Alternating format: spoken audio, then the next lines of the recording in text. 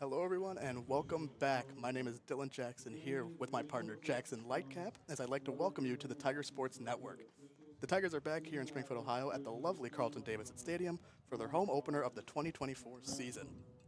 The Tigers will host today's doubleheader against the Fighting Muskies of Muskingum University. The Muskies are 6-6 to start the young season and are coached by head coach Jake Krupar, who's in his second season as the Muskies head coach. The Wittenberg Tigers look to continue their success under head coach Brian McGee. Coach McGee is in his 8th season here at Wittenberg as the Tigers are coming off a historically great season in which they set the all-time wins record for the program, finishing with an overall record of 32-10. This year, the Tigers are off to a 5-5 start to begin their young season, which matches the record the Tigers had through the first 10 games last season as well. Now, looking at today's Game 1 lineups. For Muskingum, batting first, playing second base, sophomore Sam Palmieri. Batting second, playing first base, junior Weston Melick. Batting third, playing third base, sophomore Louis Hess. Batting fourth, catching, senior Gavin Hawk. Batting fifth, DHing, senior Ryan Schwartz. Batting sixth, playing left field, junior Toby Tiki. Batting seventh, playing right field, freshman Aiden Reese. Batting eighth, playing shortstop, freshman Connor Tommen. Batting ninth, playing center field, senior Riot Reeder. And on the bump for the Muskies will be senior right-handed pitcher Eric Cover. Now, the Game 1 lineup for your Wittenberg Tigers. Batting first, playing second base, senior Luke Thomas. Batting second, playing third base, sophomore Alex Lemunitis. Batting third, playing right field, senior Connor O'Malley. Batting fourth, DHing, senior Matt Moore. Batting fifth, playing left field, junior Rocco Royer. Batting sixth, playing third base, junior Ben Seibert. Batting seventh, playing first base, freshman Xander Rodriguez. Batting eighth, catching, senior Parker Griskovich. Batting ninth, playing shortstop, sophomore James McCulley. And on the bump for your Wittenberg Tigers will be senior right-handed pitcher Nick Cunningham. Jackson, we are in for a very exciting game today for the opener, a very exciting season for the Wittenberg Tigers. Last year, when you look at this Muskingum team in Krupar's first season as the head coach, he helped the program to its first 20-win season in over a decade since 2010. They finished with an overall record of 22-8. And the Muskies have won two of their last two games, beating Oberlin, who Wittenberg is very familiar with being in the NCAC, and then also beating Washington Jefferson, who is a very well-respected program, and is usually you'll see them in the regional. Wittenberg has dropped 3 of the last 4 games, looking to get back on schedule, and I know they're going to be very confident with having Nick Cunningham on the bump today. And other than that, what are you looking forward to, excited for today's game? Yeah, absolutely. The Wittenberg Tigers, this is a team that has struggled in their last 4 outings. Three losses in their last 4 games, but the good thing is that they're back at home. They have a change of pace. They've been off for a couple of days, so them coming back home to Carlton-Davidson Stadium certainly should help them out and try to feed on this home crowd and try to get the momentum back into the win column. Very good, very good. Obviously, Wittenberg has played a tough schedule so far this season, as they have played 3 games against top 15 nationally ranked teams in Christopher Newport and 2 against Lynchburg. But the Wittenberg, again, like you said, are back home, and the Wittenberg Tigers were 16-1 at home last year, so they're very familiar with this place and very happy to be home and play this game.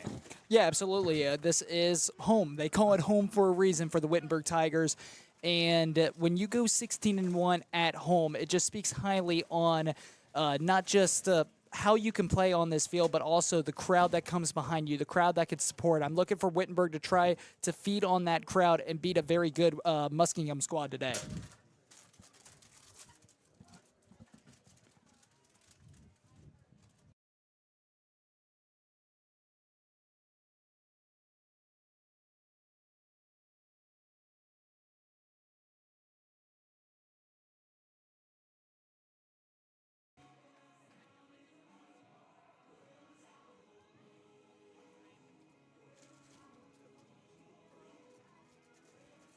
You want me to, you got such a good announcement. You want me to speak up a little bit and match the tone a little bit?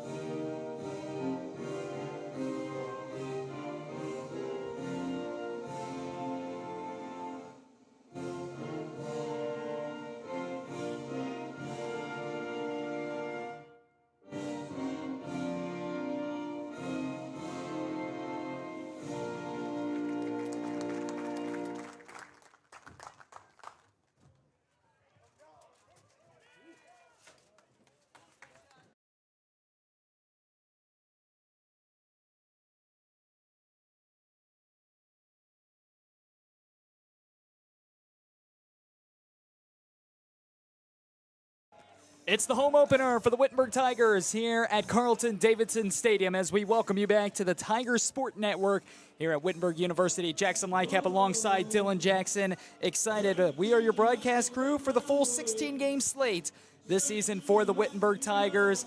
Dylan, excited to be working with you, my friend. It's going to be a long season, but it's going to be a fun one. Likewise, Jackson. Always excited to be back out here on the baseball field here at Carlton-Davidson Stadium. This Wittenberg baseball team has shown very good promise the last couple of years, winning their first 30-game season in a very long time, breaking the all-time wins record, and a lot of returners for this squad. So very exciting to be a Wittenberg Tigers baseball fan. Muskingum and the Muskies will come to the plate first, the first game of our two-game doubleheader. Let's take a look at their lineup. Leading off will be Sam Palmerim. Weston Melick will hit second. Louis Hess will be third in the cleanup spot. Gavin Hawk, Ryan Schwartz will hit fifth. Toby Tiki in the sixth spot. Aiden Reese hits seventh. In the 8-hole will be Connor Tonman, and Wyatt Reeder will hit ninth. And on the mound, they will be faced by Nick Cunningham, who posts a 3.06 ERA through 17 2/3 of an inning. Nick Cunningham is exactly who you want to see if you are the Wittenberg Tigers. Nick is the most tenured pitcher on this Tigers team, as he has had 44 appearances in his career, has thrown 140 and a third innings. He is up there in the all-time record books, being, I believe, fifth right now in career ERA. Hopefully Nick has another great outing here today. Well, Nick Cunningham will take the bump, and the home opener for the Wittenberg Tigers about ready to commence. Standing into the box is Sam Palmery, the second baseman.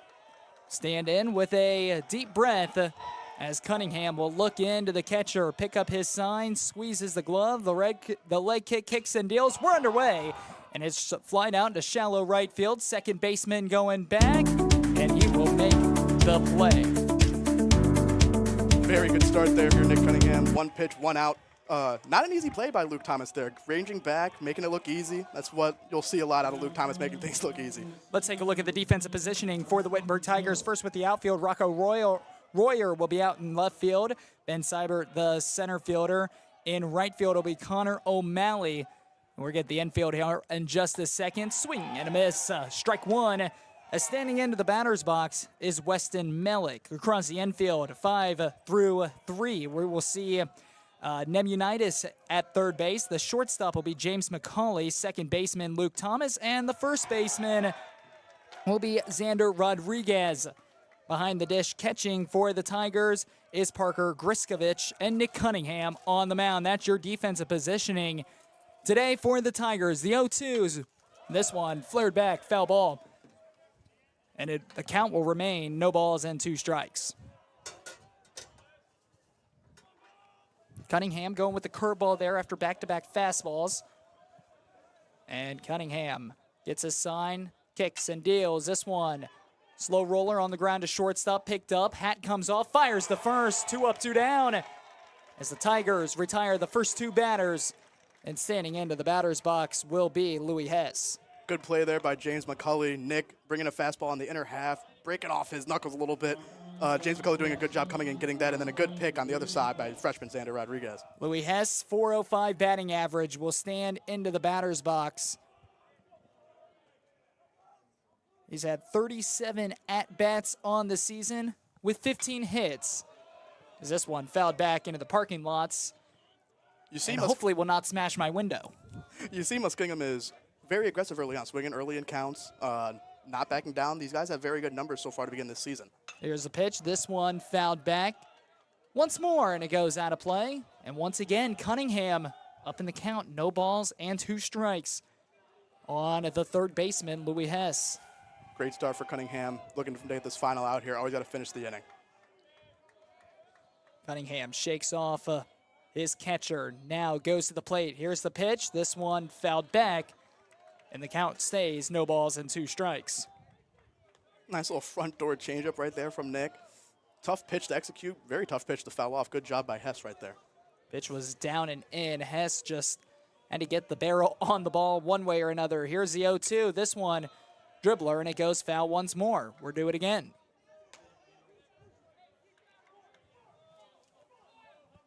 No balls and 2 strikes on Louis Hess. Cunningham up in the count, looks in. Here's the pitch. Just a tad high, and it's 1-2. Good spot there from Cunningham. Great pitch. Not really much you could do there as a hitter with that pitch. Hoping the umpire gives you a call. Did not get it there. The high fastball is certainly a tough pitch. One of the toughest pitches to lay off of is the next pitch is in the dirt, and we're even at 2-2. Louis Hess is a very good hitter. He's hitting 405 to begin the season so far. He hit 313 last year as a freshman. Very good player up to that. The 2-2, the payoff, swing and a miss. Got him looking, or I beg your pardon, got him down on strikes. Strike 3, and it's 3 up and 3 down for the Muskies. We head to the bottom of the first. Still scoreless here at Carlton-Davidson Stadium.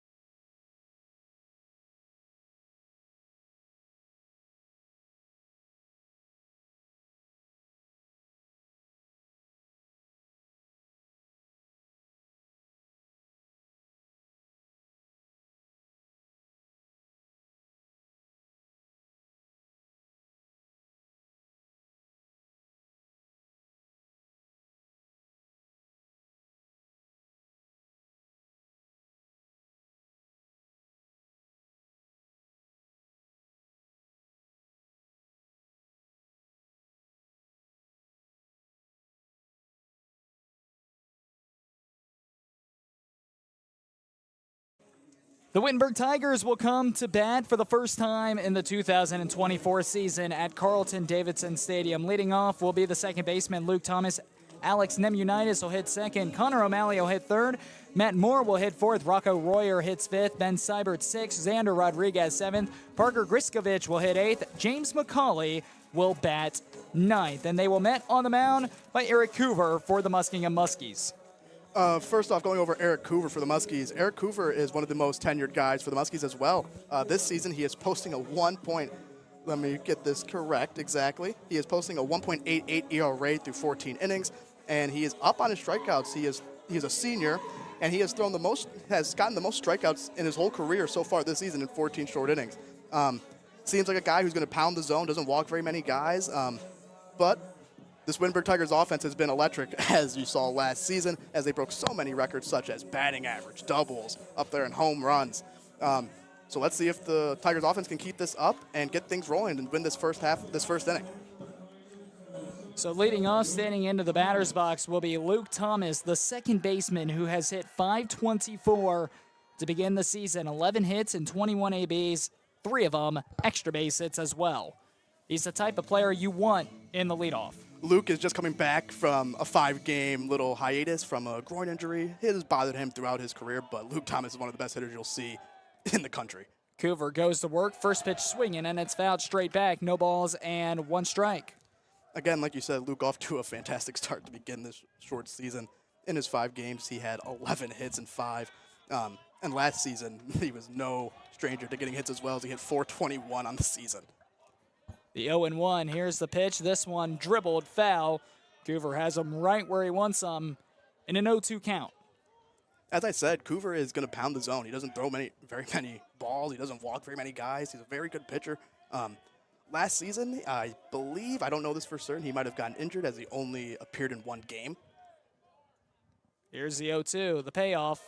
Fouled back again, and we'll do it again. Luke Thomas pulling his best Bee Gees impression right there, staying alive. Thomas, deep breath, will stand into the batter's box. Wind is blowing briskly into left field.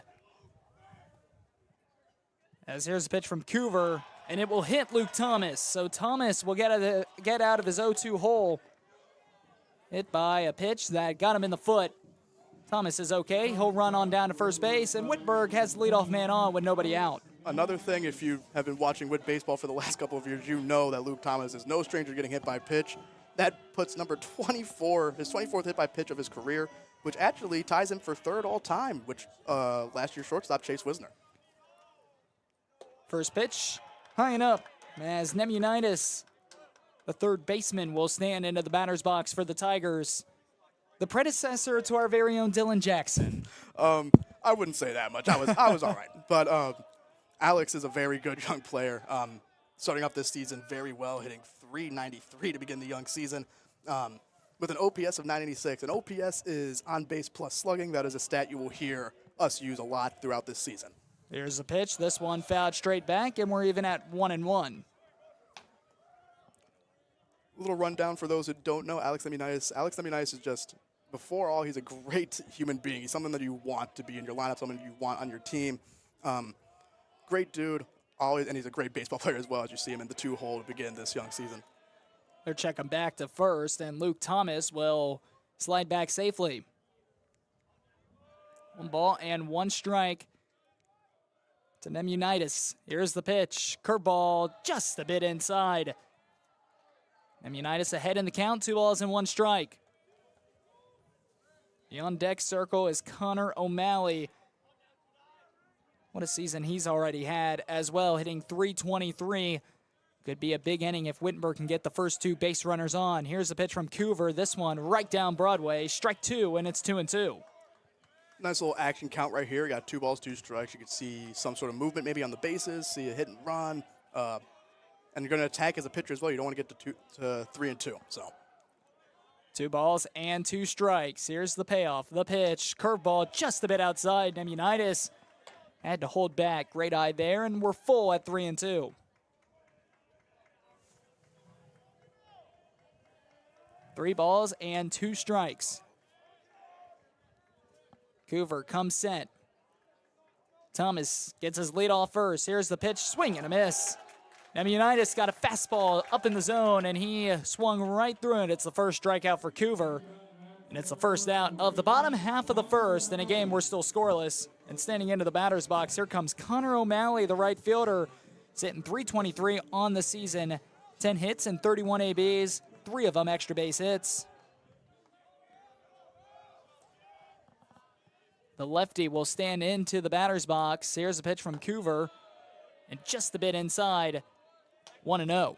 The craziest part about this start for Connor O'Malley is that this is actually a slow start compared to his standards. Last season he was all-region player by multiple different websites. He was first team all-conference. Very, very established hitter here. Pitch, swung on and missed. Got him chasing. It was a bit low in the zone. Very good changeup there from Cover. Very good pitch, tough pitch to lay off of, and you saw O'Malley swing right through it. Check Luke Thomas back to first base. 1 ball and 1 strike. Here as we're in the bottom of the first. With 1 out, Thomas gets his lead off of first base. Here's the pitch. Just a tad in. As now Connor O'Malley ahead in the count. 2 balls and 1 strike. O'Malley, again, one of the most tenured hitters here. He had 60 hits last season, hit .368 with an OPS over 1,000. An OPS over 800 is always going to be good, so over 1,000 pretty much showed you what you're going to get from him. This one hit into left field. It's fair. It's down the line. It's going to roll all the way to the warning track. Thomas will go to third, and O'Malley is into second base with a 1-out double. O'Malley doing what he does in his first game back. He missed the last 2 games due to being sick. Comes back and hits a double to lead the lead off this first inning for O'Malley. O'Malley got the 2-1 fastball, and he went the other way with it. He has his 4th double of the season, and the Tigers are in business with 1 out here in the bottom half of the first. That double gives O'Malley his 29th of his career, putting him even closer to that all-time list. You saw Luke Thomas running gingerly from first to third, still nursing that groin injury a little bit. Pitch is in the dirt. It will be blocked by the catcher as Matt Moore, the designated hitter, will stand into the batter's box. He's gone deep once this season. He's already got 14 RBIs for the Tigers through the first 10 games. A chance to tack on 2 more with 2 runners in scoring position. 1-0. Here's the pitch from Coover. His hat flies off. This one hit pretty deep, but well foul. You want to talk about tenured hitters. One of the most tenured hitters you'll see this season for any team.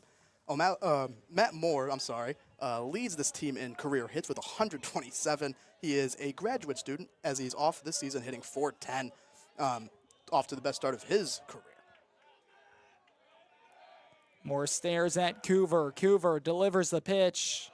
Curveball just a bit low. Runners on second and third. And Matt Moore leads the Tigers in RBIs, exactly what you want as a cleanup pitcher or a cleanup hitter. Here's the pitch. Breaking ball, broke away too far from the catcher, and the Tigers are going to play to run. Ball got away from the catcher, and Luke Thomas is able to jog briskly in from third, and the Tigers strike first. They lead 1-0. Tigers strike first. This offense has been very, very good the last couple of years. And they're not looking to change anything here as they start this home opener up 1-0. 3 balls and 1 strike here on Matt Moore, well up in the count. In the process, Connor O'Malley went to third. Here's the pitch. Right down Broadway, strike 2, and we've gone full. Good pitch from Cover there, dotting up that outside corner. Matt Moore understanding he's a good hitter, understanding that he can hit with 2 strikes, trying to get a good pitch to hit here. 3-2. Coover comes set on the mound. Here's the pitch. Strike 3. They got Matt Moore looking. Fastball, Moore thought it was low in the zone, but it just got the bottom of the zone. Strike 3, second strikeout for Coover. And the second out here in the bottom half of the first. And here comes Rocco Royer, the left fielder. Good spot there from Coover. We talked about Coover being having very, very good command, not walking many guys, and he's just dotting up that low and away corner. Tough pitch to hit. O'Malley still stands at third. Fastball just outside off the edge of the plate. Ball 1. Now Rocco Royer is a junior. Had his freshman year, he came in after getting Tommy John coming in, so he did not make that big of an impact his freshman year. Pitch. This one sawed off and will and out to the river. But his sophomore season, Rocco Royer led the team in OPS and limited at-bats comparatively, but plenty at-bats as well. And this season, he is off to a fantastic start as well, as he is one of the best power threats you're going to see around, puts good contact on the ball, and this is a good guy you want to see in this spot. Royer, 2 doubles and 2 triples on the season as he's hitting .412. He's got 10 RBIs and a runner standing 90 feet away from home. Pitch in the dirt. 2 balls and 1 strike. If you're the Tigers here, you'd love to see the second run get across as you had 2 guys in scoring position with 1 out at the top of your order up. Coover comes to the plate, got the zone, and we're even at 2 balls and 2 strikes. Coover is just dotting up that pitch away. Maybe a little bit off the black, but the umpire's going to give it to him. Tigers are going to have to adjust. 2-2. To Rocco Royer, the left fielder. Here's the pitch. Royer just a bit up and away. And we've gone full. Standing on the on-deck circle is Ben Seibert, the center fielder. Coover going back to that high fastball with 2 strikes. You saw him strike out Nemunitis on that for the first out of the inning. Ramped it up a little bit with the velo there as well. Here's the full count. 3-2. Kicks, deals, delivers. Outside, ball 4. So Rocco Royer is put on first with 2 away here in the bottom of the first. And they're on the corners. And here comes Ben Seibert, the center fielder, player who, for the Wittenberg Tigers, is hitting .282. He's got 5 RBIs.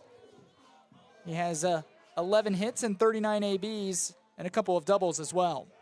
Seibert off to a slower start this season comparatively to last season where he got honorable mention or 3rd team All-NCAC. Pitch way up in the zone, ball 1. It was above the head of Seibert. Again, runners on the corners. Wittenberg, they lead 1-0 here in the bottom of the first.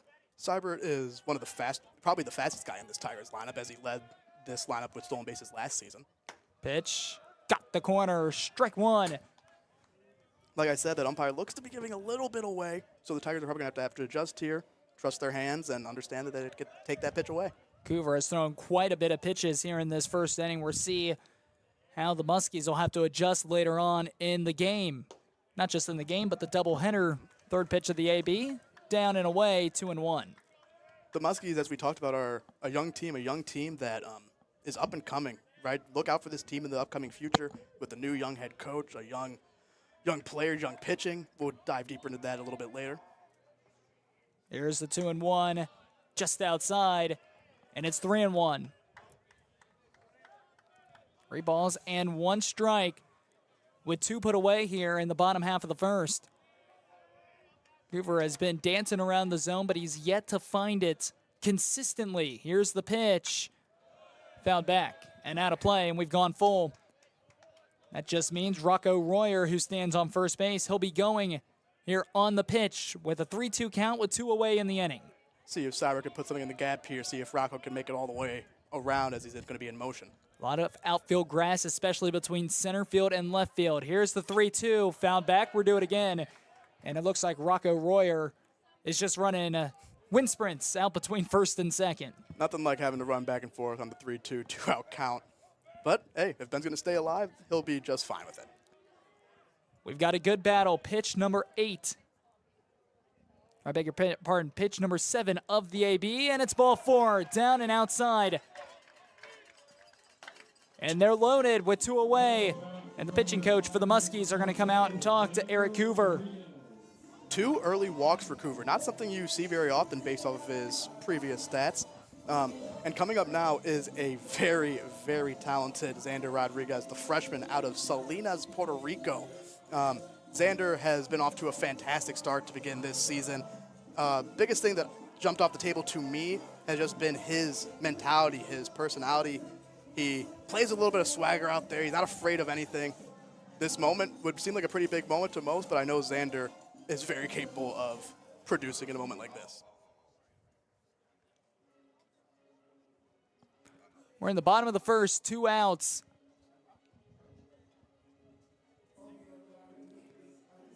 And coming to the plate is going to be Xander Rodriguez. Bases loaded for the Tigers. They've already plated one here in the bottom half of the first and a chance to do a lot more damage and set themselves up here for game one of this doubleheader. Xander is one of 3 players for this Wittenberg team to have started and played in all 10 games to begin the season. Here's a pitch. Got the corner, strike one. So very impressive for the freshman as he's off hitting .355 to begin his career, getting on base at a .522 clip. Very good for Xander Rodriguez. 0-1, bases loaded. Here's the pitch to Rodriguez. Rodriguez down quickly as that one's fouled off. No balls and 2 strikes. Coover after the mound visit coming right back. He was dancing around the zone as you were saying earlier, coming right back getting to an 0-2 count early. 0-2, bases loaded. 2 outs, bottom of the first. Wittenberg leads 1-0. Here's Coover from the stretch. Comes to the plate, sawed up the middle. Second baseman has it, fires on the first, and the side is retired. So the Wittenberg Tigers strand the bases loaded, but they do get one across. Damage done, and the Tigers win the first inning. We're heading to the second. Wittenberg 1, Muskies 0.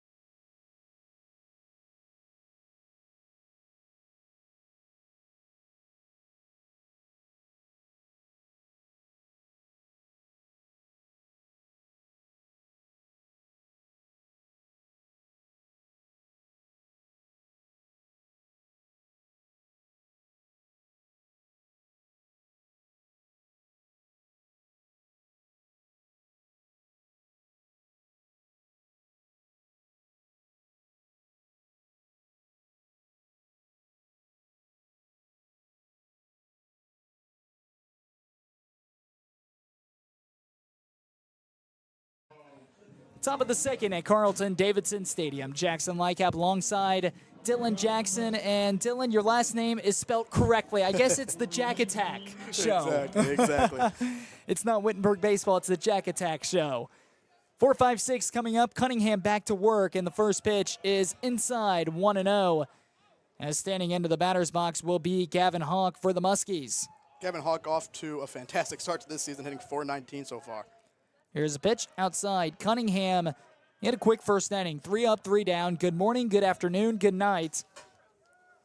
Tigers won that first inning, but offensively, probably going to be a little disappointed only getting 1 out of that inning. Here's a pitch. This one flared up high into shallow center field. A center fielder coming on, and he couldn't track it down. The ball will go over his glove. And the Muskies are going to have a runner on second base to begin the inning. High fly ball there. Never know what can happen. The wind here at Carlton-Davidson Stadium is always swirling. You'll see it go out towards right center field majority of the time. And Ben Seibert is a new outfielder. Ben Seibert played infield his first 2 seasons. Playing center field this year and going to have to make that a little bit of an adjustment. I mentioned at the bottom half of the first, the wind was going to left field and blowing in. Now it's blowing out to right field. So just as you mentioned, wind circling around the area. That ball hung up there for quite some time, and Seibert just overran it. We'll wait and see if that will be in the books as a hit or an error. It really just depends on if Seibert got his mitt on it or not. Technically, that doesn't really matter. That's going to go down as an error. I think he tipped it either way. Yeah. 2-0. Here's the pitch. Swing and a miss. Got him on a 2-0 curveball. As standing into the batter's box is Ryan Schwartz, the designated hitter. For Muskingum, a guy like Eric Coover on the bump, he has to feel confident giving up 1 run that inning, and now they get a guy on second baseman to lead off the inning. See if they can do damage here. Swing and a miss. So they did put it in the books as a double. Gavin Hawk with a double. It was not an error on Seibert. I'll make sure they fixed that for Nick Cunningham's stats. But I think that should have been an error. But again, out in center field, we don't have the best viewpoint. Swing and a miss. The 2-2 curveball low and in. Got him swinging. As Ryan Schwartz is down on strikes, and here comes Toby Tiki. Cunningham with the great bounce back there after letting that runner on second base, coming back, throwing 3 straight curveballs after going down 2-0 and striking out the hitter. Second strikeout of the day for Nick Cunningham, and we have one down here in the top of the second. And here comes Tiki with the pitch out. Tiki is a fast runner. He stole 21 bases last year, my pardon. And off to a slower start this season, but again, it is very early. Last season, he hit 376, had a very good season as he was second team All-OAC, which was a very, very good conference. Here's the pitch outside, and it's 1-1. That conference includes teams such as I beg your pardon, 2-0. Teams such as Baldwin Walls, who went to the College World Series last year, Marietta, who the Tigers will be playing tomorrow, actually. And Marietta gave the Tigers their only loss at home last year as the Tigers were 16-1. Marietta, powerhouse coming out of the Ohio Athletic Conference, same place where the Muskies reside. And it is 3 balls and no strikes, 3 straight pitches from Nick Cunningham outside. Here's the 3-0. Runner stands off second. Here's the pitch from Cunningham, and this time it's low and it'll bounce. And it's a 4-pitch walk as Toby Tiki jogs on down to first, and here comes Aiden Reese. For Cunningham, obviously you don't want a 4-pitch walk, but being down 3-0, not the worst thing in the world. Now you have a double play in order. See if Nick can get himself a ground ball here. Maybe the infield can get him out of this. One down here in the top of the second, but the Muskies with runners on first and second, flirting to do damage. Got the outside corner, strike 1. Coming up is freshman Aiden Reese. Aiden Reese has played in 4 games so far with 6 at-bats, has not recorded his first career hit yet, but he is getting on base 50% of the time, so 3 out of his 6 times he's been on base, and he plays a good outfield as well. This one, grounder to second, could be 2, 4, 6. No chance at 3. Reese with a lot of speed flying up that baseline, so the Tigers will get the fielder's choice. 2 down, and they're on the corners. And standing into the batter's box, here comes Connor Tonman. Cunningham got the ground ball you wanted, just wasn't hit hard enough, and as we said, Reese is a very fast runner going down the line. Another freshman coming up here in Connor Tomlin, as he is hitting .286 to start his young career. He has played in 11 games, acquiring 10 hits. Tomlin will stand into the batter's box. They're on the corners. Here's the pitch. Inside, ball 1. Tomlin had to jump out of the way. We're at the bottom of the order. This is the number 8 man in the lineup. Wyatt Rader stands in the on-deck circle. To have a freshman starting at shortstop, it shows you how mature this kid probably is as a ball player, defensively as well. Not easy to play the shortstop position in college, especially as a freshman, and he has done it pretty successfully so far. Runners on the corners. Looks down. Cunningham kicks, deals, delivers, check swing. Did he go? Yes, he did. Foul tipped it as well. You're going to see Cunningham mix up his looks here, change the timing of his delivery, pick over the first base, as this Muskingum team loves to run. Last season, they had 127 stolen bases through 40 games, over 3 a game, and they have 45 through 12 games this season at a very high clip as well. Here's the 1-1. Curveball just broke outside, almost got Tomlin swinging, but he's able to hold back. That check swing will go in his favor, and it's 2-1. Tomlin up in the count. Cunningham looking to limit the damage here, as it looks like they took away that hit for Muskingum, changed it to an error. So Nick trying to make sure he gets rid of the damage with not giving up a hit. Probably the smart decision on that one as well. I have to agree with you, Dylan. I thought that one, a for sure error out in center field. The big way I look at it is, as well, like, you want to help your guys out. And sorry for Ben, like, your field percentage is not going to be as good of a look as it is for Nick's ERA and stuff like that. So you got to help out your pitcher. Here is 2 balls and 2 strikes. A chance to get out of the inning. This one flared, and it's going to go foul and out of play. Cunningham going back to the curveball there after a back-to-back curveball to see if he maybe tries to go high heater here, because you could see that as well, maybe trying to hold the runner, give Griskovich a good chance to throw the runner out as well. 2 balls and 2 strikes. Runners on the corner. Here's the pitch. Runner goes. This one low. They will throw down to second. The ball was thrown low. It skipped into the shortstop, and a great job there by the shortstop for the Tigers, James McCauley. Just to block it, keep it in front of him, saved a run, but it's now 3 balls and 2 strikes, and runners are staying at second and third, and a big opportunity for the Muskies. Got my first prediction right of the year, like that. Tony Romo did. Here's the 3-2. Kicks, deals, delivers this one to third, picked up, fires on to first, and the Tigers will evade the damage. Great job by Cunningham, sawing him off right there with the inside fastball. Good play by Nemunitis as the Tigers limit the damage and look to add on to their lead. Tigers lead 1-0 as the Muskies strand 2 in the top of the second. We're heading to the bottom of 2 here on the Tigers Sports Network, powered by TKDS Sports.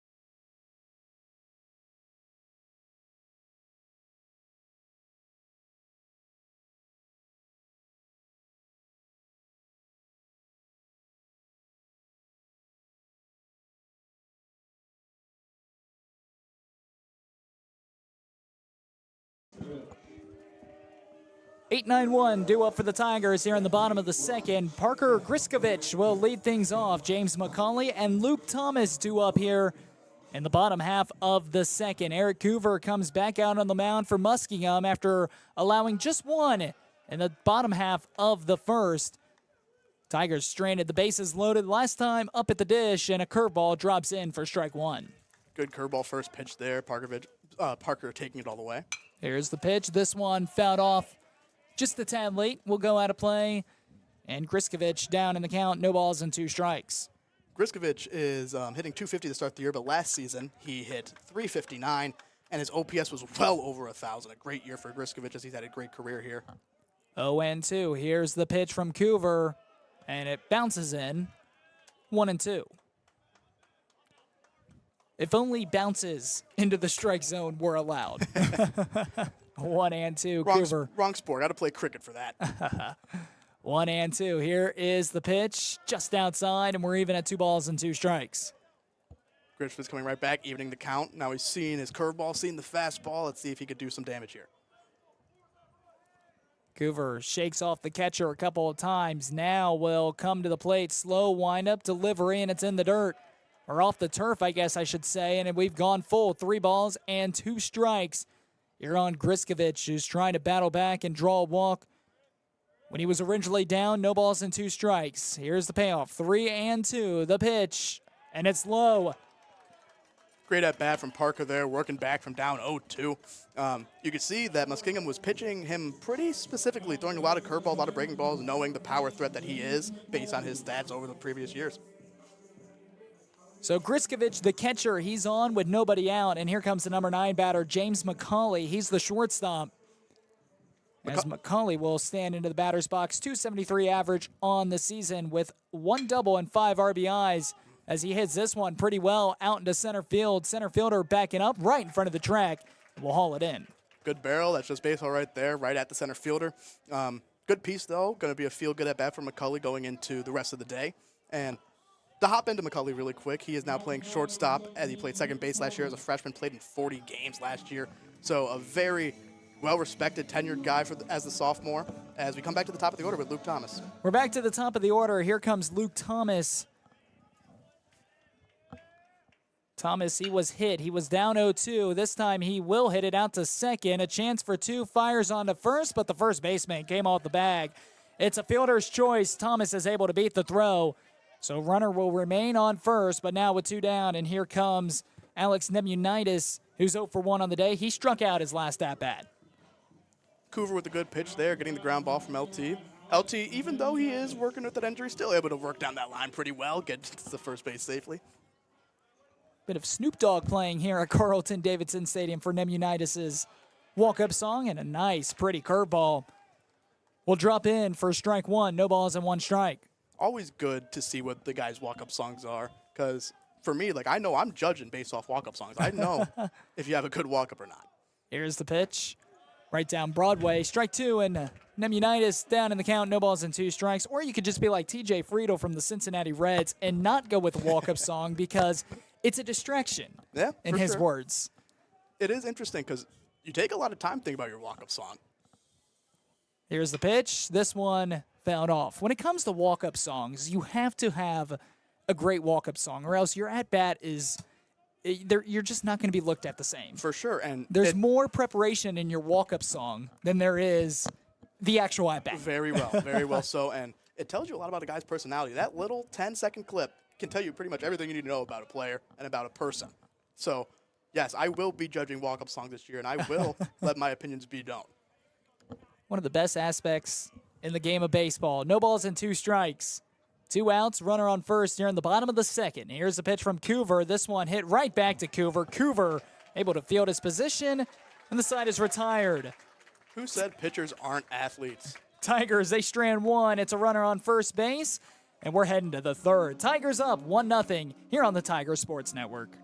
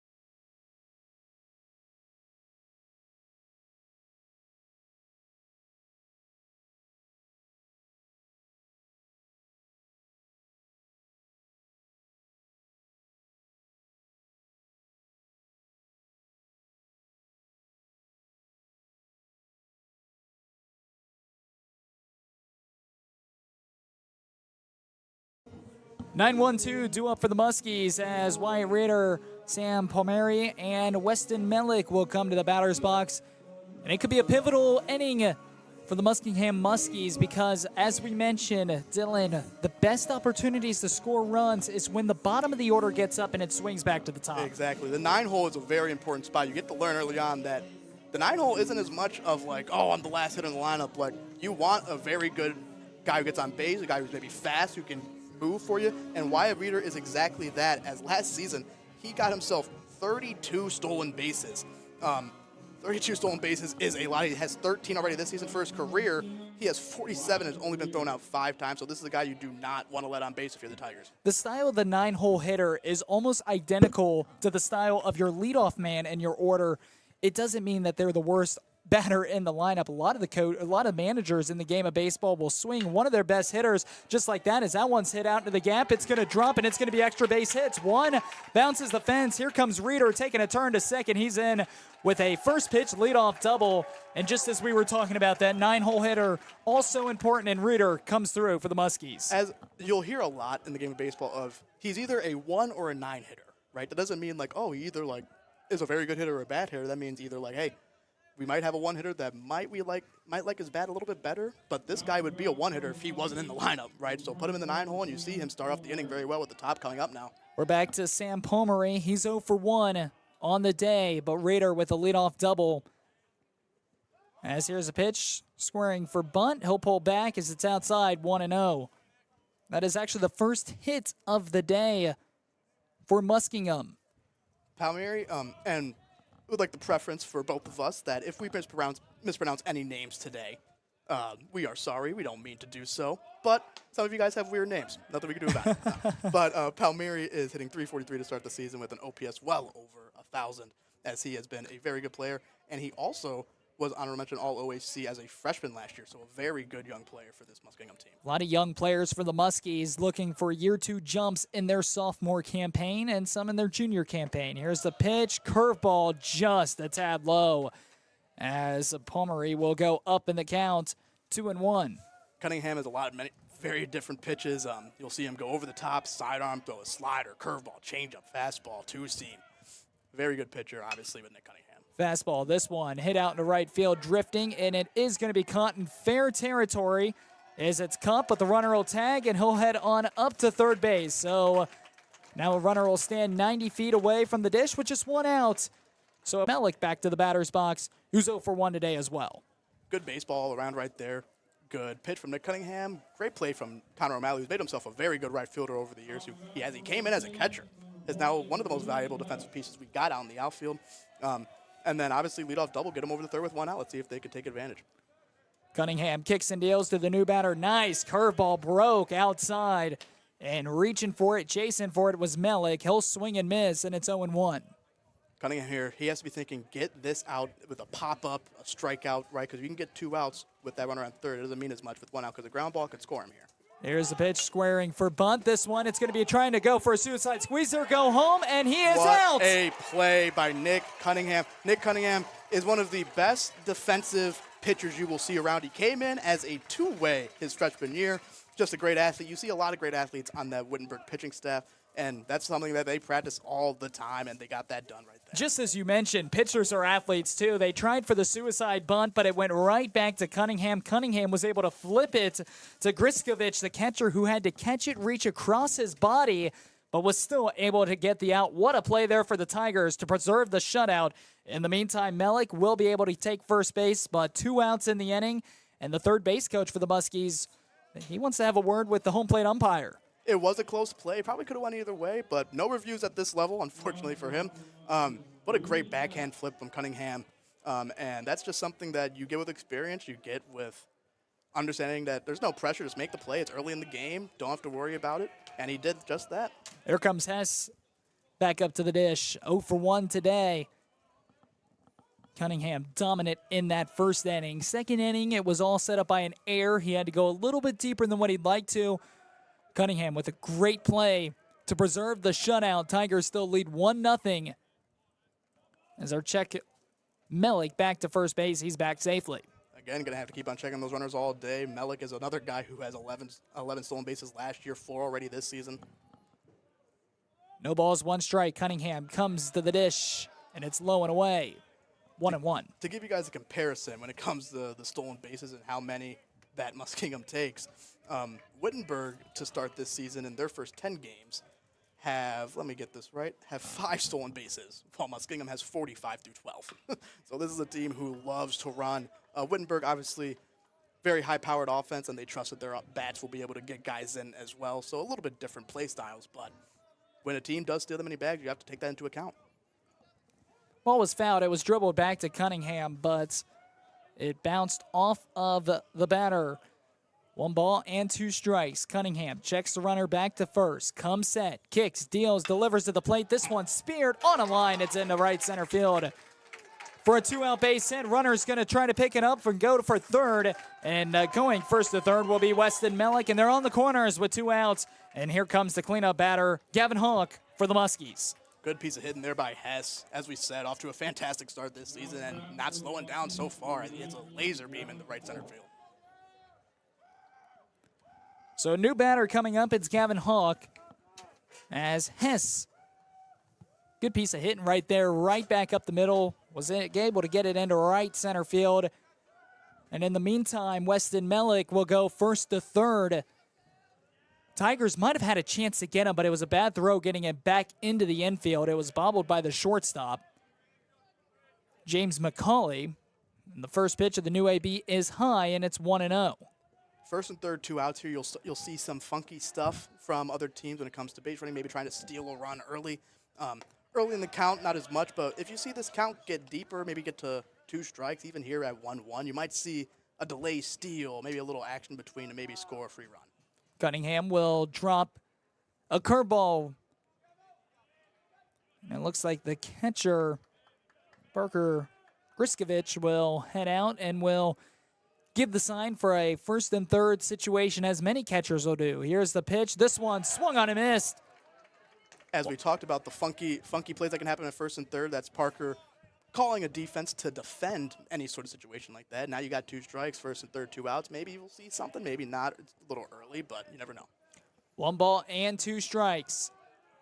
Tigers trying to preserve a 1-0 lead. Curveball got him swinging. And the side is retired. Muskies go down on strikes. They strand runners on the corners. Intermission of inning number 3. Tigers lead 1-0. We'll be back on the Tiger Sports Network, powered by TKDS Sports.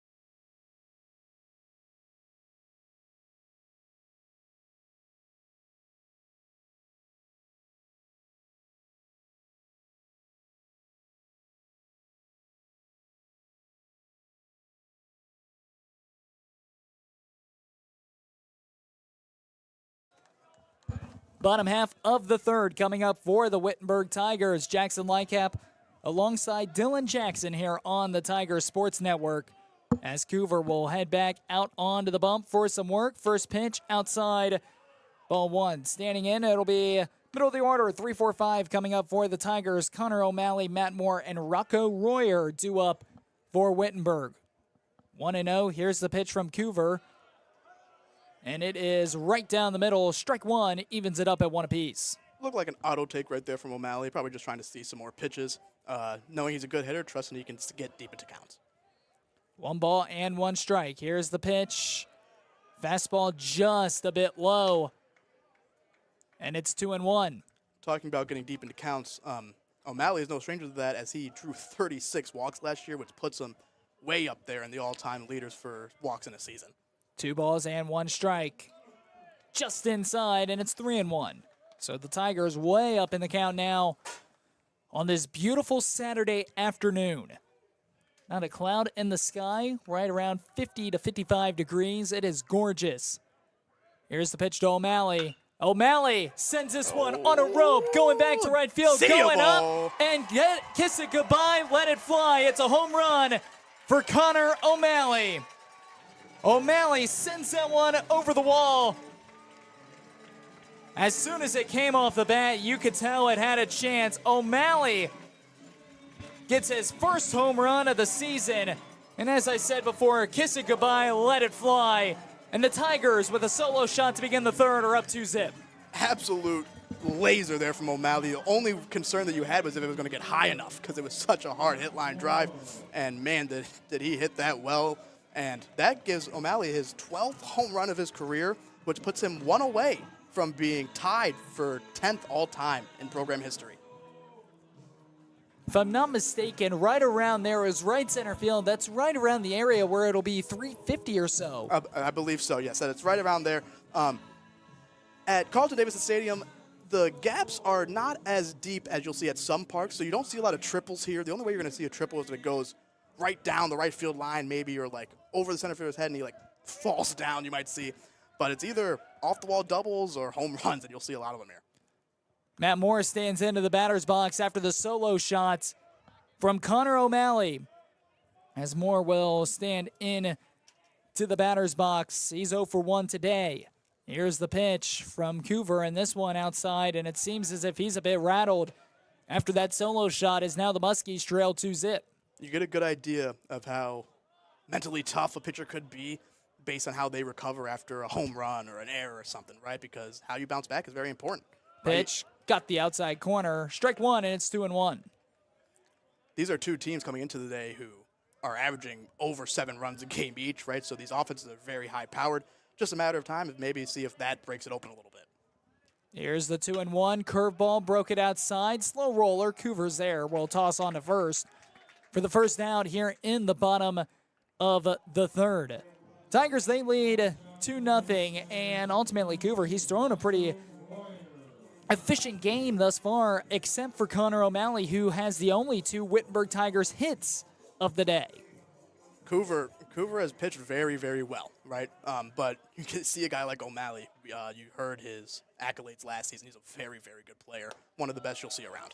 Fastball got the high and inside corner for strike one. Rocco Royer stands into the dish.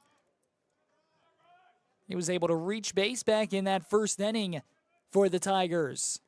Curveball bounces in there. Royer will hold back, and it is 1-1.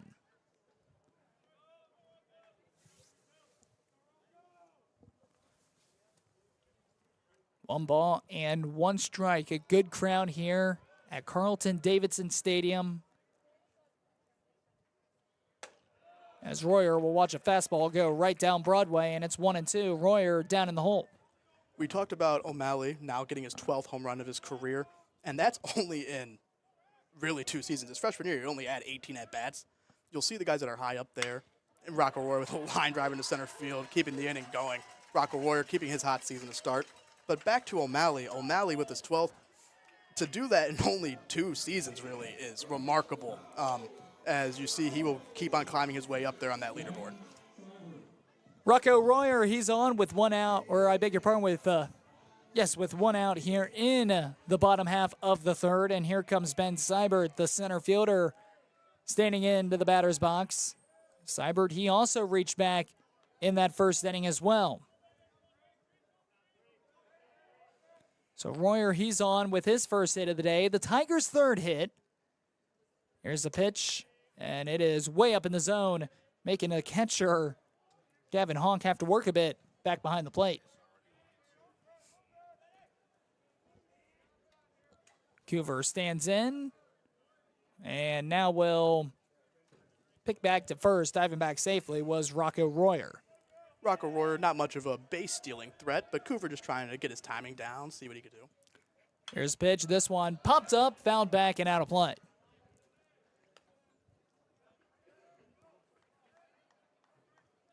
I said it back in the first inning, but I think I may have made the mistake of parking too close to the stadium. It is opening day for me as well. I parked pretty close as well, closer than I ever have before, because Wittenberg baseball, Tigers have a little tradition to where the baseball team always parks in the back row and we jog into the field. That's something that McGee has brought to this program. And when I did park up a row, I did think, man, I might actually get a foul ball. And I never had to think about that before. And the reason why they park in the back row is ultimately because it's less chance for a foul ball. Less chance for a foul ball, idea. Exactly. But also just to let the parents and the fans get the park closer and let them deal with the damage as this one flied out into center field. The center fielder drifting over, and Wyatt Reeder will make the play for Muskingum. 2 gone here in the bottom half of the third. Cover able to get in the hands a little bit right there. Just got Ben tied up just a bit. But now comes up Xander Rodriguez. Rodriguez stands into the batter's box, the first baseman with a bright future here for the Wittenberg Tigers. out of Salinas, Puerto Rico. Went to high school in Indiana at Franklin County. See what Xander could do here. Here's the pitch. This Oh, one and that ball hit back. is absolutely crushed. Going back to the wall, looking it up. Goodbye, baseball. A 2-run shot for Xander Rodriguez. So 2 home runs for the Tigers here in the bottom half of the third. The first one from Connor O'Malley, a solo shot. And now it's Xander Rodriguez who sends it flying. Goodbye, baseball, and the Tigers lead 4-zip. We talked about how promising of a future this kid has in Xander Rodriguez and how good he is right now. And he's going to be such a big part of this Wittenberg team this year and for the years to come. Wow, that ball was absolutely hammered. And we talked about the swagger that he plays with. If you want to go back and watch that clip, he did not just go and run the base. He gave it a little pimp job. That's what he does. It's his personality coming out, and you love to see it. Fastball got the corner, and in fact, the one of the bench players for Wittenberg who had to go chase down Connor O'Malley's home run ball, now he's going to be searching for Xander Rodriguez's home run ball as it dropped not too far away. So he's getting some work out there as well. As we talked about, we're going to see home runs at this field. It happens. Obviously, that ball might be gone anywhere, but that wind always pushes out towards that right center. You got a little bit of a wind tunnel up there, so the lefties, especially with 2 of the middle power guys in the lineup being Xander and O'Malley. Luke Thomas has power as well. You got a lot of lefties. You'll see them hit that wind tunnel and take advantage. 1 ball and 2 strike. Here's the pitch. This one fouled back. You talk about the pimp job there for Xander Rodriguez. How about the Division I NCAA level cracking down on bat flips? Now, if you bat flip, you're ejected. Yeah, at the Division I level for NCAA, I think it's a rule that's across all NCAA, but it's the Division I level that's really enforcing it right now. And that's been a new rule that's been implemented just a couple weeks ago, and it's different. My whole thing with the whole bat flip thing, I think the rule says, I think what they initially wanted with the rule was you can't flip it towards opposing teams' dugout. You can't flip it towards opposing players or umpires, right? So, like, if you're running across, you can't throw it back at, like, your dugout, for example, right? But if you're just going to bat flip, like, get your team hyped, right? Like, there's a lot of passion in this game, right? Xander Rodriguez right there, he plays a lot of passion. And you're going to take that away from the players. Like, I'm not a big fan of that, right? He's not showing up the other team. He's showing up passion for his team and trying to get the guys going. As the offense was struggling early on, now I've opened it up a little bit. Here's the pitch. Curveball outside. And it's 2 balls and 2 strikes on the catcher, Parker Griskovich. Can there be excessive celebrations? For sure, right? And usually that gets handled by the other team later on in the game. But baseball is certainly a sport. One of the only sports is this one's roped down into left field. It's a 2-out base hit for Griskovich, and he's on, and here comes James McCauley standing into the batter's box. But baseball, one of those rare sports, there's not many sports out there that polices itself like baseball does. Oh, yeah, the unwritten rules of baseball, as they say, there's a lot of them, and some of them are a little overboard, I would say, but like it's just the way that goes, the way the game has always been, and people respect it. Runner stands on first with 2 outs. McCauley stands back into the batter's box. McCauley 0 for 1 on the day. Talk about another guy with some swagger and some passion in his games. James McCauley, not afraid to show it as well. Another guy who had a very successful career, very successful year as a freshman. Check swing. McCauley, he did go around, and it's 0-2. No balls and 2 strikes here on James McCauley. Coover to the plate. Curveball, it'll break outside. We talked about early on with Coover, his career. Not a big strikeout guy. Has let guys get hits or so. They try to get weak contact. Wittenberg now seeing the ball a couple times through the order and now taking advantage a little bit. Let's see if Coover can get himself out of this inning. 1-2. Here's the pitch. Swing and a miss. And the side is retired, but damage is done. The Tigers strike for 3 at Connor O'Malley. Solo shot to open up the bottom of the third. And then Xander Rodriguez, a 2-run bomb. The Tigers strike for 3, and they lead 4-0. Top of the 4th coming up next. Game 1 of our 2-game doubleheader.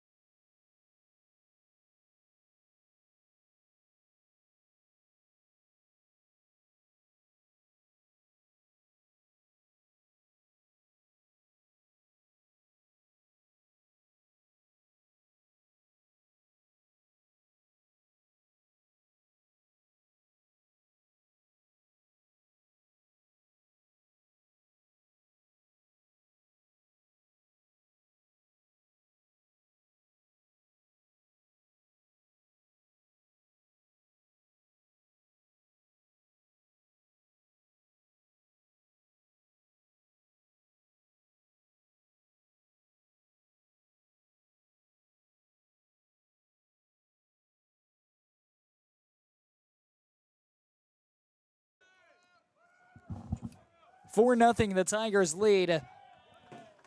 As we welcome you back here to the Tigers Sports Network, the TKDS Sports Network and Wittenberg University, in partnership to bring you and produce all of the Tigers athletics and their sporting events live on both the TKDS Sports Network and the Tigers Sports Network. So make sure to tune in. We're just getting started. Long spring season ahead. Oh, yeah. Oh, yeah, for sure. And the Wittenberg Tigers are looking to have another great season. Curveball drops in. Backdoor curveball. And it's 1 ball and 2 strikes. Cunningham up in the count. Cunningham looks in, gets a sign. Here's the pitch, fouled back. You see Cunningham going to that breaking ball there over and over again, especially against a guy like this one, Schwartz, who's a senior who's had a great career for himself. This season, he's off to the best start of his career. He's hitting .367, and he has 4 home runs already in 12 games to begin this season. So this is a power threat right here. You don't want to give him anything too over the zone, too pretty to hit. Certainly have seen Nick Cunningham dropping in a lot more breaking pitches, off-speed pitches, trying to mix some things up. He does not want to leave a fastball right over the heart of the zone. Here's the 1-2, the pitch. This time it is a fastball, and it's popped up, drifting back into foul ground. First baseman Rodriguez drifting over, able to make the play in foul ground. 1 up, 1 down, and standing into the batter's box, here comes Toby Tiki. Another great part about baseball is the different dimensions of fields, right? Carlton Davidson Stadium has some of the widest foul territory you're going to see. At a lot of parks, that ball's out of play. You don't have to worry about it. The at-bats, you just get another pitch and the at-bat. Here, you take advantage of stuff like that, and you get those free outs. Here's a pitch from Cunningham, just outside, ball 1. Cunningham on that pitch, though, that got the pop-up. Just a great location, high and in right there. Being able to get on his hands on a power hitter, right, but put it in a perfect spot. Here's a pitch, breaking pitch, drops in. And he got the outside corner. 1 ball and 1 strike. Beautiful backdoor curveball right there from Cunningham. 1-1, the pitch, another curveball, tried going right back to it. But this time it's left just a tad outside, 2-1. As I said, Tiki is off to a slow start so far this year, but you still respect a guy like this because you know what he is capable of with his stats last season. 2 balls and 1 strike. The pitch from Cunningham swung on and missed. And we're even at 2s. Cunningham feeling that fastball a little bit today, letting it run up a little bit too. 2 balls and 2 strikes. Cunningham looks in, gets a sign. Shakes the catcher. Griskovich, yes, now will kick, deal, deliver. The 2-2 just outside. We've gone full. Sidearm change up there, good pitch. Just missed away, good take by Tiki.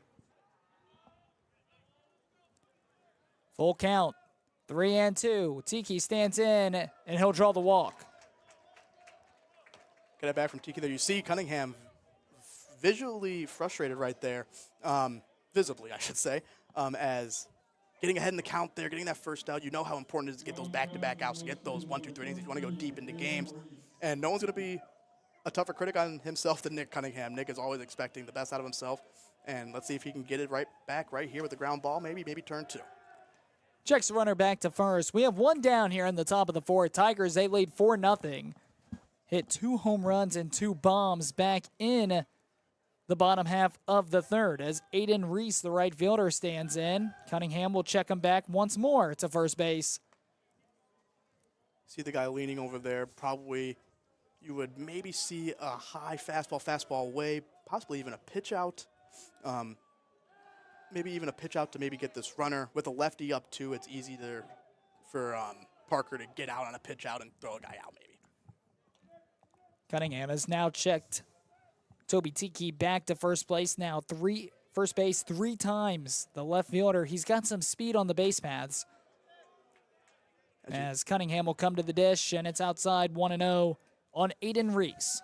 You saw the fastball away there. That's a pitch that, yes, not a pitch out necessarily, but a pitch that sets up Griskovich to maybe throw the guy out if he does go.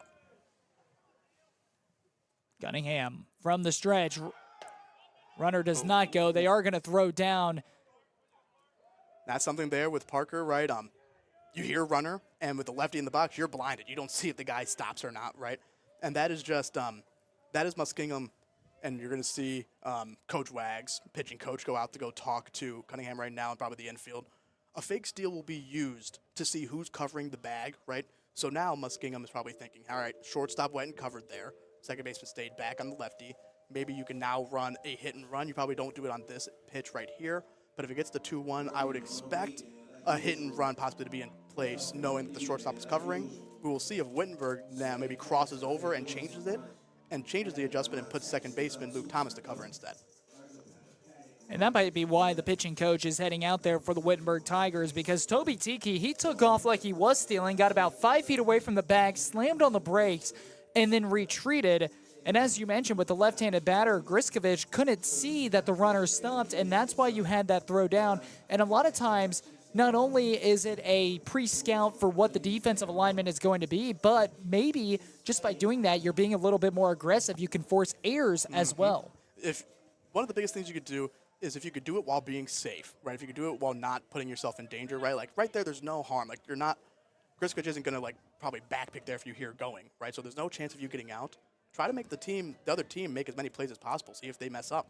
2 balls, no strikes. Wittenberg as play will resume. Fastball low, and it's 3-0 here on Aiden Reese with 1 away here in the 4th. Good pitch there, just must have been a little bit low. 3 balls, no strikes. Tiki takes off. Ball is right down Broadway. The throw down. He is in there, safe. Good delivery from Cunningham. Good throw from Griskovich. Just good speed on the bases. We talked about this team steals bases at a high rate. A lot of them, and with great success as well. So Toby Tiki is into second base with a stolen base. Good stolen base there from Tiki. And it's 3 balls and 1 strike. That gives Tiki 6 on the season without being caught once. Here's Reese. Swing and a miss. Cunningham trying to battle his way back. He was down 3-0, and we've gone full with 3 balls, 2 strikes after back-to-back fastballs down the middle. Freshman Aiden Reese still looking to get his first career hit right here. See if Cunningham can prevent that from happening. 3-2. Cunningham comes set. Looks Tiki back to second, checks again. Here's the payoff. The 3-2, strike 3, got him looking. Painting that outside corner, and Nick Cunningham working back from down 3-0, and he's able to get Reese down on strikes and a backwards K for Aiden Reese. We said it early on, the umpire has been giving that strike call low and away on that outside corner. Even maybe if it's an inch off, you got to know that going in, right, and be able to foul off that pitch. But Cunningham doing what he does, has been in big moments before, knows that he can get out of them. That is out number 2 here in the top half of the 4th. The Muskies, they've had runners on the base path today, but they have not been able to plate a run. They've stranded quite a bit. Stranded 1 in the second, 2 in the third. They're going to go with a bunt, trying to go for a bunt single. Scooped up, fires the first. Oh, what a play there by Nemunitis, the third baseman, running on, bare hands it, fires to Rodriguez. And the inning, as we will head to the bottom of the 4th. Muskies half of the inning is done. They strand 1, and we'll be back. Tigers looking to increase their 4-0 lead.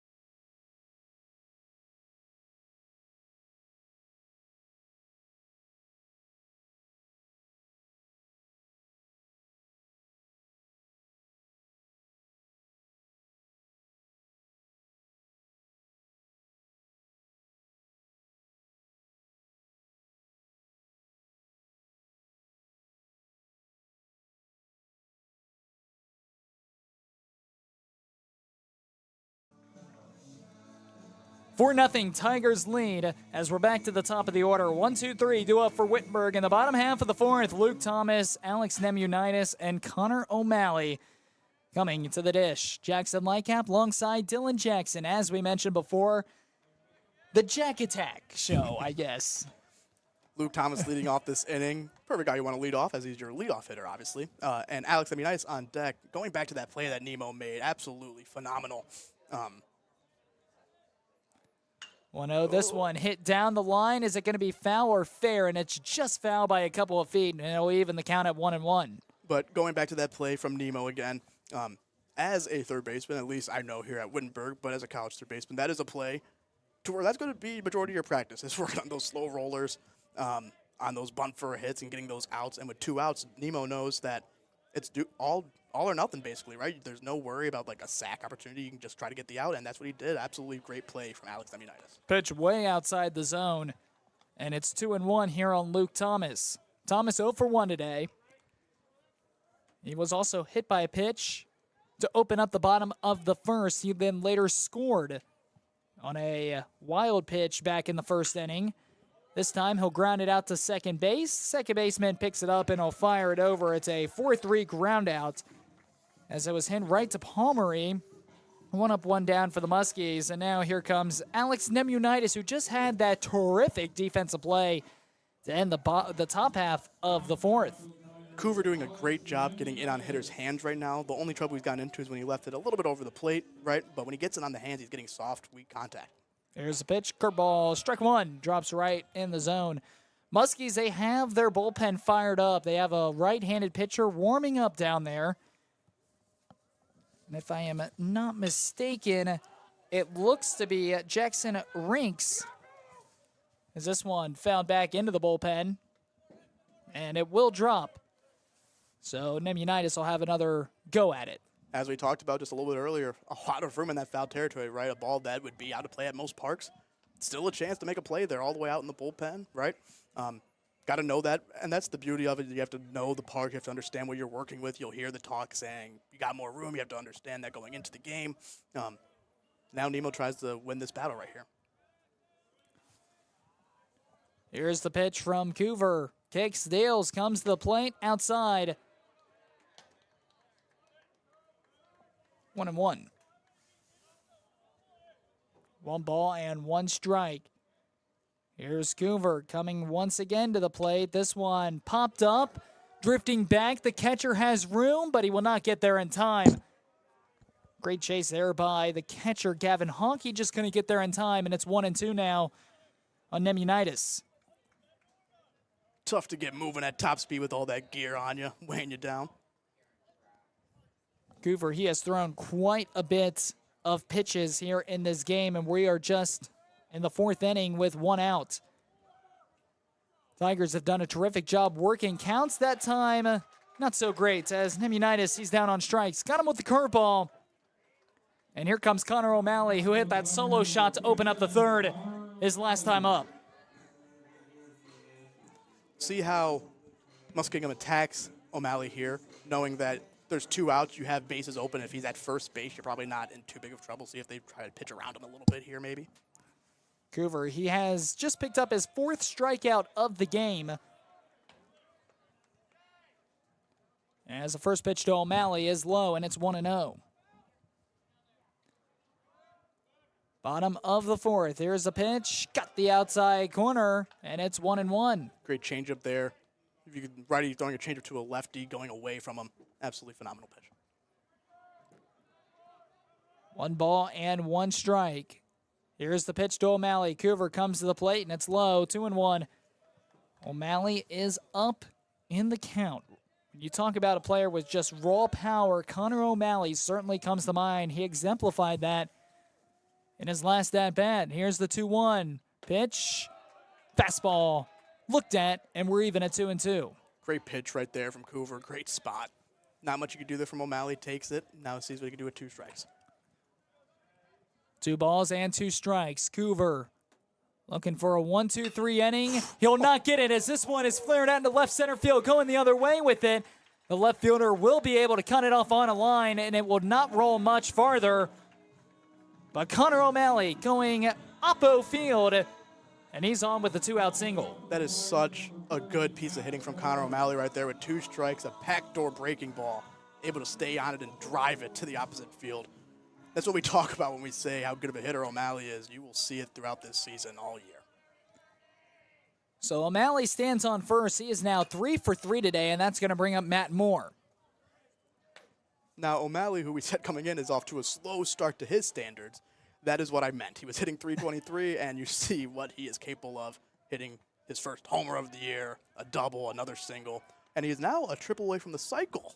Don't think he'll get it, but hey, prove me wrong, Connor. As you mentioned, it is very tough to hit triples in this ballpark. As Matt Moore stands in, he is 0 for 2 today, including a strikeout. Pitch from Coover. This one hit down the line. It's a fair ball into right field. O'Malley's going to take the turn. He'll head to third, and they're on the corners with 2 away here in the bottom half of the fourth, and the Tigers have something brewing. As a pitcher, as a coaching staff, as a team, when you see the 3 and the 4 hitters take 2 breaking balls and take them the other way like that, you're thinking, man, what are we going to throw to these guys, right? And that is why guys like O'Malley and Matt Moore have well over 100 career hits. O'Malley getting to, actually, that was hit number 120 for O'Malley right there, was his 3rd hit of the day. And Matt Moore extends his to 128. They're on the corners here in the bottom half of the fourth with 2 gone. And here comes Rocco Royer. Royer, he is 1 for 1 today. He also drew a walk in his first at-bat.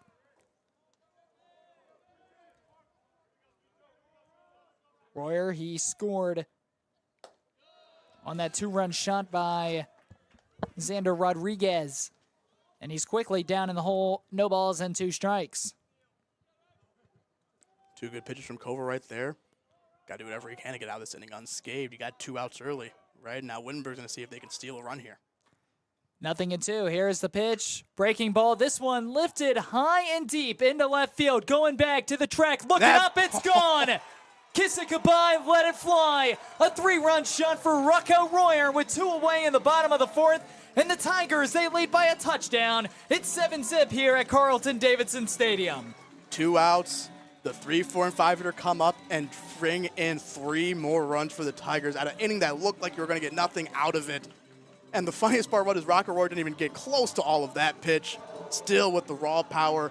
As we said, last year he had 5 home runs and like 60 at-bats, which is an insane rate. Getting his first of the season. The Tigers coming into this game has only put up 4 home runs on the season. They have 3 in the first 4 innings of this game today. It's something about Carlton-Davidson Stadium, man. Tigers love to play here. It's just something about being back home, let me tell you. As the Muskies will be making a pitching change. It is a pitching change. And it's a call to a bullpen. We'll be back here on the Tiger Sports Network, powered by TKDS Sports.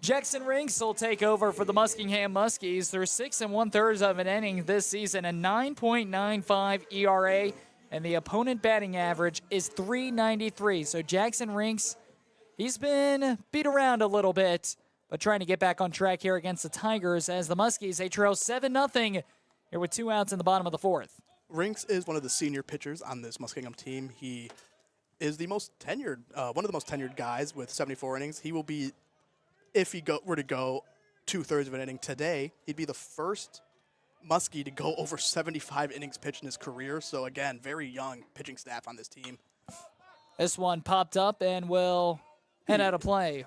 But Rinks, again, obviously as a reliever, ERA can be a little misleading, but it has shown in the past that he has been hit around a little bit. But obviously this is a guy that they trust with the amount of innings that he's thrown.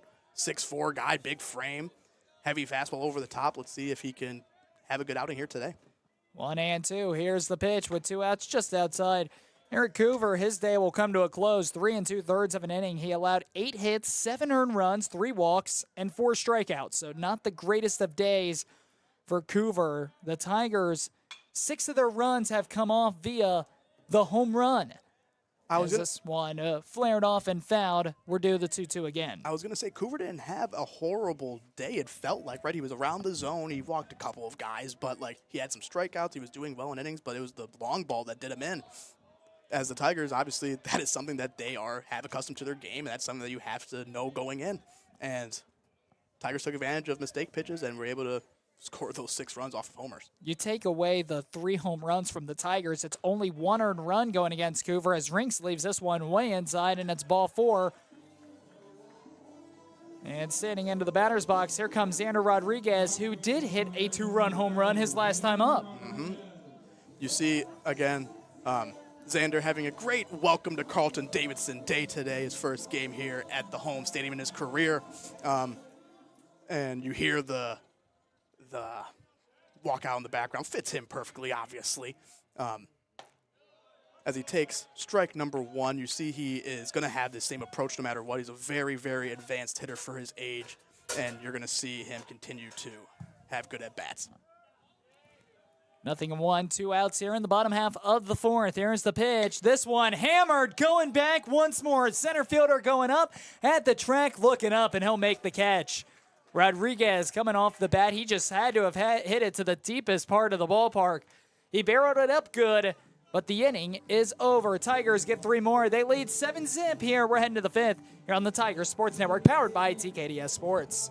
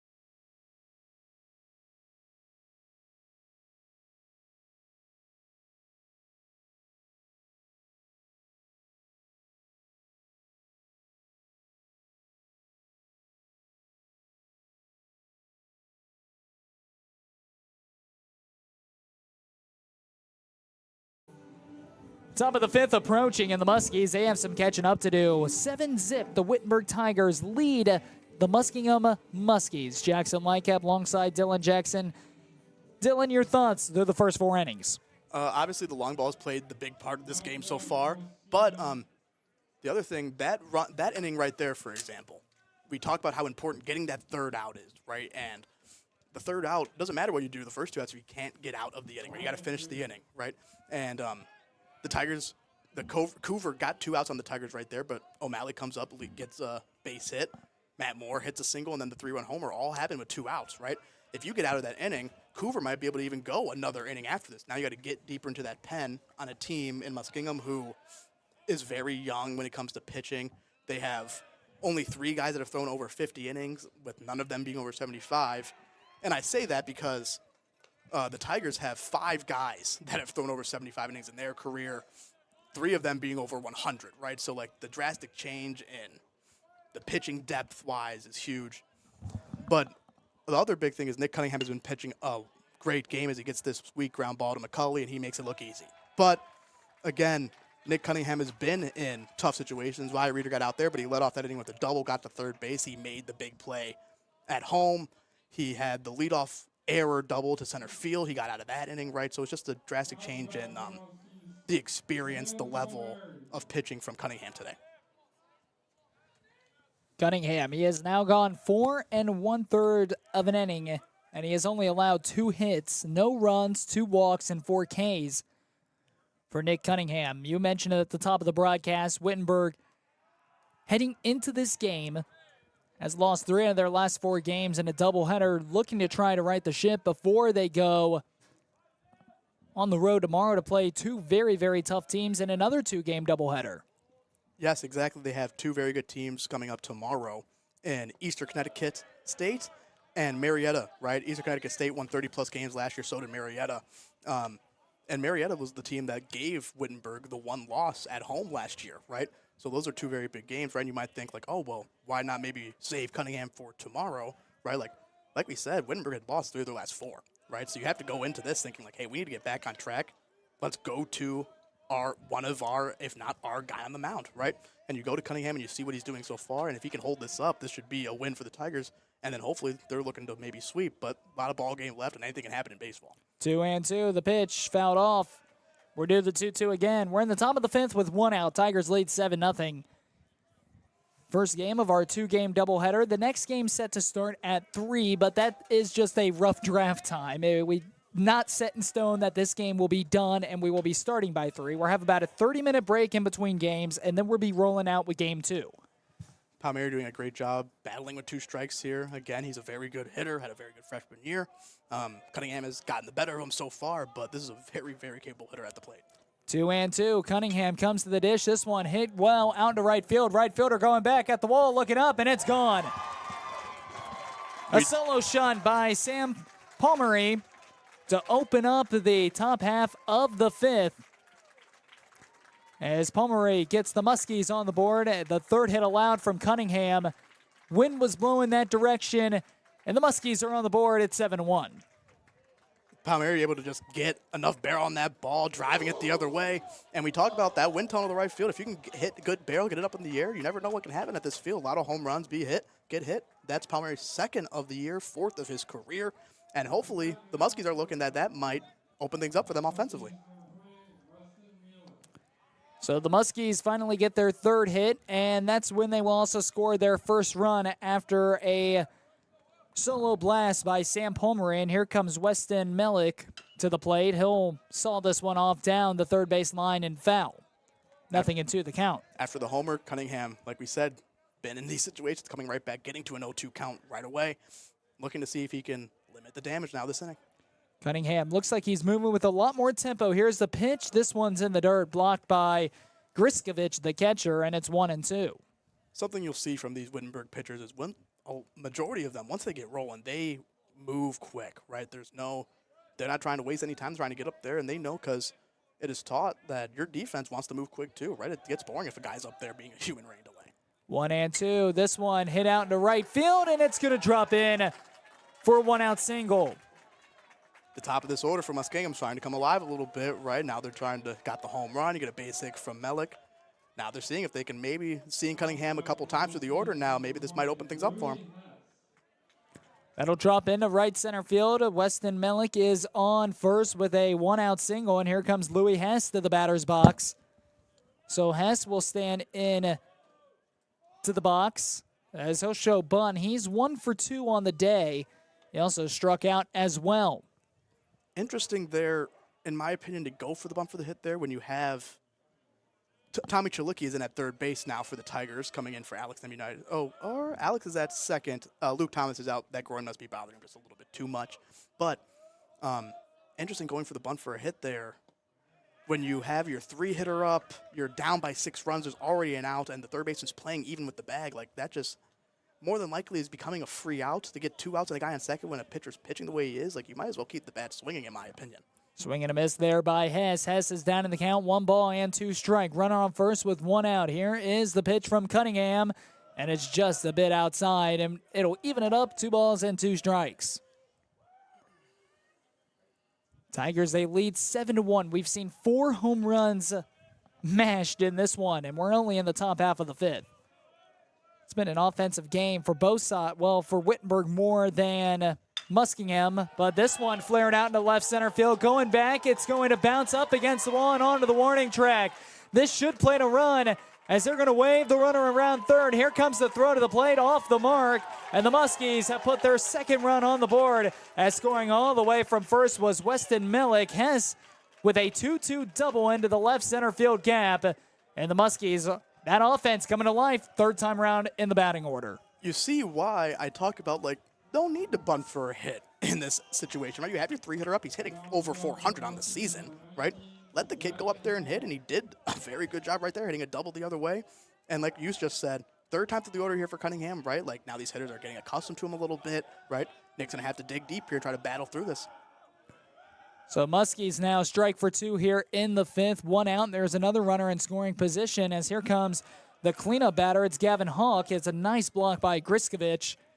Will save the pass ball or the wild pitch, and Louis Hess will just have to retreat back to second base. Quick shout out to Parker Griskovich, one of the best blockers you will see around. Absolutely a brick wall back there. Underappreciated, the catchers, and how well they do behind the plate. 1-0. Here's the pitch. This one hit on the ground. It's a fair ball. Hugged the line, and it's into left field, down into the bullpen. Hess is going to score as Gavin Hawk will remain at first base. Back-to-back-to-back hits for Muskingum, including a home run. And it is another RBI there for Gavin Hawk, and Muskingum now has plated their 3rd run just in the last 4 batters. And here comes Ryan Schwartz to the batter's box with 1 gone and a runner on first. We're going to have a mound visit here with Nick Cunningham, and the Tigers starting to get the bullpen fired up as well. You got Kyle Mahan down there for the Tigers, junior right-handed pitcher. Obviously, this is just a players' meeting right now. Give Mahan some time to get some throws in and talk as a team saying, hey, we got you, right? There's been a couple good hits. That ball, this little seeing eye ground ball on the line, right? And they trust Nick, and Nick has been in this situation. This moment is not going to be too big for him. It's just a matter of now just executing a pitch and your defense making a play behind him. The good news there for the Tigers is now that nobody is in scoring position. There is a runner that stands at first base. It's Gavin Hawk, and here comes Ryan Schwartz as Schwartz stands in 0 for 2 today. He's also struck out once. It was a solo shot by Parmery. And then Weston Mellick was able to get a single, followed up with a double by Louis Hess, and then another single with Gavin Hawk. So 4 consecutive hits for the Muskies as they're now up to 6 as they only had 2 coming into this 5th inning. We talked about how good this offense has been this year. They're averaging like 8.5 runs a game this season so far. Just a matter of time until they start to get bats rolling a little bit. 7-3 the score. Here's the pitch. This one hit on the ground towards the gap. It's going to get through again. Hitting is contagious as Ryan Schwartz now finds his first hit of the day. And runners will go to first and second with 1 out here in the 5th. As Mahan continuing to rapidly try to fire up in the bullpen for the Tigers. That's the pitcher's, you hear like your pitcher's best friend, the tailor-made double play. That's a pitcher's enemy right there. That 5-6 hole, the ground ball that goes right in between the hole between the shortstop and the third baseman. It's like, made a good pitch, got a ground ball, just found the right spot. Toby Tiki will stand into the batter's box as this one is fouled straight back. And we talked about going into this inning how big those 3 runs with 2 outs for the Tigers were that last inning, right? If Coover is able to just get out of that inning or those Tigers don't get those hits and those 2 outs, it's a 4-3 game right now. Like, this is a very, very good Muskingum team who's on the come up, as we were saying earlier. And this game is nowhere near over. A lot of ball game left, as we were saying. Pitch just outside the zone. 1 ball and 1 strike, 1 out. Double play is an option for Cunningham and the Tigers. Cunningham will come to the plate. This one swung on and missed. Tiki swings right underneath the curveball. And Cunningham up in the count. 1 ball, 2 strikes. Good speed at the dish here. If you're going to have to turn a double play, you're going to have to be quick and efficient. Got to hope the ground balls hit hard, and if not, you might see some sort of trickery by the infield maybe. 1-2, fastball just left outside, and we're even at 2-2. 2 balls and 2 strikes. 7-3 is the score. Cunningham looks in, gets a sign, comes set. Looks runner back to second, now comes to the plate. This one popped up. Shallow left field, shortstop, McCauley ranging back. He lost control of it, and the ball's going to drop, but they have a force at third. They're going to fire. The stretch can't get it. And disaster ensuing for the Wittenberg Tigers. They lost it up in the sun. McCauley couldn't track it down, and then they had a chance for a force play at third base. Left field there. Yeah. And they had a chance for a force play at third base. McCauley rushing the throw. And it's bases loaded here with 1 out. You said it right there, Jackson. Rushing the throw that you have to know, and that's the being a young shortstop, a sophomore shortstop, right? Not being as experienced maybe in that spot, right? You have plenty of time there. And then this infield, if we go around the infield right now, freshman at first base, sophomore at second base, sophomore at shortstop, and sophomore at third base with LT not being out there, right? You need to communicate with your team, right? Everyone's just yelling 3. You have to say, hey, 3, you got time. Guys tagging up at second base. Plenty of time there. And then also for Chalicki, he could have probably been off the bag there, blocked it up in front of him, did everything he can just to keep it in front, and still had time to go touch third base, right? So that's just a lack of communication. You got a young infield out there.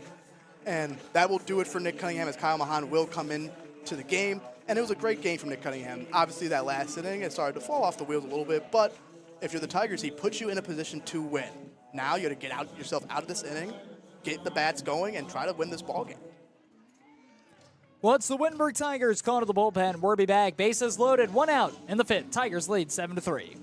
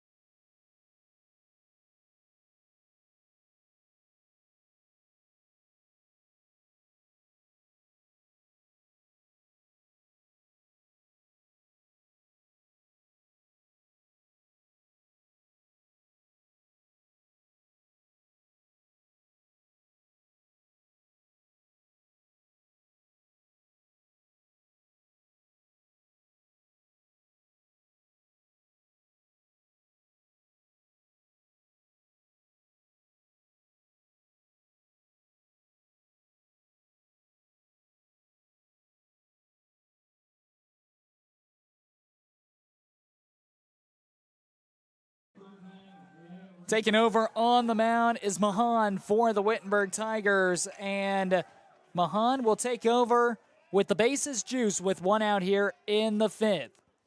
Here's the first pitch. This one, line drive, but a foul ball. Standing into the batter's box for the Muskies, Aiden Reese, the right fielder. Mahan will check in with a 6.75 ERA just through 1 1/3 of an inning pitched. Bases loaded, nothing in 1.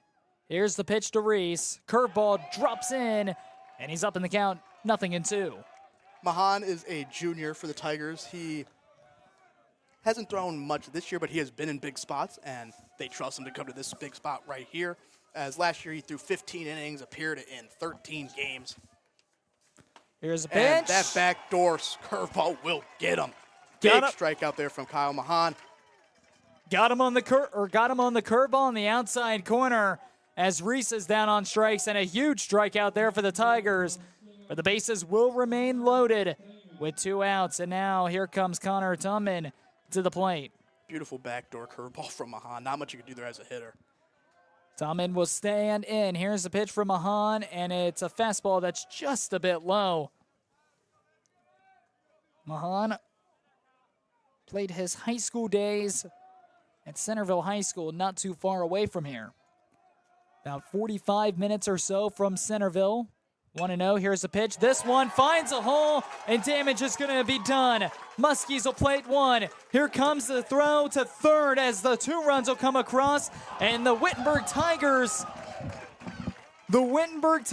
will get the runner out at third. The Muskies coach, they have something to say. Both runs will count.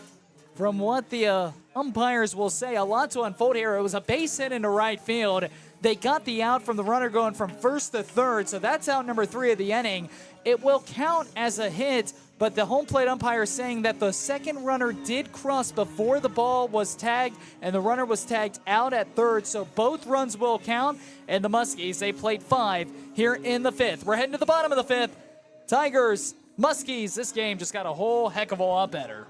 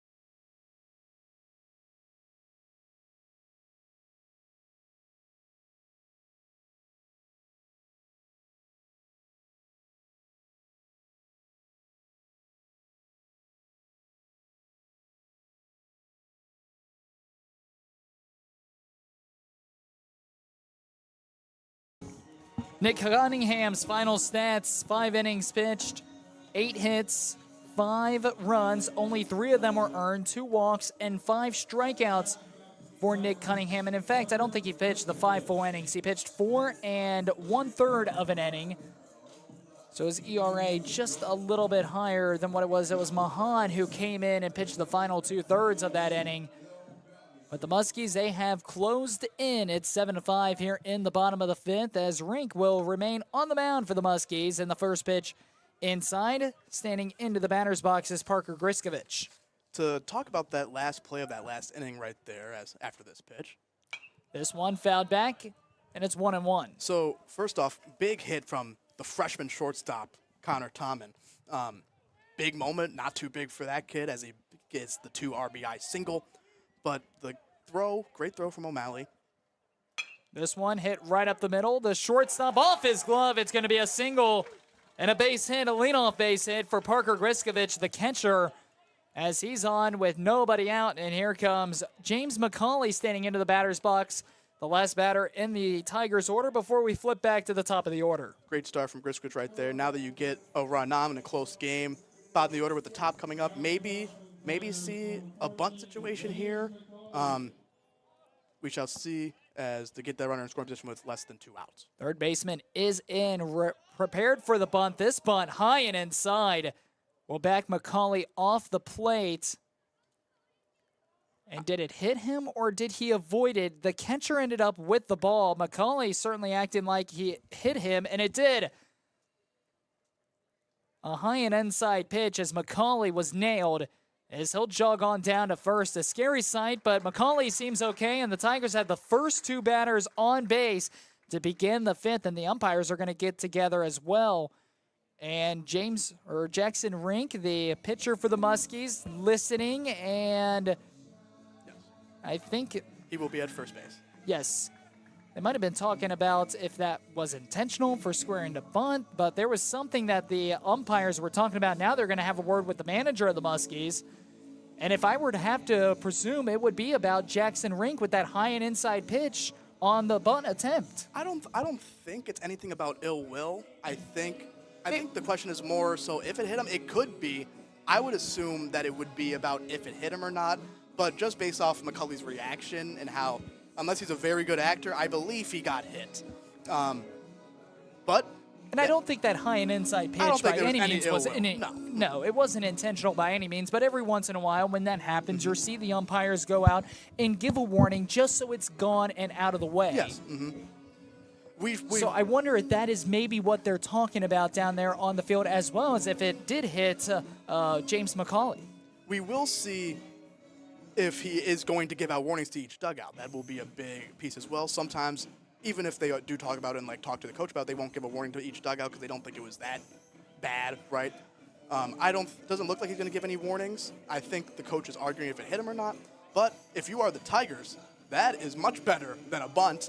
And if you're McCulley, you'll be able to wear that off and be just fine and be happy because now you have first and second with no outs. And again, another possible bunt situation here. But Tommy Chalicki has hit very well to begin this season. Let's see if they let him swing away or not. So Tommy Chalicki will stand in the batter's box for the first time today. He took the place of Luke Thomas as we're back to the top of the order. This one squares around, bunts it. Third baseman picks it up, fires it over. It's a 5-3 sacrifice and a double sacrifice as the Tigers now advance 2 runners into scoring position. And standing into the batter's box, here comes Alex Nemunitis, who during the top of the 5th shifted from third base to second base, and that is when Tommy Chalicki entered the ballgame at third base. Great job by Tommy Chalicki right there, coming in middle of the game for Luke Thomas, who I would assume might be just nursing that groin injury with 2 big games tomorrow as well, probably to be a little bit cautious right now early in the season. Muskies, they have the infield in, meaning that if there is a ground ball, they're going to check the runner back to third or go home, depending on what the Tigers decide to do. As Nemunitis will stand into the batter's box, and it's strike 1. Rink will come set on the mound. Runners on second and third. Here's the pitch. Bouncer in there, and it's going to be blocked by the catcher. Blocked there by Gavin Hawk. He's been a busy man and a workhorse for Muskingum throughout this contest. Great block by the senior catcher right there, Gavin Hawk. Your catcher's always going to be looked at as a leader, right? You have a senior catcher on both teams going today. Both, I assume, would be big leaders for both of these teams. 1-1. Here's the pitch. This one found off and will head out of play, and it's 1-2. 1 out. We're in the bottom of the 5th. Tigers, they lead 7-5 after the Muskies struck for 5 in the top of the 5th. If you're Nemunitis right here, you're doing everything you can to hit a ball hard as the infield's in. The holes are bigger, right? You cannot afford a strikeout here. 1-2. The pitch. This one roped down the left field line, but it's foul. To go into that 5-run inning by Muskingum, that last play, right? O'Malley did a beautiful throw, hitting his cutoff guy, which gave the Tigers the opportunity to throw that runner out at third. If he tries to go for the all or nothing at home, there's no chance of getting the runner at home or the runner at third. So that inning would still be going. Great job by the Tigers, good communication in order to get that runner at third and stop the bleeding.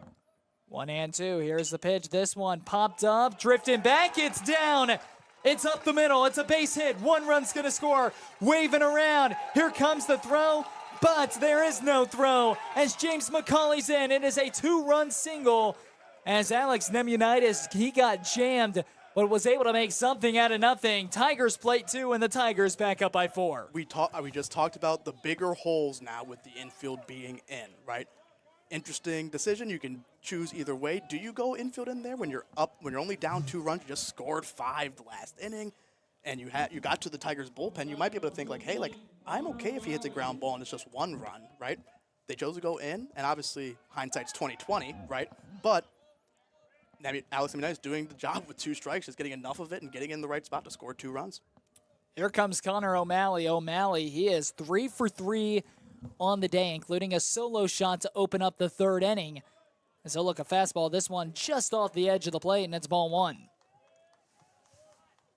Connor O'Malley looking to keep this inning going, and Wittenberg doing a great job after giving up those 5 runs, answering right back, not looking to keep it going and get more runs here as well. 1-0. Here's the pitch from Rink. Got the bottom of the zone, and it's strike one. We're even at one apiece. Good spot there from Rink, that low fastball. Tough when it's coming from a guy at 6'4", that over-the-top motion. It's looking like it's coming straight down off of a mountain with you. But O'Malley still in a good count here at 1-1. Tigers with 10 hits. Here's a curveball. This one lifted up into left field, left center field, and the left fielder will come on and will make the play. Toby Tiki was the one to track it down. And that's out number 2 here in the bottom half of the 5th. Tigers, they're still up 9-5. Tigers have put 10 hits on the scoreboard. They also have a couple of errors, 2 errors on the scoreboard. Whereas Muskingum, they have put up 9 hits and 5 runs. And here comes Matt Moore, as Matt Moore will stand into the batter's box. 1 for 3 on the day. Here's the pitch. First pitch swinging. Bouncer to shortstop. There go the easy way to second base, and the side is retired. Inning over. We're through 5, 9-5. The Wittenberg Tigers lead Muskingum and the Muskies. 6th inning, forthcoming here on the Tiger Sports Network, powered by TKDS Sports.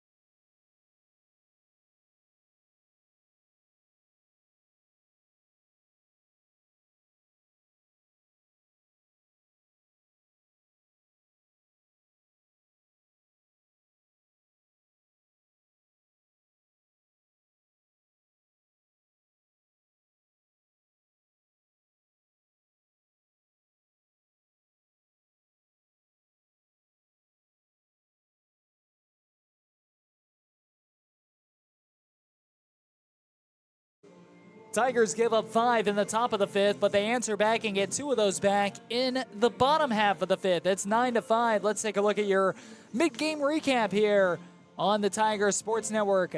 Wittenberg, they left the bases loaded way back in the bottom of the 1st, but they were able to plate a run. They were up 1-0, and then a home run by Connor O'Malley increased it to 2-0, and then that same inning in the bottom of the 3rd, Xander Rodriguez went deep to increase the lead to 4-0. We saw Rocco Royer hit a 3-run blast in the bottom of the 4th. The Tigers took a 7-0 lead before the Muskies struck for 5 in the top of the 5th, as this one is lined out into center field.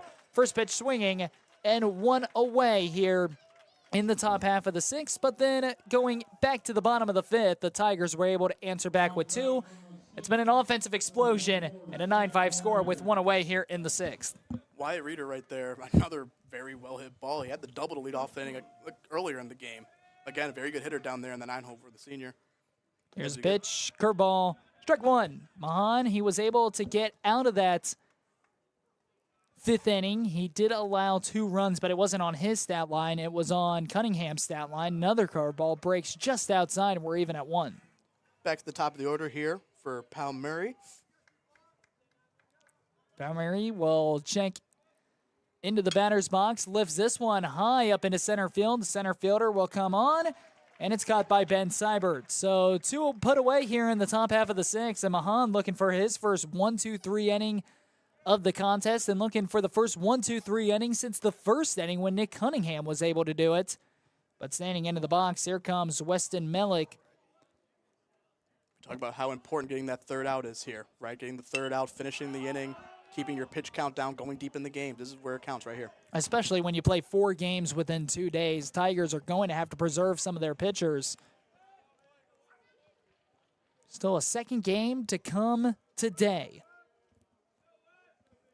Looks in, gets a sign. Here's Mahan to the dish. Just left a little bit high, and we're even at 1 apiece.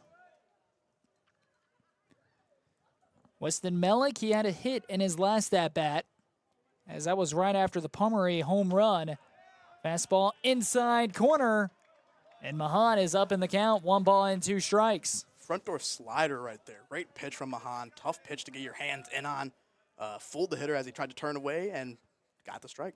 Here's 1 and 2. The pitch right down the middle, but maybe just a tad low. Evens it up 2 and 2 between Weston Mellick and Mahan. looked a little outside, maybe catcher set up outside as they were trying to maybe get that extra inch off on the call, but didn't get it. Kyle Mahan to the plate, slider breaks a little bit too far outside, and we've gone full. Very good hitter, Melik, working the count back, having a good eye, getting himself back into a 3-2 count. 3-2. Mahan looking for a 1-2-3 inning after 2 fly balls caught by Seibert in center field. Here's the pitch. Fastball got him looking. The inside corner. Mahan 3 up, 3 down. Good morning, good afternoon, and good night. We're heading to the bottom half of the 6th. Tigers, they lead by 4.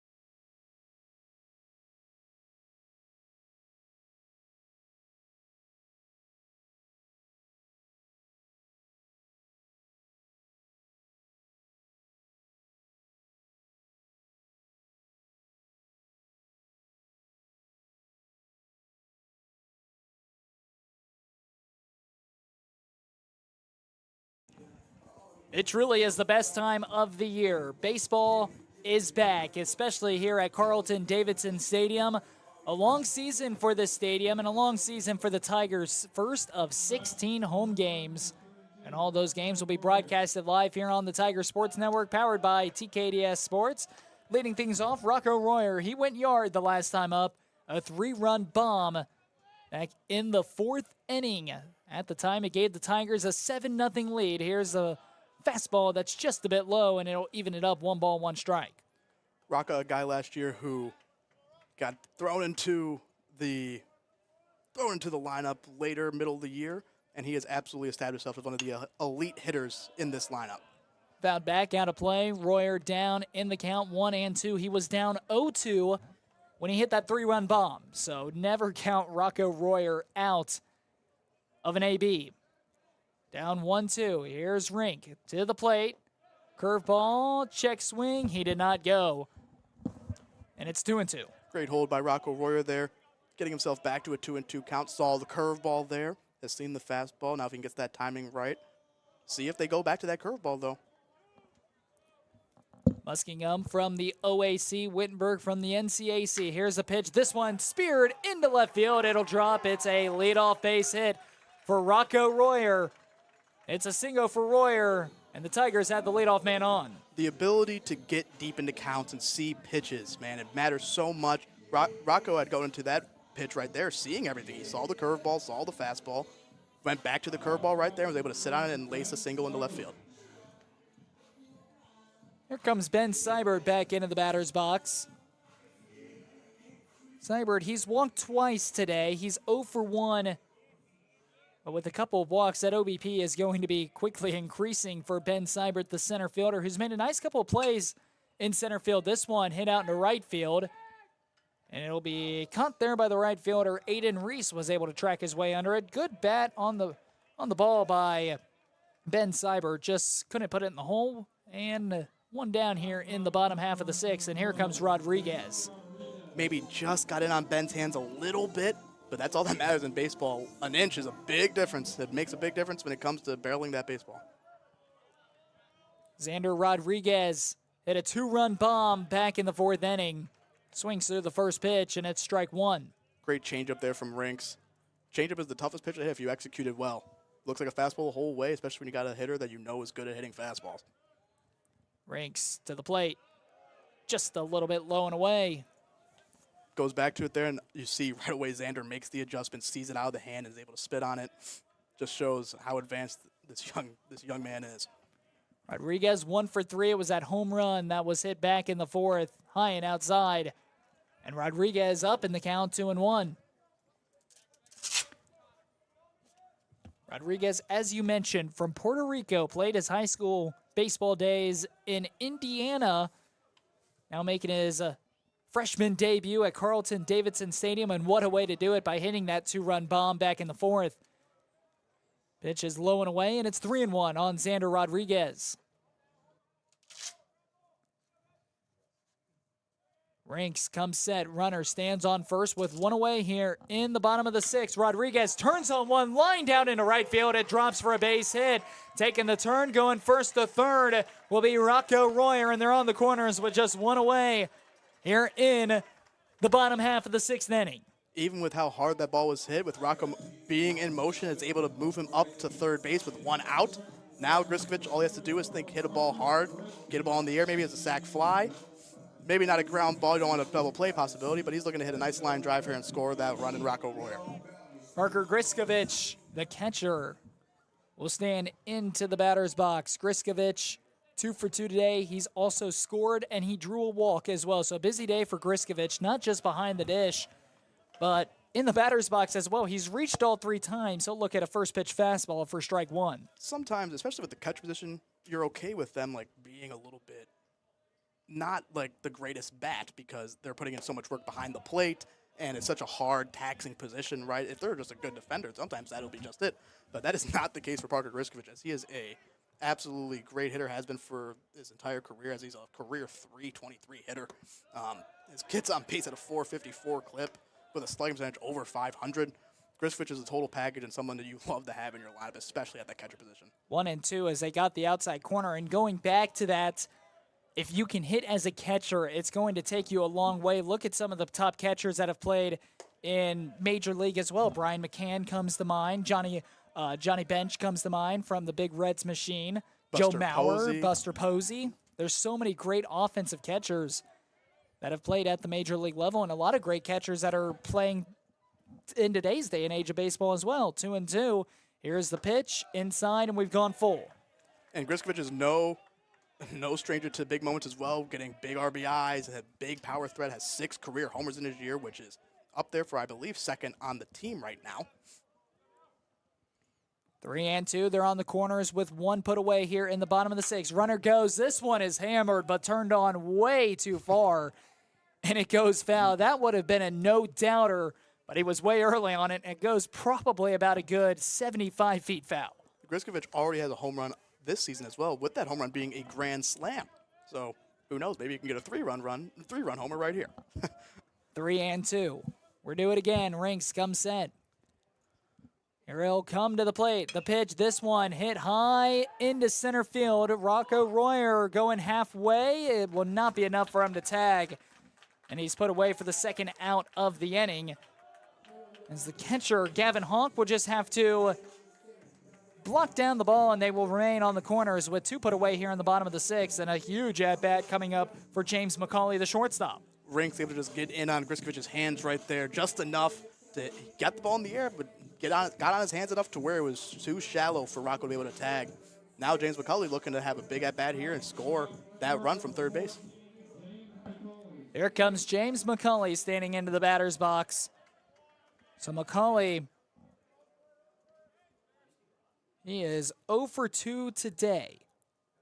Pitch, fastball just outside. Just missed the zone. Very, very close. But McCauley looks at a first pitch fastball, and it's ball 1. Shortstop, another premium position to where, hey, if you could play some solid defense, you don't need to be the greatest hitter in the world. But McCauley had himself a fantastic freshman season where he got on base a lot, drew a lot of walks, had good contact, hit line drives. He knows his role, and he plays it very, very well. McCauley, that one low. And it's now 2-0. Top of the order is on deck with Tommy Chalicki. 2-0. This one hit on the ground right underneath the third baseman. It's going to be a 2-out RBI base hit as Rocco Royer will score. James McCauley gets the job done, and the Tigers are in double digits as they lead 10-5. And just like we were saying, James McCullough doing what he does, a hard line drive ground ball right past the third baseman, scoring that run with 2 outs, another huge 2-out RBI for the Tigers. And that is going to be a big, big thing for offenses, and especially for the Tigers this season. We're back to the top of the order here with Tommy Chalicki.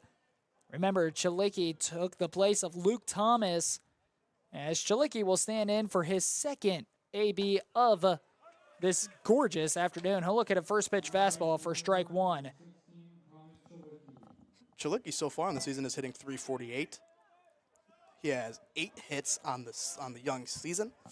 The sophomore, he's actually a two-way as well, as he has pitched a couple innings for the Tigers as well over his 2 years. Ball gets away from Gavin Hawk, and both runners will move up for the Tigers. So now 2 runners are in scoring position, and the Tigers knocking on the door with a chance to do some damage with a 1-1 count here on Tommy Chalicki, the third baseman. Again, now the Tigers are just another single way to score 3 runs on 2 outs in another inning. Another huge thing, that third out. Doesn't matter if you get the first 2. Got to get that third one. And Tommy's going to look to take advantage right here. 1-1, 2 outs. We're in the bottom of the 6th. Game 1 of our 2-game doubleheader. The next game is scheduled to start at 3 p.m. If I was a guessing man, it's going to be starting later. It almost always does. Almost always does. But we will give you guys a little bit of a estimate once the game is over, so you guys can tune back into the Tiger Sports Network to watch game 2. 1-1, the pitch. This one off the end of the bat to second base. Scooped up, throws on a first, and the inning is over. Tigers plate one more. They lead 10-5. We're heading to the 7th here on the Tiger Sports Network, powered by TKDS Sports.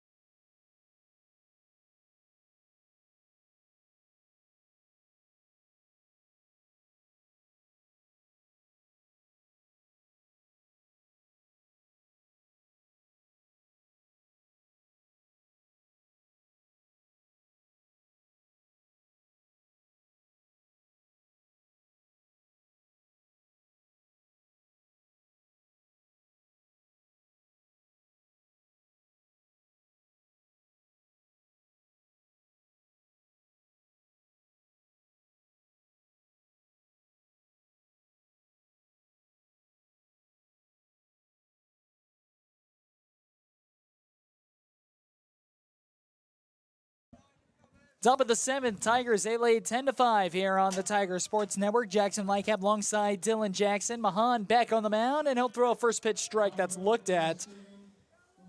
As we will have 3, 4, 5 coming up for the Muskies. Louis Hess, Gavin Hawk, and Ryan Schwartz due up here in the top half of the 7th. Curveball fouled back, 0-2. Mahan's doing a great job so far against lefties, throwing that backdoor breaking ball. It's hard to execute that pitch and throw with command, and he's done it so far in these early innings. 0-2. Here is the pitch. Just off the edge of the plate. A pretty looking fastball there from Mahan. But could not get Louis Hess to bite. Louis Hess, a very patient hitter. Here is the 1-2. This one rolled over. First baseman Rodriguez will go up, scoops it up. And we have 1 put away here in the top half of the 7th. Very good sequencing there. And what I mean by that, when the 0-2 count, you go to that fastball where Griskovich is setting up off the plate. You're not trying to throw a strike there, right? He's trying to throw that fastball off the plate. If the umpire gives you the strike, cool, right? Free strikeout, we'll take that. But then it sets up that next pitch to where you get a guy to now reach for another pitch and roll over to the right to Xander Rodriguez at first base and get a free out. Here comes Gavin Hawk. We just had a bunch of cloud cover on the field, and with how dark it got real quick, you would think that the April 8th solar eclipse coming through the area was today. Did get a couple of looks up from people down in the stands, a little confused, like what the heck could be possibly above us. 0-2. Mahan shakes off Griskovich. Now will come to the plate. This one hit out, looped up into right center field. It'll drop for a 1-out base hit. Good piece of two-strike hitting there from Gavin Hawk. Again, we've talked about how the catchers have been impressive today. Nothing like. And you got this catcher right here, Gavin Hawk, who is also hitting very well for the Muskies. That's going to bring up Ryan Schwartz, the designated hitter. Schwartz will stand into the batter's box. And Schwartz on the day is 1 for 3. And a look at a first pitch strike. Mahan with some tempo, just dealing right now on the rubber. Gavin Hawk gets his lead off first base. It's a decent-sized lead. Here's Mahan to the plate. Curveball. This one popped about 6 stories up in the air. It is a high pop-up. The left fielder will come on and will call off. Rocco Royer will call off James McCauley, and he'll make the catch for out number 2. Rocco doing exactly what you're supposed to do there as an outfielder on those high fly balls in between. Yes, he ran a long ways, but that play coming in is always easier than the infielder going back, and he does a good job calling him off and catching that ball for out number 2. That was hit about 6 or 7 stories up in the air. That was a high hit pop-up. Got very much under it. And first pitch right down Broadway for strike 1 as Toby Tiki will stand into the box. That's one of those ones if you're Schwartz, you go back in the dugout and say, if I hit that on a line, that ball's going so far. But unfortunately, was under it as Mahan was able to get the out. Tiki lines one up. And he's got his first hit of the afternoon. He will now go 1 for 2. He's got a pair of walks. And the Muskies have 2 on, but 2 out here in the top half of the 7th. Nice little jam shot single right there. Not a bad pitch from Mahan. Tiki able to find the hole in the infield. And now Mahan has to prevent that run from scoring from second base. Well, both these teams, whoever wins this game, will go above 500. Whoever loses this game will go below 500, and we'll wait and see if it'll even each other out after the second game of our 2-game doubleheader. We have a pinch hitter coming in for the Muskingum Muskies, number 40. It's Benny Hess. Benny Hess, the freshman from Reading Community from Cincinnati, will stand into the batter's box as he, it appears, will take the place of Aiden Reese. As here's the pitch. This one hit a little bit late down the left field line and foul. Big spot here for the freshman. Let's see if he can get himself an RBI right here. Let's see if Mahan can prevent that from happening and executing his good pitches. 2 on, 2 out. 0-1 the count here on the freshman, Benny Hess. As here's Mahan, who comes to the plate. This one swung on and missed. Benny Hess just a tad late there, and it's 0-2. Good pitch there from Mahan, getting him off balance. Now he's ahead 0-2. Let's see if he can execute here, not give him anything too good to hit. No balls and 2 strikes. Benny Hess, the freshman from Reading, Cincinnati area, stands back into the box. Here's the pitch in the dirt. Griskovich will dig it out. That is a very, very good block from Parker, having to slide across the plate and keep that ball in front. That's huge because keeping those guys off of second and third, because if a single does happen, at least you're only giving up 1. This prevents it from getting 2 guys in scoring position instead. 1-2, 2 outs here in the top half of the 7th. Mahan to the plate. Check swing. Did he go? Yes, he did. He got him on strikes. Mahan has been dealing, and it's stretch time here. Middle of the 7th, the 7th inning stretch. Tigers lead 10-5.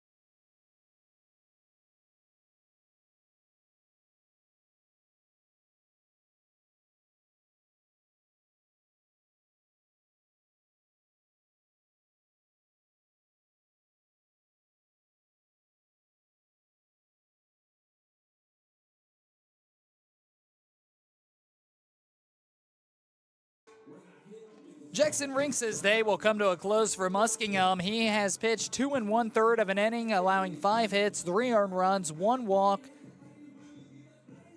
and 0 strikeouts for Rinks. Taking over for him, and for the Muskingum Muskies will be Trent Youngberg. Youngberg has only thrown in 1 appearance this season. He threw 1 inning, which he had 2 strikeouts, allowed 1 walk, 1 hit. He faced 4 batters, so he had a double play in the inning. So only as a 2nd appearance coming up on the season for the Muskies. And another freshman, or actually, I beg your pardon, youngman.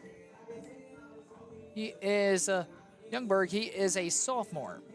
And we talked about how young this pitching staff is and the lack of experience through some of them. Wittenberg brings in a Kyle Mahan, who hasn't thrown that many innings in terms of this season, but he has thrown well over 20-plus innings in his career, versus you bring in a Youngberg now who has only thrown 7 innings in his career, right? Not saying that he isn't capable. I'm sure he's a very good pitcher, but just when it comes to experience, that's what you would say.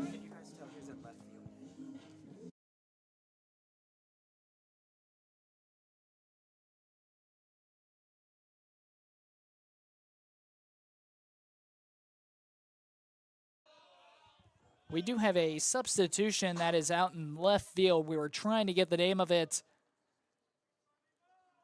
as Alex Nemunitis will stand into the batter's box to begin the bottom of the 7th. Tigers, they lead 10-5. Here's the pitch from Youngberg. This one roped right up the middle, got it by the shortstop, and it's a leadoff single for the Wittenberg Tigers.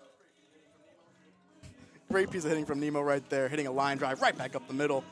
Lead off the inning, and now you got 3, 4, 5 coming up with a guy on base and no outs. Sets up the heart of the order coming up, as here comes Connor O'Malley. And O'Malley, he's had a busy day. 3 for 4, including that solo shot way back in the 3rd inning. Youngberg on the mound will come set. First time from the stretch, and he'll throw a fastball that's low in the zone, ball 1. Jackson Lightcap alongside Dylan Jackson. A gorgeous day. I don't think we could have asked for a better day at the ballpark. You can't beat this for early March baseball for the home opener. I don't know if I've ever been a part of a home opener where it was this nice. Pitch in the dirt, 2-0. And this just is Ohio weather, because a couple days ago, we had some storms ravage through the area. And for all those that are affected, prayers and thoughts certainly go out to those communities of Wapakoneta, Versailles, Urbana, Indian Lake. 2 days later, it's like nothing ever happened. It is a gorgeous day. Hit down to first. First baseman couldn't field it, and they will just flip it in time, but it goes right through Youngberg's mitt. The first baseman came running up for Muskingum, tried making the play as Weston Mellick couldn't get it up out of that tall grass. Tried then flipping it last second to Youngberg, the pitcher, and Youngberg couldn't hang on to it. It's an error for the Muskingum Muskies. That's the first error that we've seen them commit here in the game, and there's 2 on with nobody out, and here comes the cleanup batter, Matt Moore. O'Malley just reached a little bit on an outside fastball, but hustled down the line, and that's why you do so. You hustle down, make sure anything could happen, and he was able to reach first base safely. So Youngberg, the young sophomore, will have to work his way out of a jam, as we have 2 on with nobody out here in the bottom of the 7th. Wittenberg, their largest lead in this one was 7. They lead by 5. This is where experience comes into play here. A guy with only 7 innings, we have to see how he is able to adjust and do under these sort of situations. Here is the pitch, curveball, line right up the middle. It's into center field for a base hit. They're going to wave around Nemunitis. Nemunitis will come without a throw. The Tigers will play to run off the bat of Matt Moore with a single run up the middle. In the meantime, O'Malley will go to 3rd, and they're on the corners with still nobody out here in the bottom half of the 7th for Wittenberg. Matt Moore with another RBI to add to his career totals, working his way up into the all-time list, trying to get into the top 5 this season, if not higher. So Matt Moore, his first RBI of the day. He's got now 15 on the season. Just through the 11 games, he's got 15 RBIs. He has been terrific, and they're on the corners with nobody out. And here comes Rocco Royer, and Royer will look at a first pitch that is just a bit low, and it's 1 ball, no strikes. 15 RBIs on the season for Matt Moore, and 97th for his career, almost to 100. Maybe we'll see it today. He might possibly get there. 1-0. Youngberg to the dish, got the lower half of the zone. Strike one, 1-1. And then we talk about experience as well, right? Sophomore Youngberg with 7 innings, and then you go through this part of the lineup right here. You have O'Malley with over 300 at-bats in his career. Matt Moore with over 350. Ball bounces off the catcher, gets away. O'Malley will chug into home. And that is the second time Wittenberg has scored off of a wild pitch. And the Tigers now have 2 here in the bottom half of the 7th, and now they lead once again by a touchdown. It's 12-5. Rocco Royer looking to keep this thing going, as we know how good of a bat he has, and now you have a runner in scoring position. Wittenberg, the Tigers, just so lethal because every single player in that dugout and every single player in this lineup can hit just as good as the previous guy. This one hit up into the air. It's a little blooper, and it will drop into center field. They will hold Matt Moore at third base, and once more they're on the corners with still nobody out. So Rocco Royer, jam job, but was able to make something out of nothing into center field. They're on the corners, nobody out. And standing into the batter's box, the number 6 batter in the lineup, here comes Ben Seibert. Let me tell you something. As someone who came in with Matt Moore in the same class and hit behind him for many games in my career, it's not the most fun thing in the world because he's not the fastest human being out there. And you lose some potential RBIs, maybe hitting behind Matt Moore, but you're okay with it because of how well he plays as well. And not to mention, the RBIs you can get, he steals them from you. He takes them away. Exactly. He's no fun to hit behind. Fun to have him on your team, but if you're the hitter right behind him, you're like, all right, man, come on. Well, Youngberg in his second appearance, Trent Youngberg, not what he was looking for. He will check out after allowing 2 earned runs, and the 2 runners on the corners will also be his responsibility as well, as he has not recorded a single out. We have a Muskingum call to the bullpen. We'll be back on the Tiger Sports Network, powered by TKDS Sports.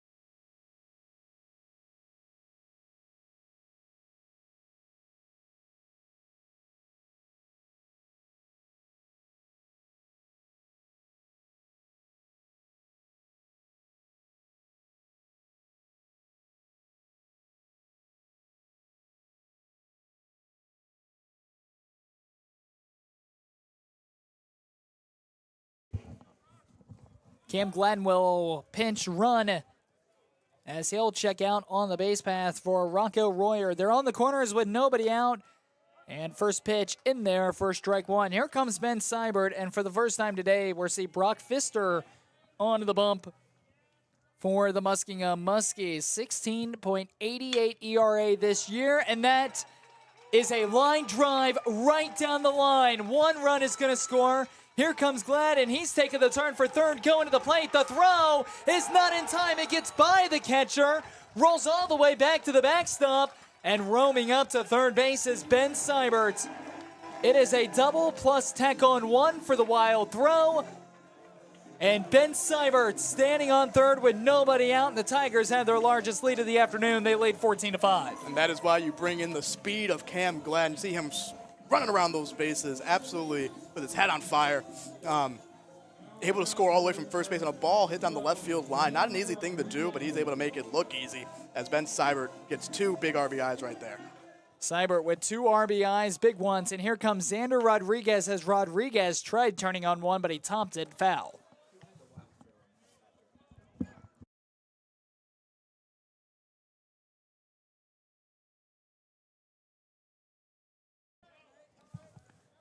Oh, and 1. Here is the pitch. This one roped down the right field line, but Rodriguez pulled it just a bit too foul.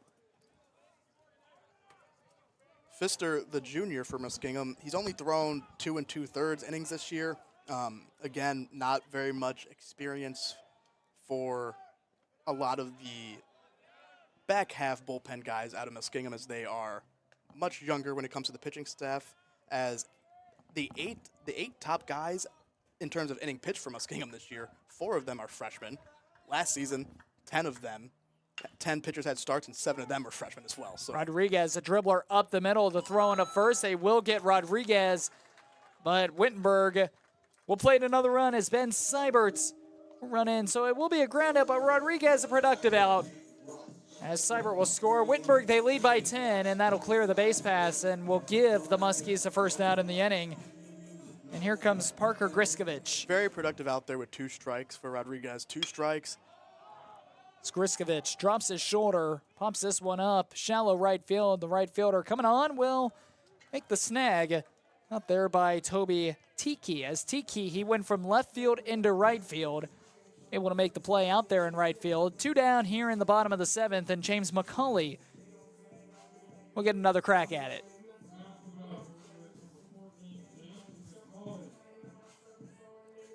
So McCauley will stand in. As McCauley, first pitch swinging, lofts this one foul. It was in play. First baseman just couldn't get there. Nothing in 1. As James McCauley, 1 for 3 on the day. He's had 2 walks as well. So his 6th at bat. Wittenberg. There's been a lot of ABs that have been given out, especially when you played 14 runs off of, or 15 runs, off of 18 hits.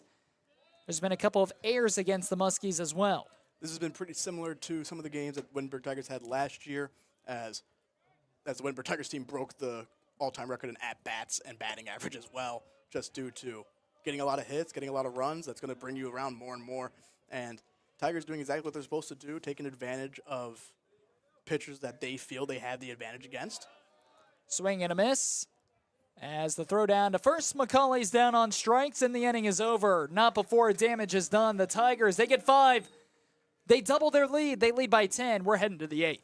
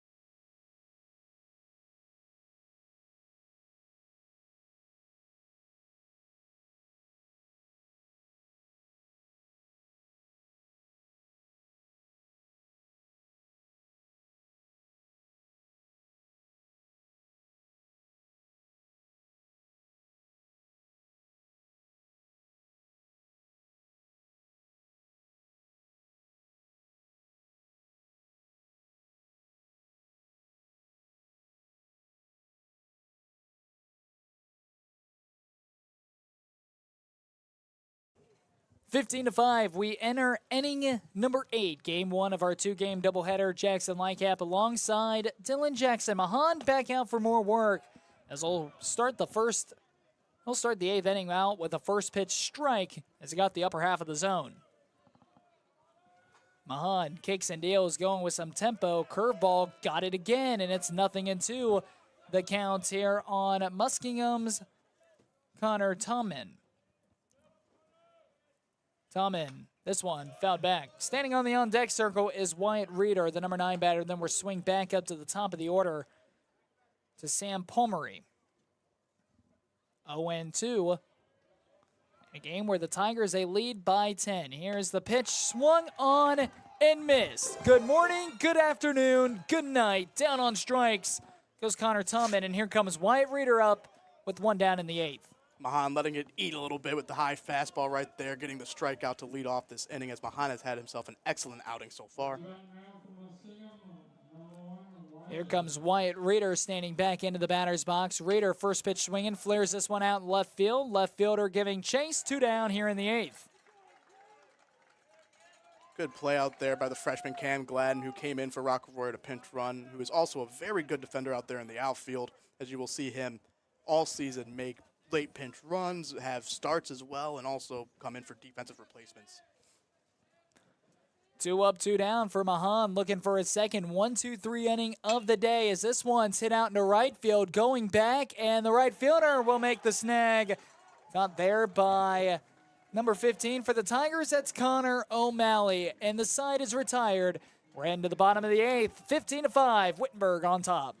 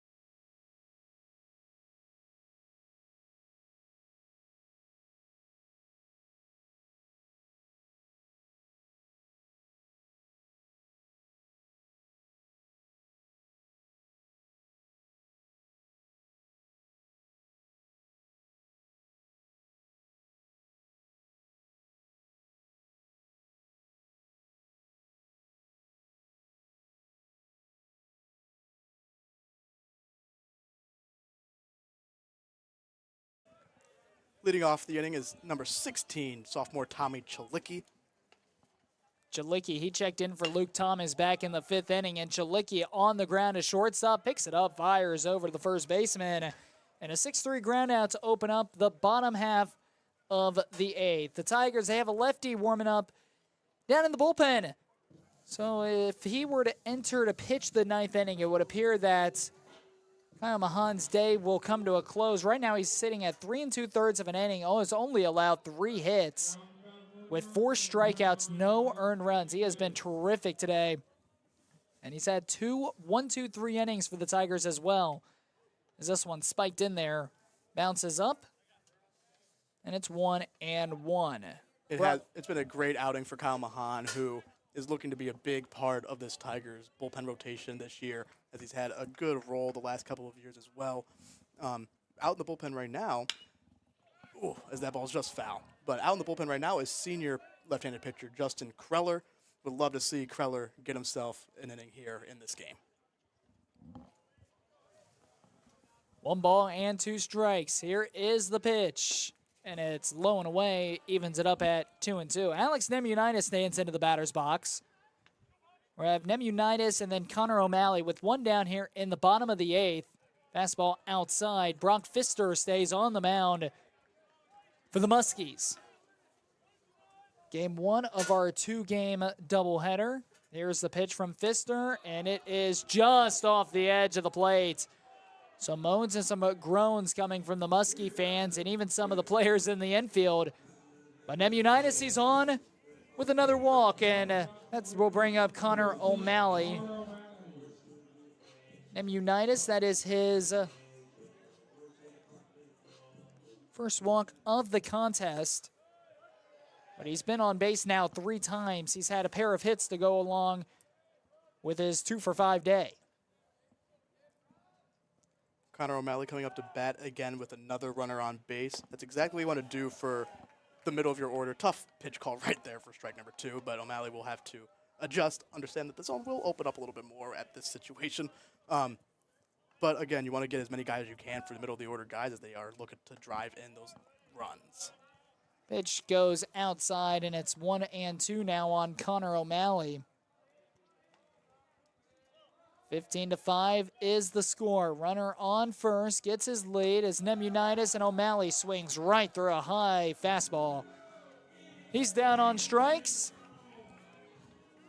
And it looks like we're going to have a pinch hitter coming up for Wittenberg, and that's going to be Mitch Macy, senior outfielder from Broadview Heights, Ohio. He went to Brecksville Broadview Heights. And still standing in the batter's box for his first AB of the contest. Mitch Macy, another great teammate, another guy that you love to have on your program. Mitch transferred in from Baldwin Wallace last year. It was his first year as a Wittenberg Tiger. He came off of labrum surgery and had hits when he was at Baldwin Wallace, had success over there, and is looking for his first hit as a Wittenberg Tiger today.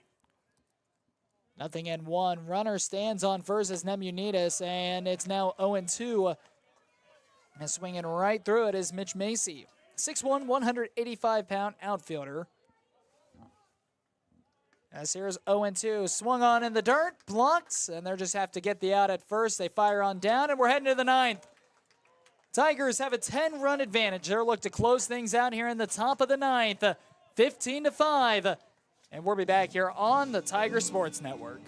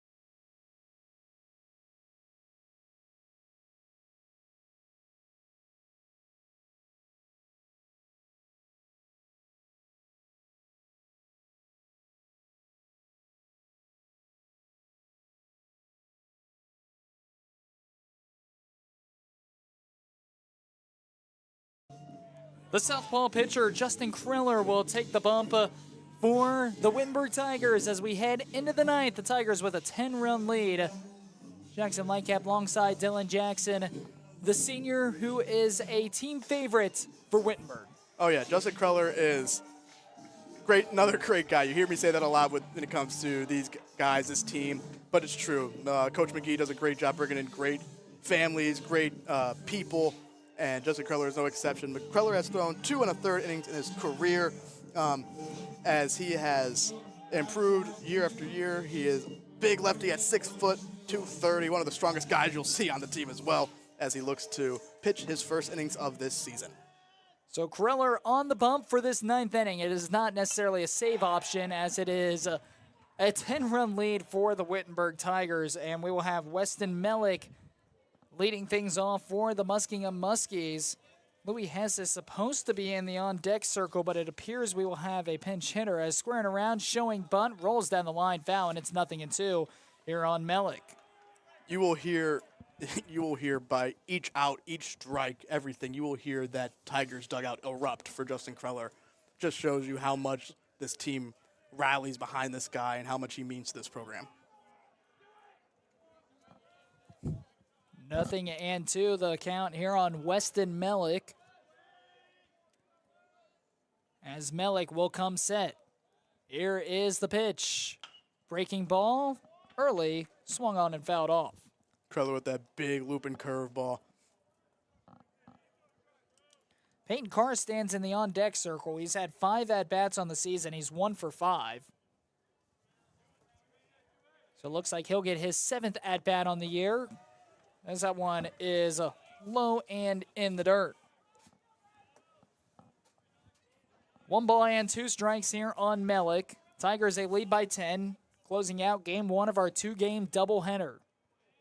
Here is the pitch from Kreller. This one popped up, going back and out of play. Good job by Melick to foul that pitch off right there. The touch on Weston Melick. Melick actually broke the Muskingum's all-time program record for doubles in a season last year. I believe he had 28 or 23 around there, something in that range. 1-2, fastball just in on the hands there of Melick. We'll even it up at 2 balls and 2 strikes. 23 doubles last year for Weston Melick in his sophomore season, so a very good sophomore campaign for the junior now, Weston Melick. 2-2, here's the pitch. This one rolled over and another foul ball. We have seen a lot of pitches in this AB as Weston Melick and Justin Kreller going head-to-head, open up the 9th inning. Kreller will look in to Griskovich, get his sign, come set. Here's the pitch. Long looping curveball flared out into center field, and Seibert's there to haul it in for out number 1. So Kreller will win the first battle, and it was a battle. Oh, yeah. Good at-bat there from both sides right there. Kreller throwing strikes, Melick doing whatever he can to foul pitches off, have a long at-bat. But Kreller gets the nice little fly out to center field.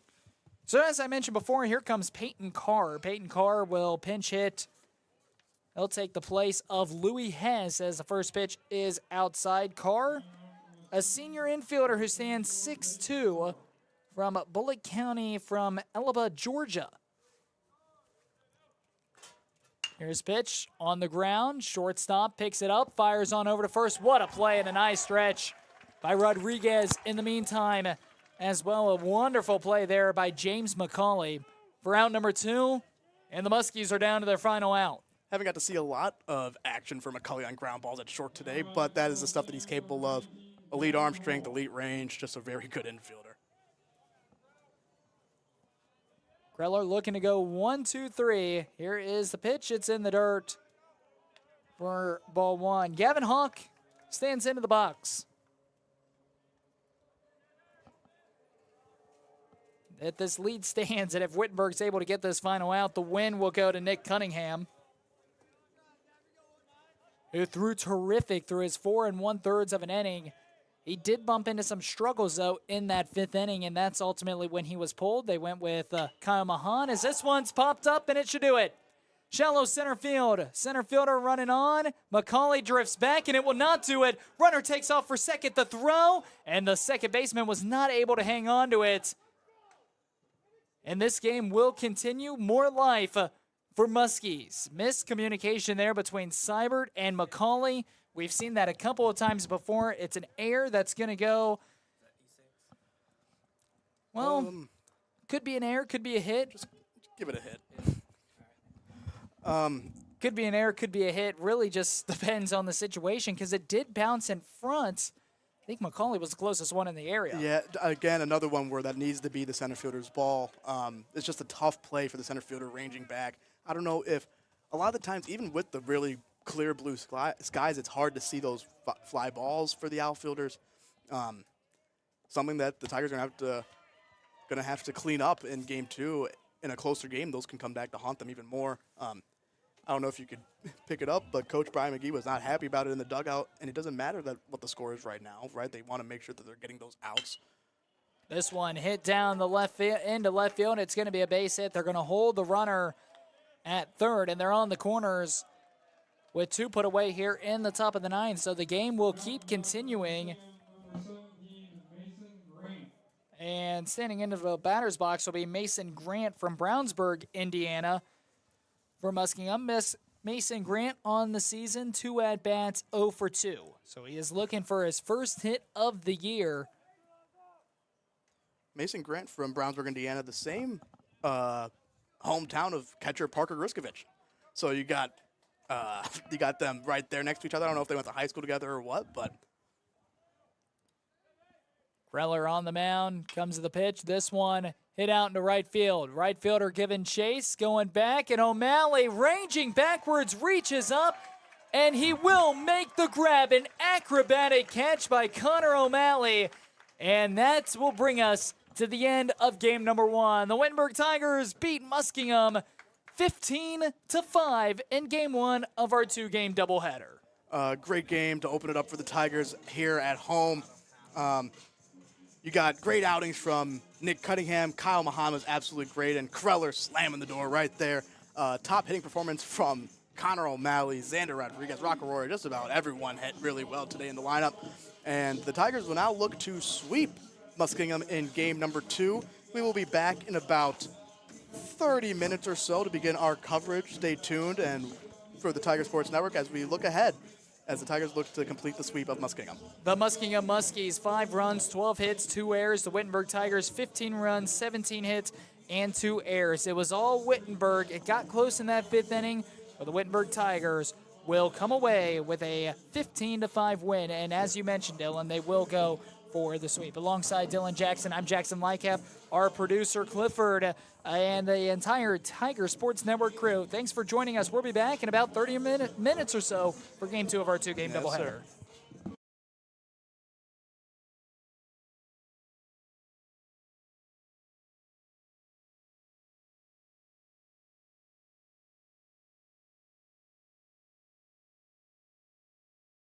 Two-game doubleheader as they took down the Muskingum Muskies 15-5, and now it is time for game 2 as we welcome you back to Carlton-Davidson Stadium here in Springfield as the Wittenberg Tigers will match up once again with the Muskingum Muskies for game 2 of this 2-game doubleheader. It is the home opener for the Wittenberg Tigers, home opening day for the Wittenberg Tigers. They got a good win in game 1 and now looking to sweep the series here in game 2.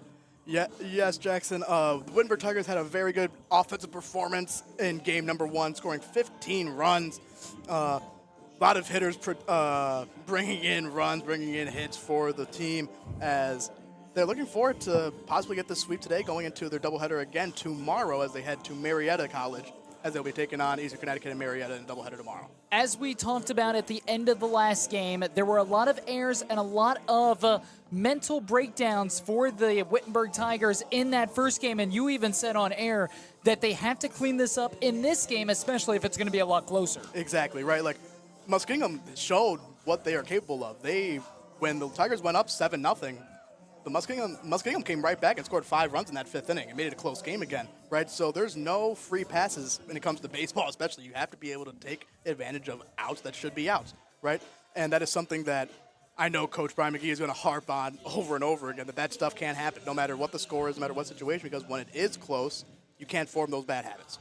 And the Wittenberg Tigers will take the field as the home team once more here in game number 2. Makes sense. They're playing at their home stadium. Nate Floyd will take the mound for the Wittenberg Tigers. Let's take a look at the lineup that he will be facing.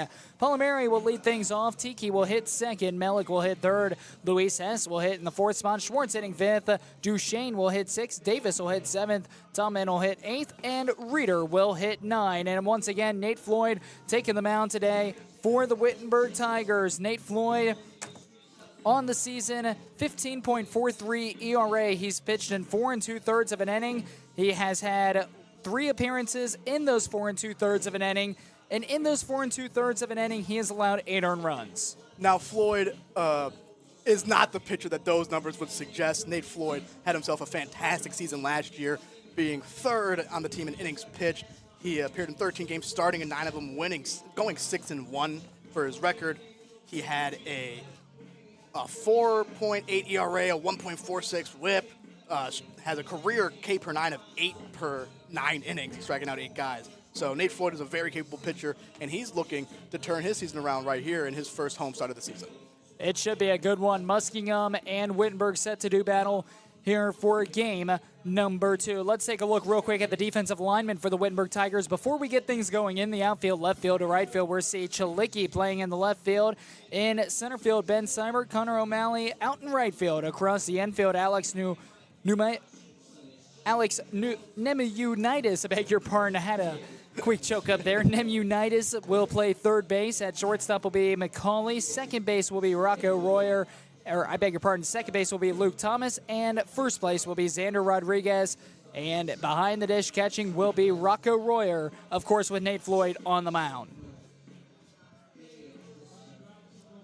As we are about ready to get underway here at Carlton-Davidson Stadium for game number 2, as the Tigers look to complete the sweep, and the Muskingum Muskies look to split the series here in game number 2.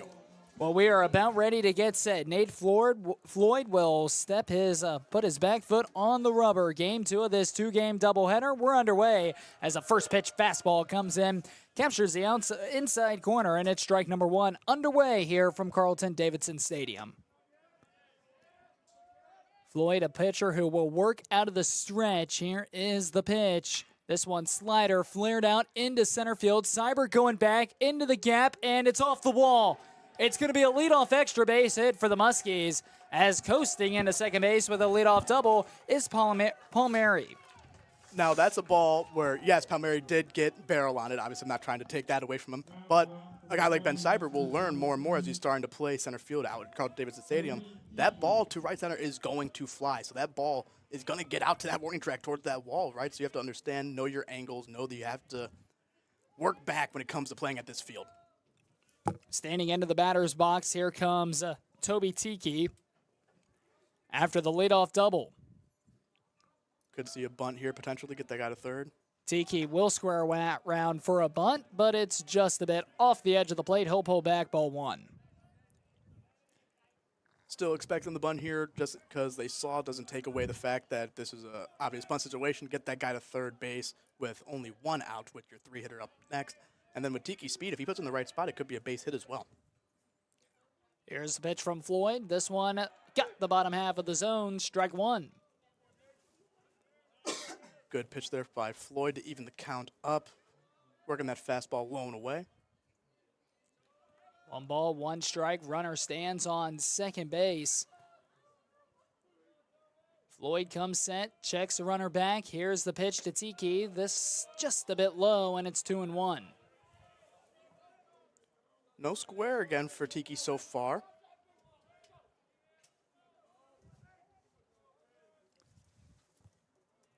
Two balls and 1 strike here on Tiki. Floyd will come set on the mound. Looks the runner back, comes to the plate. This one smoked into left field. It's going to drop. The left fielder will run on over. That was Chalicki, and Chalicki will spear it up. He dropped it in the outfield for a second, and back-to-back doubles as the Muskies strike first in game 2. Good piece of hitting right there from Tiki. As we said, don't look at his 2024 numbers and think that's the hitter that he is. He is a very good hitter. He got all conference awards last year for the Muskies, and he is proving it right there with a great piece of hitting going the other way. And a new left fielder out there in Tommy Chalicki hasn't played a single inning out there for the Tigers. At least I don't know if he did growing up. But it takes some adjusting out there as well, bobbling that ball on left and letting him get up to second base. So Chalicki will bobble the ball. It will be back-to-back doubles to open this one up for the Muskies, and then a slider that didn't break at all, and Floyd will send Weston Melick down to first base. Melick took it in the back, and so far a great start for the Muskies as the Tigers still looking for their first out of the game. Just didn't get that slider to break across, just left it a little bit arm side. This is where we got to see how deep Floyd can get out of this and make sure he can try to limit the damage. Well, here comes Louis Hess, the third baseman, standing into the batter's box. Hess squares around for a bunt, puts it down perfectly. Floyd's going to run out. He'll take the easy out at first. Louis Hess, one of the better hitters for the Muskingum Muskies. He put together a great first game, just squaring around a bunt. It'll be a 1-3 sacrifice for Louis Hess, but both runners now in scoring position for the Muskies, playing a bit of small ball here in inning number 1. Pretty obvious bunt situation there, getting two guys in scoring position now for a great hitter right here. You have in Schultz, I believe. Yep, Schwartz, my bad, I'm sorry. Here's Ryan Schwartz. Slider broke just not enough. It's taken on the inside corner for ball 1. And as we talked about in game 1, as we saw in game 1, the ball will fly in this park, and Schwartz is a guy who has 4 home runs already to begin this season. So getting two guys in scoring position for a power hitter like Schwartz is something that you want to do. Here's Floyd to the plate, right down Broadway for strike 1. We'll even it up here at 1 apiece. Looks like the Tigers are about ready to get action already going in their bullpen. McGee just being cautious. You want to make sure that before stuff goes crazy that you have a backup plan, right? And the Tigers have plenty of guys that are able to go in these type of situations if needed. And just a precaution, don't think it's going to happen necessarily, but just in case. 1 ball, 1 strike, 1 out, 2 runners on in scoring position. Here is the pitch. Outside, check swing, did not go as it's in the dirt, 2-1. Great hold there by Schwartz, as Floyd has some of the better breaking stuff on the team. So it's a very good hold there from Schwartz. Muskingum, they lead 1-0 here after back-to-back doubles to start this one. Here's the pitch. Swung and missed. Swung on and missed there by Ryan Schwartz, and the count's even at 2 balls and 2 strikes. Big swing right there from Schwartz, looking to do damage. Floyd will come set. Nate Floyd stares in, heads to home. This one jammed him a bit. It's a slow roller. Third baseman will pick it up, fires to Rodriguez at first for out number 2. In the meantime, the run will score. A nice play there by Nemunitis, as Nemunitis was able to go up, scoops it up for out number 2 in the inning, but another run will play for Muskingum Muskies. Good play there by Nemo. Good pitch by Floyd, being able to get it on his hands like that, but put it just enough in the right spot to where he was able to score that second run of this first inning. 2-0 Muskingum leads early on as Jackson Duchesne will stand into the batter's box. Duchesne, 17 at-bats on the season. He's 4 for 17, batting .235. He's got 2 doubles within those 4 hits, and he does have a home run as well. So Jackson Duchesne, player that has 4 hits, 3 of them extra base hits. He can do some damage. A perfect spot for him. Up 1-0. Here's the pitch. Swung on and missed. Duchesne is a sophomore. In his freshman season, he had 281 and 32 at-bats, had 9 hits, including a triple, 5 RBIs. And he's also a two-way, as he appeared in 4 games on the mound last season for the Muskies as well. 1 ball and 1 strike. Floyd comes set on the rubber. Here he comes to the plate. Gets a strike at the bottom half of the zone, and he's up now 1 ball, 2 strikes.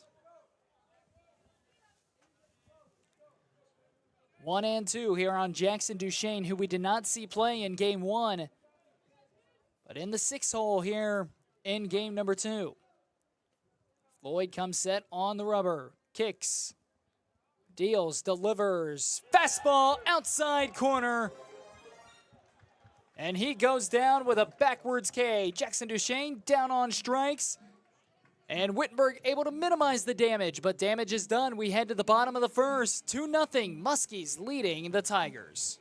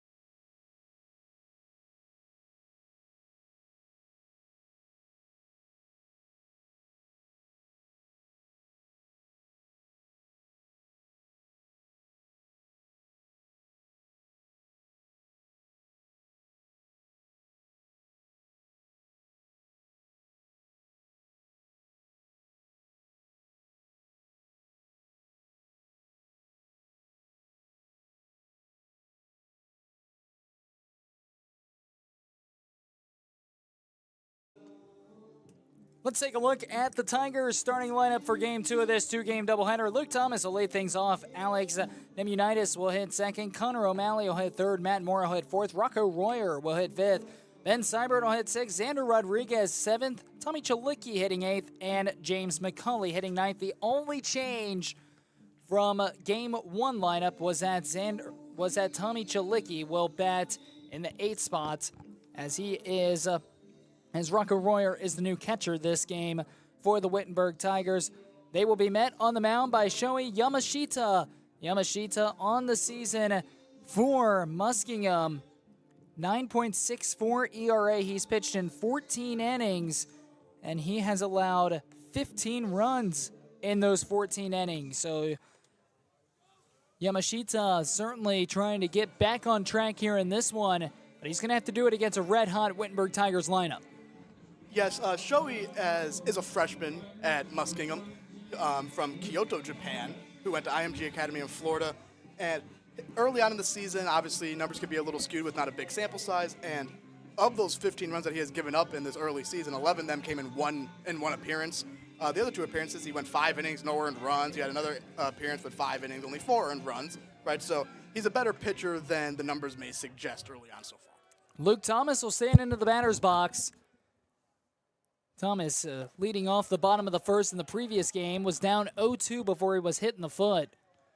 That sparked a terrific first inning for the Wittenberg Tigers. He was pulled in the 5th inning, and Dylan, as you mentioned, he was nursing a groin injury heading into this game, so he played a half game in Game 1, now back out there for Game 2, and he'll rocket one to the second baseman as it's scooped up, thrown to first. Sam Pomery will throw it over to Weston Mellick for out number 1 in the bottom half. LT is just getting his footing back. Obviously, he missed 5 games, and missing a 5-game stretch can be a big difference for a hitter. But there's no worries about LT, even if he does need to work his way back. Here comes Alex Nemunitis. Nemunitis will look at a first pitch fastball down the middle for strike 1. Nemunitis, he played terrific third base in the last game. Had a great couple of defensive plays, and his big bat in the 2-hole certainly has helped him out. Curveball, breaking pitch, as it was left just a bit high. Evens things up at 1 apiece. 1-1. Yamashita to the plate. Another off-speed pitch, left high, and it's 2-1.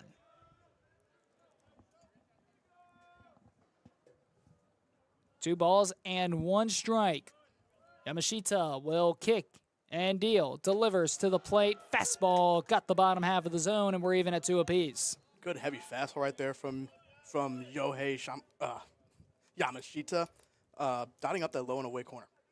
Yamashita digs his toe into the back rubber, will fire. This one hit well out to right field. Put it up, but it was to the right fielder, but he dropped it. Oh, it should have been an easy line drive out for the Muskies, but he dropped it, and the Tigers catching a break. It was Duchesne. Duchesne now with a strikeout and an error in right field. He had it in his glove, and then it just popped out. And a very costly mistake there for the Muskies, as in the meantime, Nemunitis will move on up to second base, and the Tigers are in business, and here comes Connor O'Malley. It was a great piece of hitting by Nemo right there, as he was able to take that breaking ball and hit a line drive the other way. But it was right at the right fielder, as you said, and he dropped it right there, and now look, the Tigers see if they could take advantage. Here comes Connor O'Malley. He had a solo shot back in Game 1. Back in that 3rd inning for the Wittenberg Tigers. He's got power. He went, if I'm not mistaken, 3 for 5 in the last game. Reached base multiple times. What you want as a number 3 hitter. With Nemunitis standing and getting his lead off second. Yamashita to the plate. And O'Malley quickly down in the hole, 0-2. I don't know what that pitch is he's throwing. It could be some sort of changeup, a splitter, knuckle, something like that. But it is a good off-speed pitch. It seems to be throwing off O'Malley's timing up a little bit. No balls and 2 strikes. O'Malley down in the hole. Here's the pitch. Swing and a miss. Looks like they will say he foul-tipped it, but nonetheless, swinging right through it. The catcher was able to come up with it. So O'Malley, he's down on strikes, and here comes Matt Moore to the batter's box. Matt Moore leading the Tigers in RBIs this season He had a couple in the last game, and a chance to get another one with Alex Nemunitis standing at second base. Runner in scoring position after the Muskies struck for 2 in the top half of the inning. First pitch breaking ball is in there right down the middle, strike 1. He's gone to his breaking stuff pretty early here, especially to the middle of the order guys and O'Malley and Matt Moore so far. Here's the pitch. Nope, they will check. Nemunitis back to second base. Yamashita, he doesn't have the best velocity in the world, but what he makes up with in his maybe lack of velo is the craftiness that he has surrounding his other pitching. Has a lot of movement on any pitch he'll throw, including his fastball, changeup, and any breaking pitch he has. He's got a great arsenal, and it's going to make him very effective here at this NCAA level. 1-1 to Matt Moore, the designated hitter for this game. For the Tigers, here's the pitch. This one hit right up the middle. Shortstop's going to get there, bobbles it, but fires on to first. And the inning is over. A nice play there by Connor Tillman, as Tillman was able to get it, flip it up to him. And the side is retired. Tigers go down. They strand 1, 2-0. Muskies lead. We're heading to the second.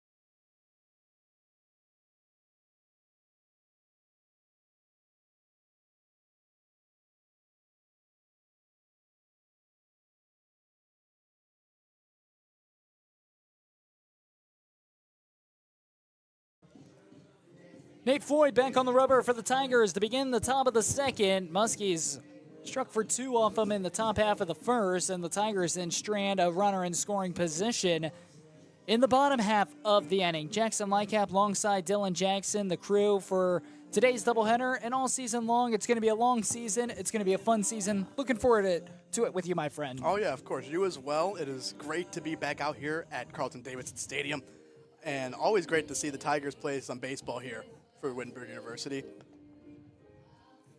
So Nate Floyd back on the rubber and leading things off for Muskingum will be 7-8-9. So the bottom of the order coming up as Mike Davis will lead things off. Connor Tillman will be the second batter in the inning, and then Wyatt Reeder will bat third in the inning. Talked about it a little bit in the first game. The best opportunity for offenses to strike for runs is starting with the bottom of the order and swinging it back up to the top. The Muskies, they did that in that 5th inning in game 1, and that was the inning they struck for 5, and that was the only inning they struck for runs. First pitch, fastball low in the zone for ball 1. Mike Davis is a sophomore catcher. Only appeared in 10 games last year, but he's appeared in 5 games so far this season. Here's the pitch from Floyd, fouled straight back. We're evened up.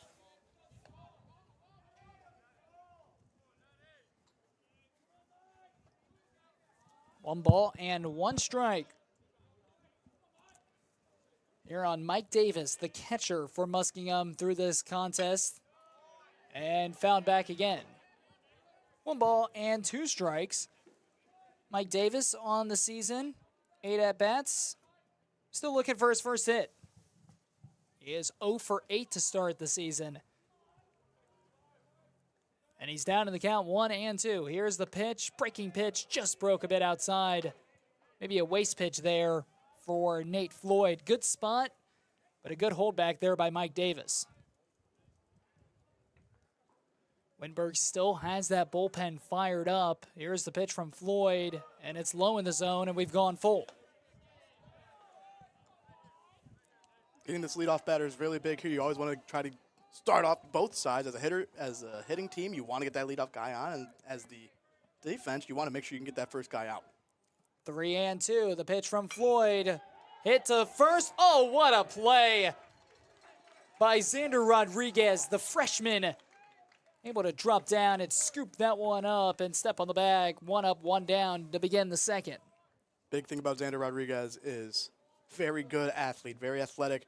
Came in as a catcher slash third baseman, played some shortstop growing up, never really played first base. But when you are able to hit, they will find you in the lineup somehow, and first base was open, and he was able to win that position. First pitch low, standing into the batter's box. Here comes Connor Tumman, the shortstop. The number 8 batter in Muskingum's lineup. Ahead in the count, 1-0. Swings right through the second pitch fastball, and it's 1-1. The freshman had I can remember the 2 RBI big hit he had last game, had a good game. It came in today hitting 286. There's pitch just inside, just missed the corner, and it's 2-1.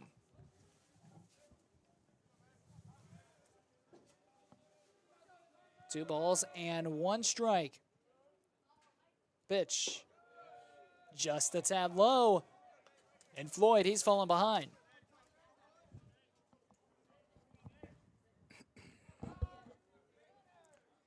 Nate Floyd comes set. Needing a strike. He'll come to the plate. Dribbler out to the shortstop. Picked up by McCauley. Fires on over to Rodriguez. And a 6-3 ground out. James McCauley making the play. And 2 up, 2 down to start the Muskies half of the second.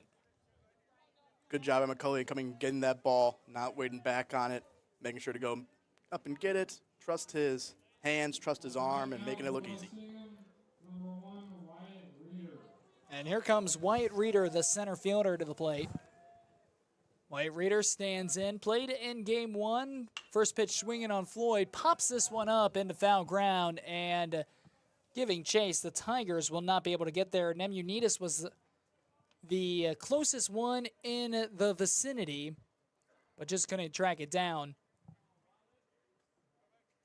No balls and 1 strike now on Wyatt Reeder. Floyd, no windup, just straight from the stretch. Fouls it back. And will be caught up in the net. Reeder down in the count, no balls and 2 strikes. Floyd trying for a 1-2-3 half of the second. Here's the pitch from Floyd, coming to the plate. Little dribbler, back to Floyd. Floyd will let it bounce, scoops it up bare hand, fires to Rodriguez. And the inning is over. We head to the bottom of the second. Good morning, good afternoon, good night for the Tigers. Tigers coming to bat, down by 2.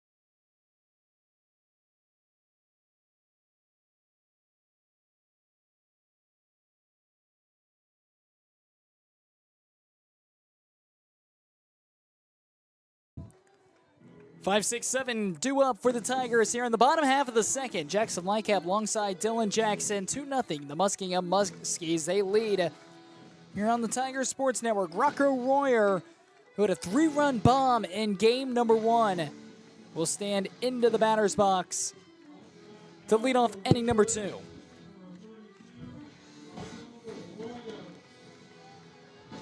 Rocco Royer will stand in as Shohei Yamashita stands back out on the mound. Going from the windup, digs the front foot in, now will kick and deal. There's a fastball on the inside corner for strike 1. Rocco Royer, he has put together a terrific season thus far, coming off a great game 1 of this 2-game doubleheader. Fastball left just outside the zone, and it's even at 1 apiece. Rocco Royer is a guy sneaking his way up to maybe find himself up in the home run leaders of the Wittenberg program. And he has 6 homers and just over 100 at-bats. Here's the pitch.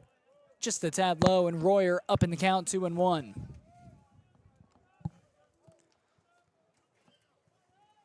Two balls and 1 strike on Rocco Royer. Awaits the pitch from Yamashita. Swings and fouls it back, and it's 2-2. Good hack right there from Royer. Just missed that one. Even now at 2 balls and 2 strikes. Ben Seibert stands in the on-deck circle. The long delivery from Yamashita outside, and we've gone full. 3-2 now on Rocco Royer. Important batter here to try to get things going in the bottom half of the second. Yamashita will come to the plate. It's high, ball 4, take your base, Mr. Rocco Royer. Good at bat there from Rocco, getting that leadoff guy on, and now Ben Seibert will look to keep things going for the Tigers and cut into this deficit as they are down 2-0 here in the second inning. So here comes Ben Seibert, the center fielder, standing into the batter's box for the Tigers. Xander Rodriguez will now move into the on-deck circle, who hit another 2-run shot in game 1 of our 2-game doubleheader. Wittenberg won that one 15-5. The offense has yet to find their rhythm against Yamashita, but a leadoff walk to Rocco Royer can certainly kickstart them. You're in the bottom of the second with nobody gone. Runner stands on first. For the first time, we will see Yamashita into the stretch, and we'll check the runner back to first. Royer will dive back safely. They have picked over at Rocco about 3 or 4 times today at first base, and I don't even know if he has a career stolen base, to be honest. Here's a pitch to Seibert, high, and it's 1-1. He has 1, and he's 1 for 1, so maybe that is why Muskingum is afraid of his speed, as he has a 100% success rate on stolen bases. You could say he's been terrific on the base paths. Maybe an understatement. 1-1. Yamashita, the sidestep to the plate, swung right through it, goes Seibert, and he's down in the count 1-2. That fastball up in the zone from Yamashita has been gathering some swings and misses from the Tigers, so even though the velo might not be the fastest, I would assume that he has a very high spin rate on his fastball, which is why it's just going to ride and not drop as much as you may think as a hitter. Checks him back to first. Royer will dive back safely. They must be very scared of Rocco Royer's speed, blazing speed over at first base. 1-2. Pitch from Yamashita. Swung on and missed. And Seibert is down on strikes. I would assume that he gets behind that fastball really well. The way he's able to make that pitch ride at the top of the zone has been getting a lot of swings and misses so far early on in this game. Here comes Xander Rodriguez to the batter's box. Rodriguez, the true freshman for the Tigers. Went to high school in Indiana, originally from Puerto Rico. He has been terrific through the first portion of the season. He'll look at a first pitch strike to go down in the count, 0-1. Good breaker there by Yamashita, getting ahead in the count against a good hitter in Rodriguez. Again, we talk about Yamashita's high ERA, certainly trying to bring it down today. Again, their check, Rocco Royer back at first. I don't know what it is, man, but Rocco just looks like a threat out there. It's about the 3rd or 4th time they've thrown over to first base while Royer's been standing there. Here's a pitch to Rodriguez. Drops in the strike zone. And Rodriguez quickly behind 0-2. I think it's these new fresh white pinstripes the Tigers are wearing. It makes Rocco look quick. I think that's what it must be. 0-2. Long pause from Yamashita now comes to the plate. Got Rodriguez to bounce over it. A slow roller to second. Rodriguez with the speed almost beat it out. He did not. But in the meantime, it'll go in the books as a ground out. But morally, it's about a sacrifice. It's as good as a sacrifice, so a productive out there by Xander Rodriguez. As Rocco Royer will move up a base to second. And now here comes Tommy Chalicki, the left fielder, into the batter's box. Runner in scoring position for the Tigers. They stranded a runner at second base in that first inning. Chalicki a chance to drive him in. Here's the pitch, and it's high and inside on Chalicki for ball one. Chalicki, he came into the game in the fifth inning in game one, taking the place of Luke Thomas, who, as we've mentioned, back for the first time in 5 games after missing with a groin injury, as this one is hammered out into the gap. It's going to two-hop off the fence. 1 run is going to score. It is going to be a clutch 2-out double for Tommy Chalicki. Not just a double, but an RBI double, as Rocco Royer showing off the speed, running all the way from second to home. And the Tigers are on the board to cut the deficit in half. It's 2-1. As you said, a huge 2-out double right there from Tommy Chalicki. Getting that first run of the game, hoping to open things up for these Wittenberg Tigers and get the run scoring started. That is double number 4 for Chalicki on the short season so far, as he is hitting very well to start this season. So Chalicki with the 2-out RBI double, as the Tigers are on the board here in the bottom of the first. Still, though, trail by 2-1. Chalicki stands on second, and here comes James McCauley into the batter's box. As McCauley will look at a first pitch that's low, and it's 1-0.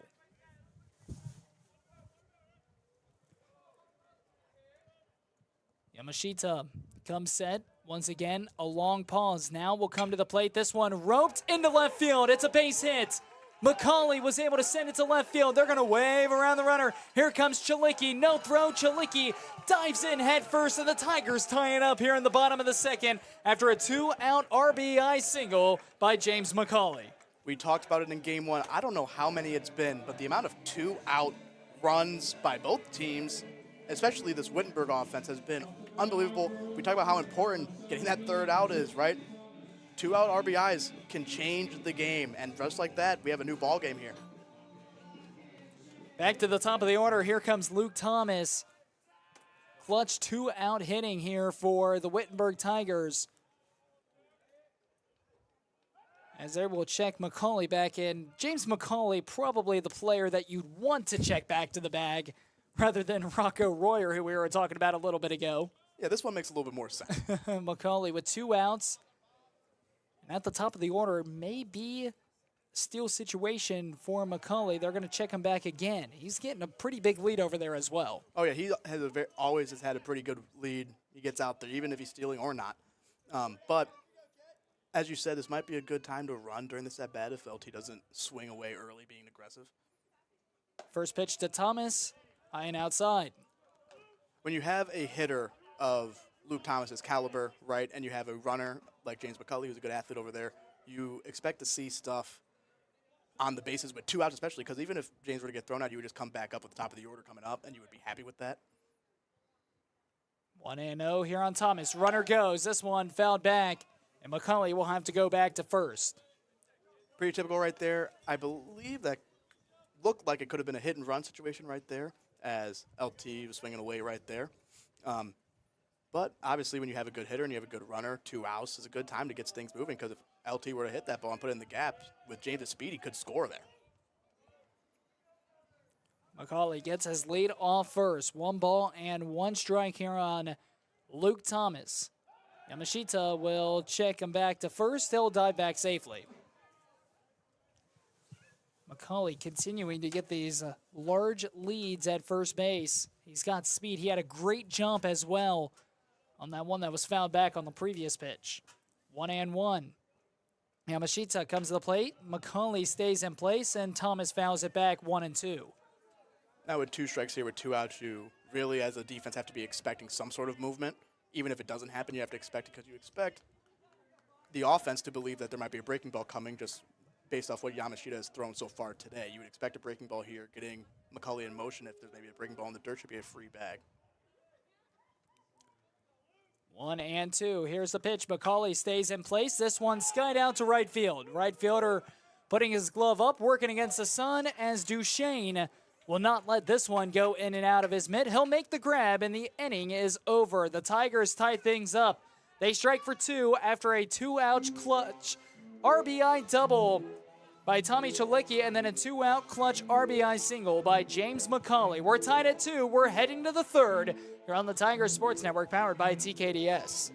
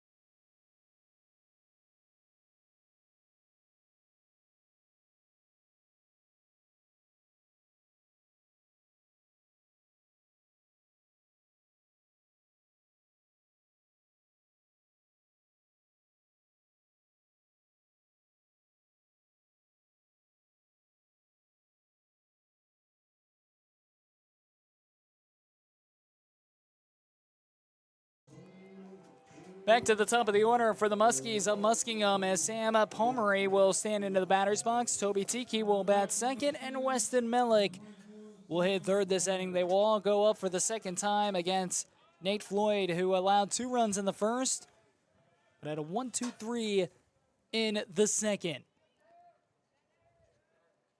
Here's the pitch from Floyd, squaring around for a bunt, and pulls it foul. This Muskingum team likes to bunt, they like to run, they like to use their speed. Tigers have done a great job of preventing that so far early, as there's only been, I believe, 1 stolen base that I can remember on the day, and a couple bunts, but have been fielded well by the Tigers and have been resulted in outs. 0-1 as Floyd on the rubber comes to the plate. Nice slider action. Breaks right into the inside of the zone, and it's 0-2. That front door slider with the amount of movement that Floyd generates on it, it's going to buckle a lot of hitters, and that just got him a little bit as it gets in there for 0-2. No balls and 2 strikes here on Sam Pomeroy. Pitch is low, and it's 1-2. Different styles in Nate Floyd and Shohei Yamashita, both 2 effective pitchers at this level, but Yamashita, slow wind-up, and Nate Floyd, a very quick stretch. As swing and a miss. As Pomeroy's down on strikes, he cut himself right through the slider. And he's gone with now 1 out here in the top half of the 3rd. That's going to bring up Toby Tiki. We're going to have ourselves that is the pitch comm that they're looking at right now, which is what the pitching coach uses as Rocco Warrior is wearing an earpiece. And the pitching coach will then relay pitch calls to Rocco through the earpiece. We have had many problems with the pitch comm over the last couple of years, and it is no different this year. Was new to the sport of baseball just a couple of seasons ago. Oh, yeah. And has made it pretty effective. And we're going to have an equipment timeout, and they're going to have to completely change it out with Rocco Royer. Breaks like this could, not the greatest of things, especially for a pitcher who's dealing such as Nate Floyd is. Toby Tiki will stand into the batter's box.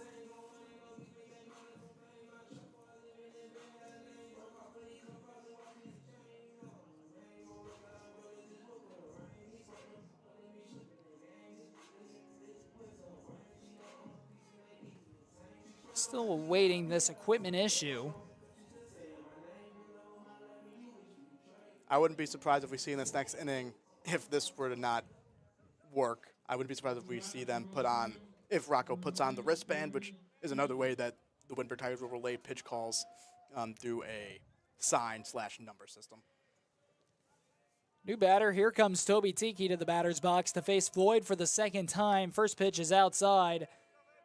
And a ball. Toby Tiki, he's 1 for 1 on the day.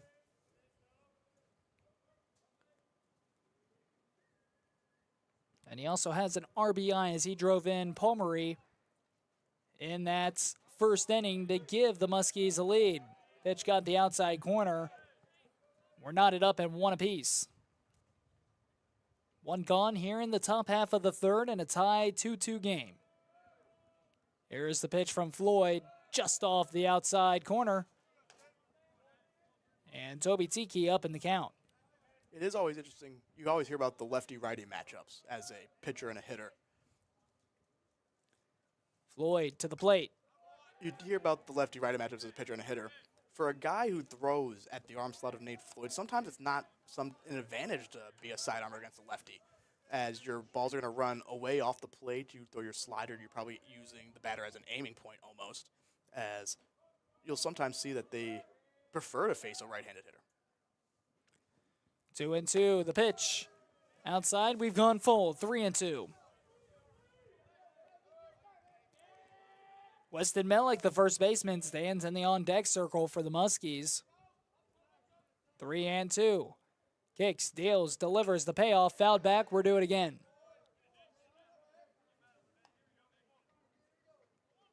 Three and two with 1 out here in the top of the third. Tie game at 2 apiece.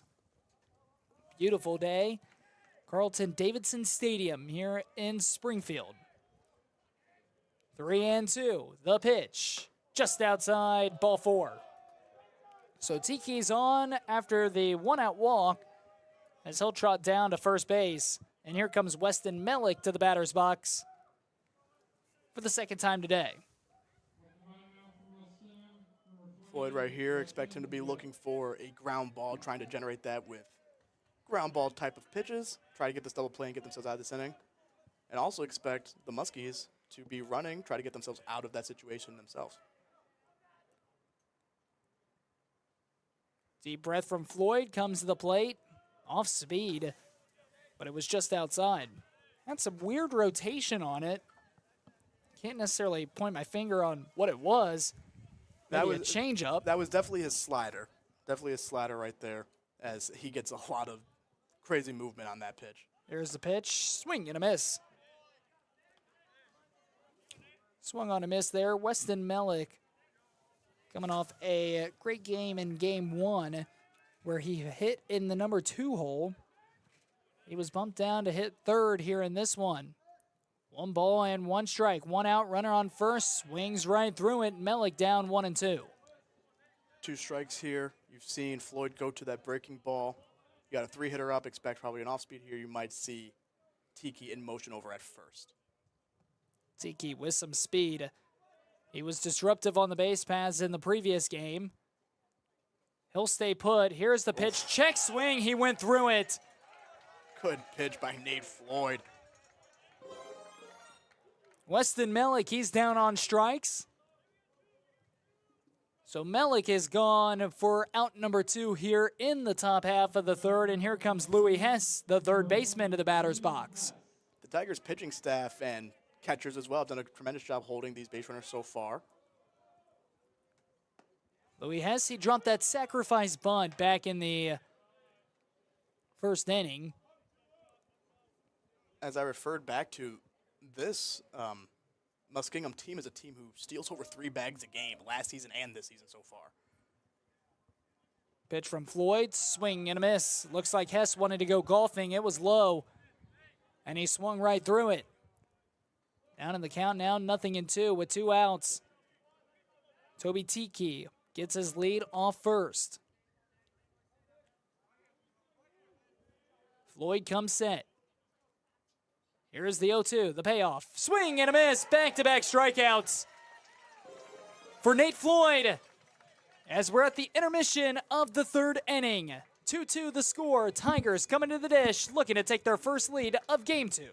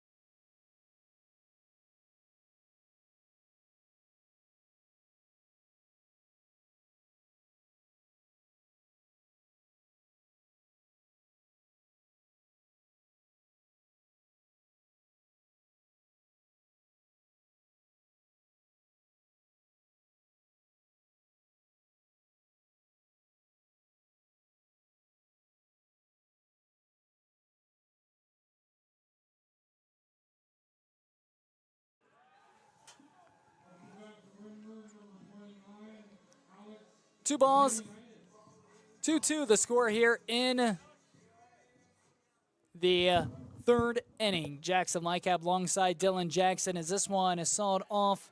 Leading things off for the Tigers will be Alex Nimunitis. We have the heart of the order coming up with 2-3-4. Connor O'Malley and Matt Moore will also be up this inning as well. The Tigers, they struck for 2 in the bottom half of the second, as Yamashita will leave that one low and away. We're even at 1 apiece. Nimunitis standing in to the batter's box. He is 0 for 1 today, and he's up in the count 2-1.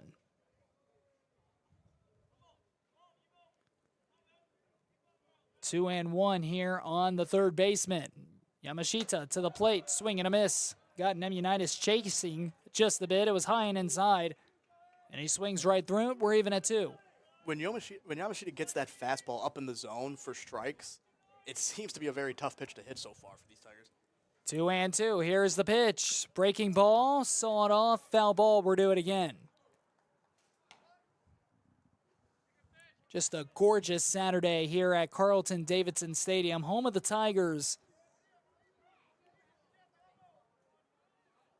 Tigers 6-5 on the year after that Game 1 win. Muskingum 6-7 after that loss in Game 1. Here's a pitch, another high fastball, as Alex Nimunitis is set down once again. So Nimunitis, he's down on strikes. Nimunitis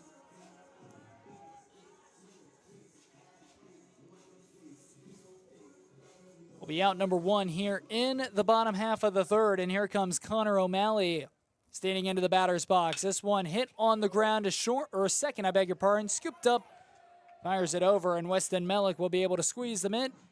2 up, 2 down here in the bottom half of the third.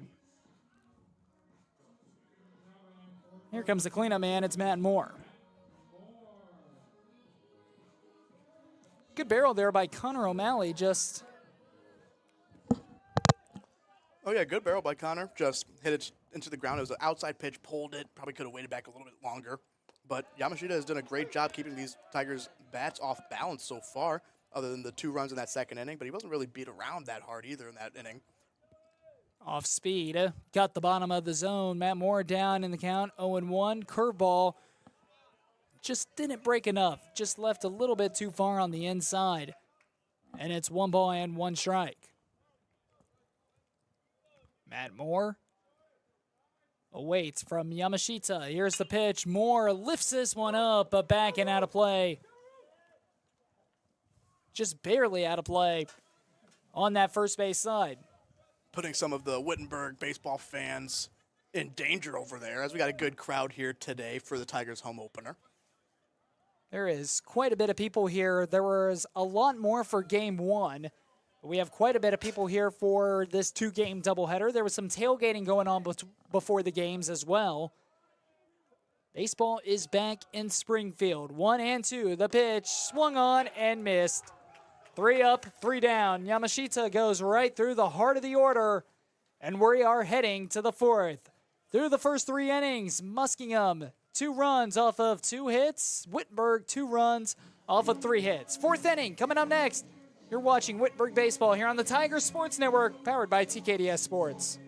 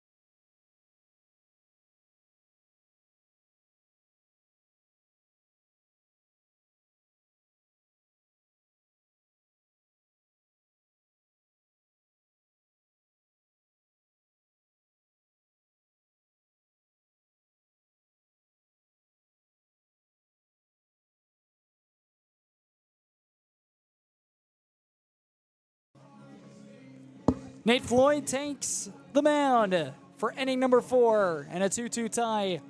As we welcome you back to the Tiger Sports Network, Jackson Lightcap, alongside Dylan Jackson, the broadcast team for Wittenberg Baseball throughout your 2024 season.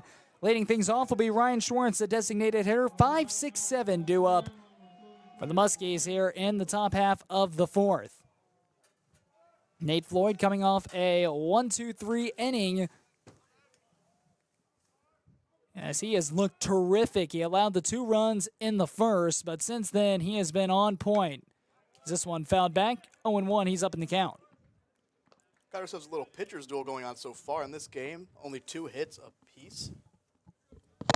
Only 2 hits apiece for both of these teams. Other than the 2 runs that were given up early by both guys, they have looked to settle in so far in this game as of right now. Swing and a miss. Ryan Schwartz went chasing one into the turf, and he's quickly behind 0-2. As Nate Floyd has just gotten the best of Muskingum throughout the last couple of innings, looking to continue that here in the 4th. 0-2. The pitch swung on and missed. What a stop there by Rocco Royer. Picks it up, fires to first. And the inaugural batter here in the 4th inning is down on strikes. You know when you can get a guy to swing and miss at a ball that far out of the zone that you got some nasty stuff. And that slider was no exception, as that was such a great pitch from Nate Floyd to get out number 1. And here comes Jackson Duchesne. He was down on strikes the last time up. First pitch, swung on and missed. Beg your pardon, it was foul-tipped. Just foul-tipped. Royer had problems hanging on to it, so looks like Duchesne did get a piece of that, but nonetheless, it's 0-1. Here's Floyd, gets set, now will come to the plate. This one jammed them to shortstop. McCauley over to Rodriguez for out number 2. 2 up, 2 down to begin the 4th. Good pitch there by Floyd, getting in on his hands, and James McCauley getting the correct hop, throwing it over, and Xander doing a good job holding on to first base for out number 2.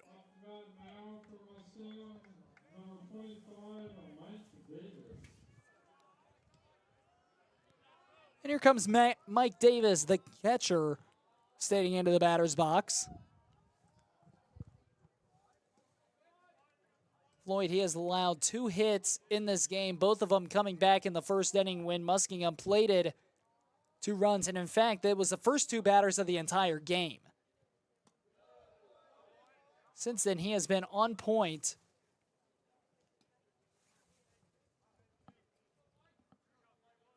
And he has certainly found his rhythm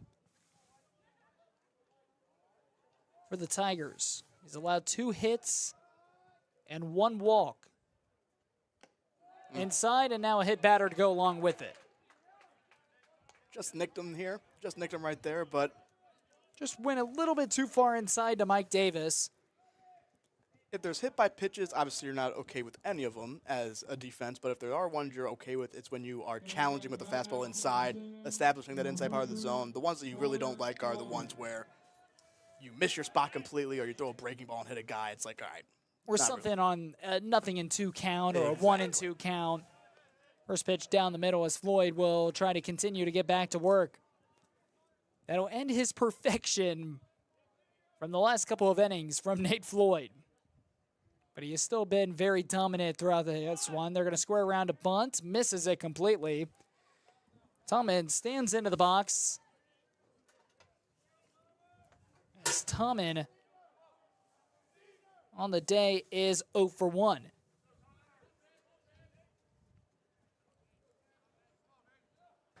Floyd comes set.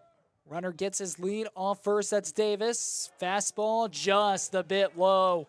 Oh, that was so close. Just a bit below the zone. Rocco is doing a great job of sticking those fastballs low, and Nate Floyd is not an easy guy to get under those fastballs as Floyd throws with good velo, has nasty stuff. Pitch, this one, hit to second. Ground ball picked up. There go to McCauley. And the top half of the 4th is over. The side's retired. Nate Floyd has been brilliant. Wittenberg's half of the 4th coming up next. Tie game at 2.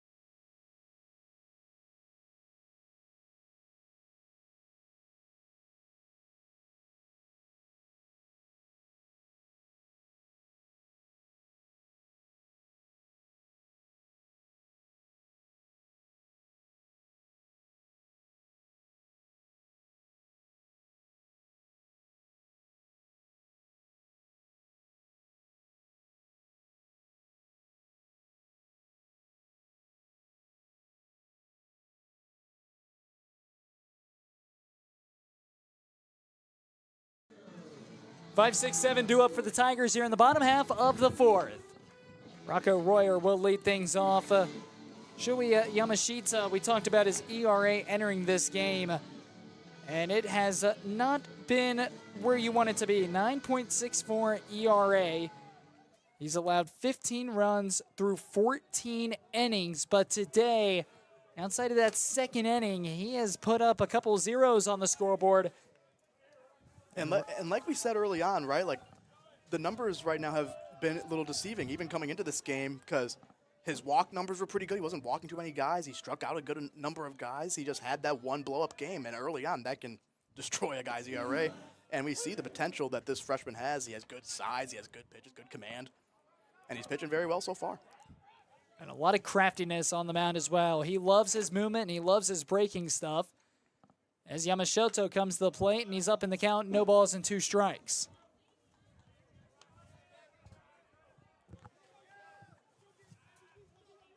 0-2 here on Rocco Royer.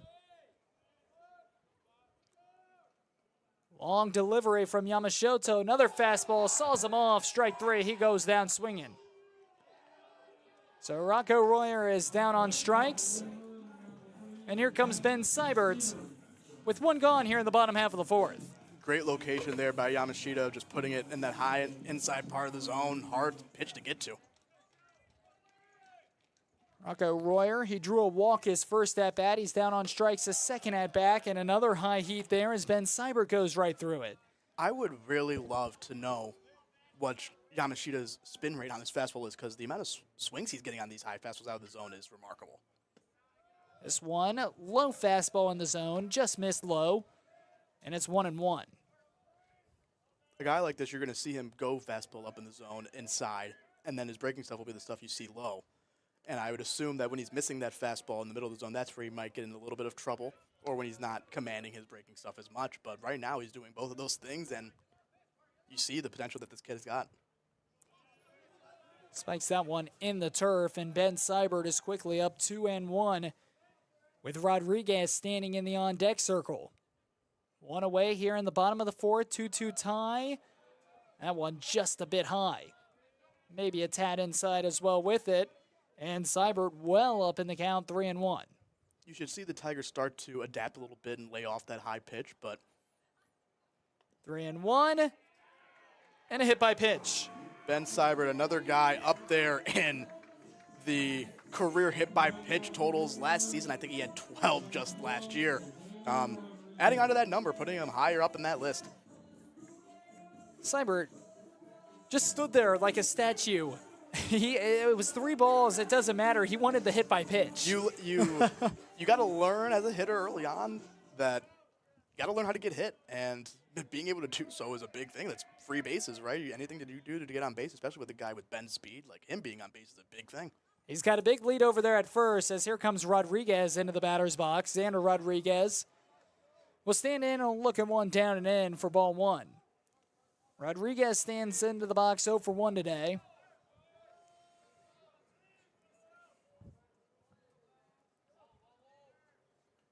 Yamashita, long pause, goes to the plate. This one hit up the middle, diving attempt. Can't get there. Taking the turn, going to third. Here comes the throw and a head-first dive. He is in there safe. Seibert goes first to third on the slow dribbler up the middle by Xander Rodriguez. And the Tigers are in business with Tommy Chalicki coming to the plate. With a little bit of home field advantage there. You learn at Carlton-Davidson Stadium, ground balls get caught up in this grass, infield and outfield. So for it to go all the way through the infield and the outfield, you know that ball's not going to get all the way out to that center fielder, right? So McGee, right away, if you look over, you see he's waving him as soon as the ball's hit. He knows that that ball's going to be slow getting there. And Ben Seibert, being as fast as he is able to get in there easy. So they're on the corners now with just one gone, and here comes Chalicki to the batter's box as Chalicki will look at a first pitch fastball for strike 1. To go back to the hit by pitch record, Ben Seibert, that is hit by pitch number 19 of his career, which puts him tied for 6th all-time in program history for his career.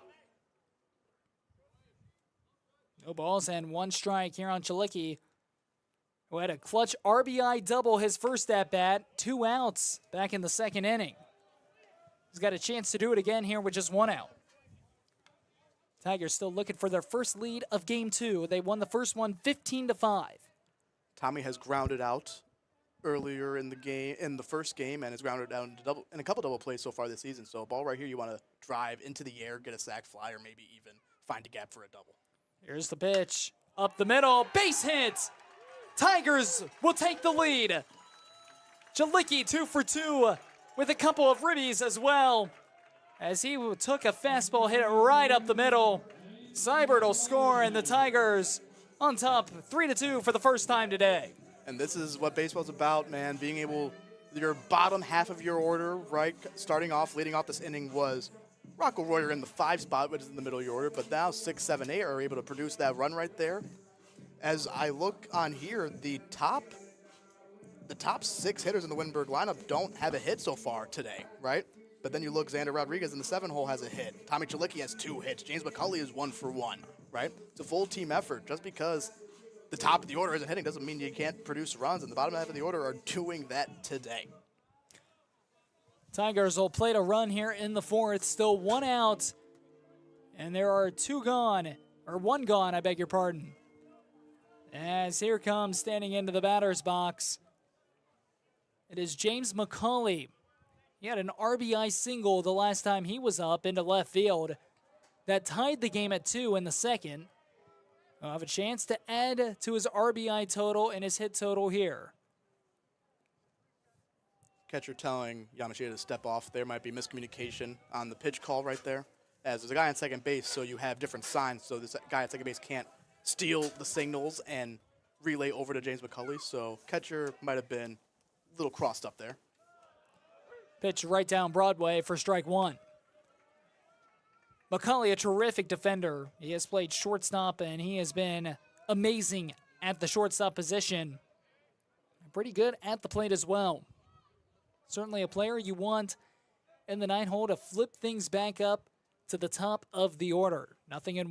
Yamashita comes to the plate with a sidestep dribbler down the third base line, foul. James is a guy who, hate to pick on you a little bit, James, but you're my teammate, old teammate, I can say so. Is a guy who might be, I don't know, like 150 pounds soaking wet. So he's a guy who stays with line drives through the infield, finds his occasional gaps. And when he does that, he is a phenomenal hitter, has a phenomenal approach. He's down 0-2. The pitch fouled back. And we're doing it again.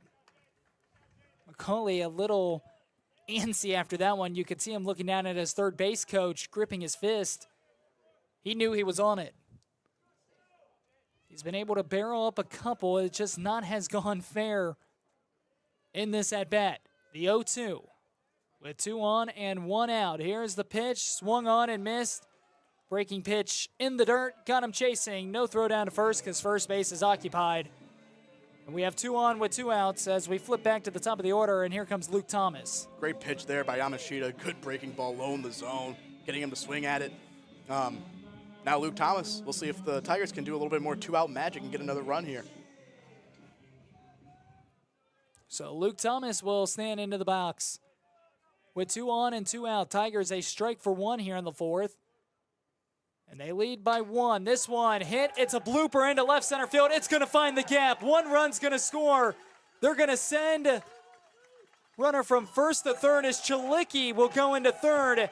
First pitch swinging goes Luke Thomas, and the second baseman delivers an RBI single, and they're on the corners with 2 gone. And the Tigers now lead by 2. Luke Thomas back on the board, coming back from injury, and doing what he does. Base hit, RBI, single.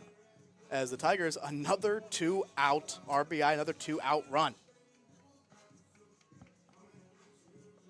A big inning here for the Wittenberg Tigers. Now working their 3rd time through facing Yamashita. As they're on the corners with 2 gone, and here comes Nemunitis to the plate. First pitch, outside, maybe a design pitch out for ball 1.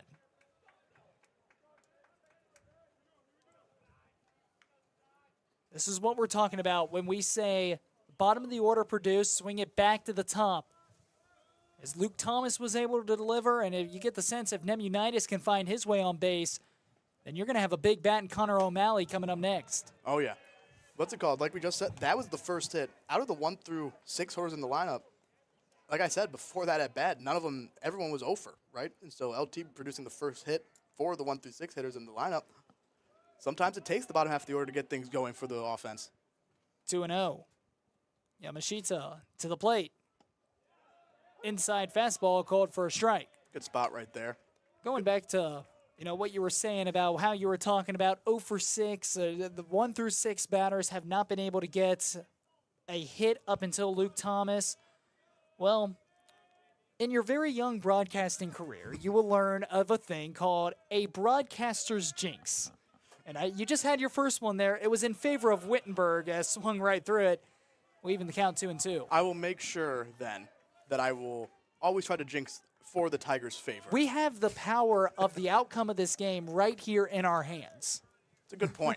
I do remember because I was talking about how the Tigers were playing so well when they went up 7-0 in the first game. And then right after that, we gave up 5 runs in that 5th inning. So Popped up. Catcher ranging back. Davis, does he have room? Yes, he does. And the side is retired. it was transfer. It was transfer. Good call. Tigers will strand 2, but they strike for 2, and they lead 4-2 as we head to the 5th. Tigers lead. We'll be back on the Tiger Sports Network, powered by TKDS Sports.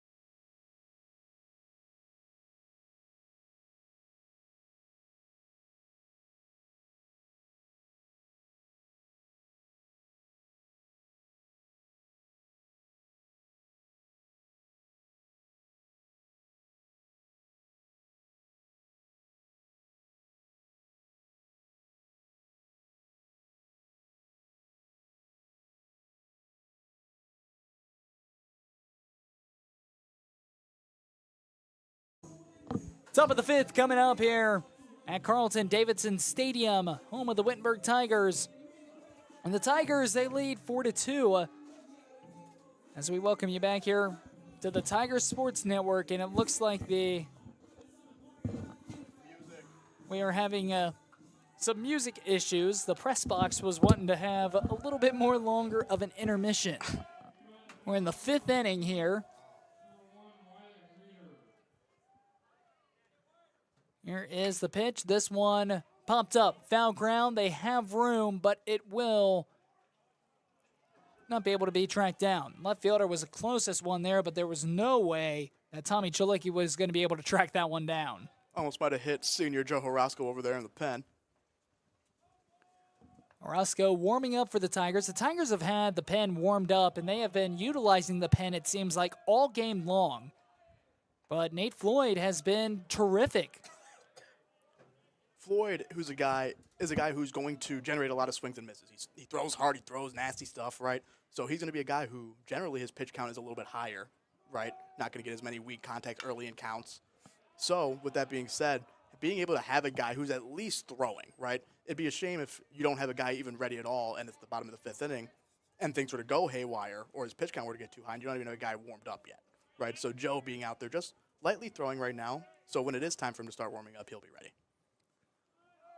1-2. Here's the pitch. This one a dribbler down the third base line, but foul.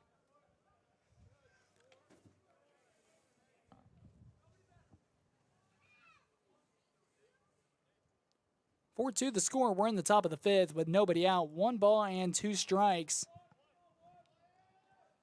Here on Wyatt Reeder. 9 and then back to the top of the order as Sam Palmieri stands in the on-deck circle. Trying to swing things back. This one on the ground, found a gap into left field, and that's the first hit for Muskingum since that first inning. Good piece of hitting right there with 2 strikes. Took that fastball, put it right in that 5-6 hole. Found the hole, and now you got a very dangerous base runner, as we talked about with Wyatt Reeder, who stole 32 bases last season. See if he's maybe moving once they get to the top of the order, or if they're a little bit more cautious, trying to go station to station. Bring the tying run to the plate. And we're back to the top of the order to Sam Palmieri. Slider breaks outside, ball 1. Once again, it's been the home opener here in Springfield for the Tigers. Coming home for the first time in the 2024 season after a 10-game start to the year. They went to Florida.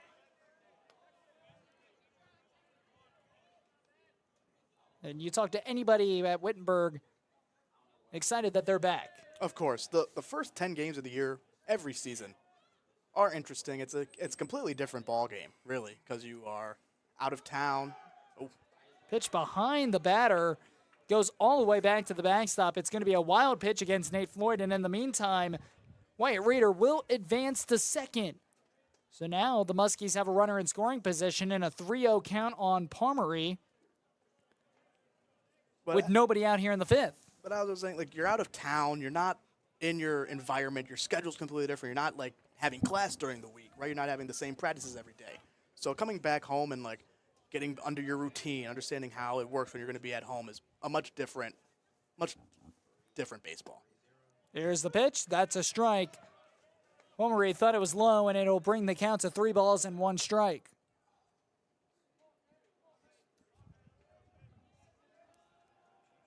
Nate Floyd trying to work his way back in the AB. Just found his rhythm there. Comes set. We'll head to the plate. Found back. We've gone full. Oh, and I believe, just to correct ourselves, I believe that the Tigers did not go to Florida for their spring trip this year. I think they did a couple trips. They were in Virginia. I know they might have went to the Carolinas as well. Florida was the last couple of years. So this was the first year that they did not do that, as they were in Georgia last year. Beg your pardon for that mistake. 3-2, foul ball. We're doing it again. Nobody out here in the top half of the fifth. On that spring trip, though, the Tigers had themselves a very tough schedule, having 3 games against top 15 ranked teams, facing teams like Christopher Newport, Lynchburg, a good team in Immaculata, very good schedule down there, getting them ready for their season back home. 3-2. Floyd trying to battle his way back, fouled back, and we will do it again. 8th pitch of the at-bat forthcoming between Nate Floyd and Sam Palmery. Palmery stands into the batter's box. Floyd gets his sign, comes set. A look back, Wyatt Reeder back to second base. The full count, the 3-2, kicks, deals, comes to the plate, inside, and it got him. Inside fastball got away from Floyd. His second hit batter in the last couple of innings. We have 2 on with nobody out, and here comes the go-ahead run. It's Toby Tiki coming to the batter's box. See if we might get a square here from Tiki, maybe bunt for a hit opportunity, as McGee will go out to talk to Nate Floyd. Don't know if he will be bringing in Horosco out of the pen or if this is just to communicate to Floyd and his defense about any sort of situation. Well, Toby Tiki, when he stepped into the batter's box, he was choking up at the very top of the tape. So that could be a good telltale sign that he is going to square to bunt. We've seen him do it multiple times here today. He's got the speed in this situation, and that may also be what Wittenberg is wanting to talk about out there on the mound. Of course, you always have to be prepared for those moments, right? Understanding that Toby Tiki is a good bunter, is a good baseball player, right? And like I said, it might be even a bunt for a hit situation, right? You don't always have to just sack bunt in this situation, because if it's a bunt for a hit, it gives him a better chance to get on base if you can get bases loaded with no outs. Or if it is just a sack bunt, he is out at first, it's the same thing as a sack, right? So expect something of those lines here. And also, Tiki had a nice little single in that first inning. I think also it might have been a double. I have to check the live stats on that. But Tiki's a good hitter, so you never know what to expect. I would guess you might have a bunt just given the situation. And with runners on first and second, the question is, who's going to be charging in? Would it be Rodriguez? Would it be the third baseman, which is Alex Nemunitis? In this spot, it would be Xander, but Nemunitis will be, if the ball comes his way, you go get it, right? You go get it. And they are both playing in, pulls back, Tiki shows bunt, then will swing, and he'll foul it back. That's a little slash bunt right there. See if you can get the infield in. Obviously, the closer the infield is, the more holes you have, right? So try to get the guys out of position to open up the field. But Nemo doing a good job there, playing in the grass, and then being able to get back so he doesn't vacate third base, so the guy at second base can just freely sprint on over there, right? But if the ball is hit hard, bunted hard his way, he will go get it and try to just get the out himself. He's going to pull it back, throw little bit of a hit and run. You could definitely tell he's trying to pull Nemunitas in and then slap it the other way because the shortstop is covering the bag. Nemunitas, when he's charging in, that is leaving nobody on the left side of that infield. But it's 0-2. It has not worked. We're waiting to see if they do it a third time. But remember, if he bunts for a foul ball, it will be strike 3. Wittenberg will settle back. They're going to go. Here comes the runners. The throw down to third, and they is under the tag. Rocco Royer delivered a strike down to third. Nemunitas got there, put on the tag. It was a double steal and just got under it. And here comes the manager for the Tigers who wants to have a word with the field umpire. I believe from my angle he looked out to me, but it could be my biased eyes looking at that. I'd have to agree with you, though. It certainly looked – it was certainly close, and I think it ultimately could have gone either way. And I think that Wittenberg, they're just going to ask for an appeal with the other umpire standing at home plate. So we're waiting to see. It was a dart thrown by Royer. As of now, it is a 1-2 count, 2 runners in scoring position.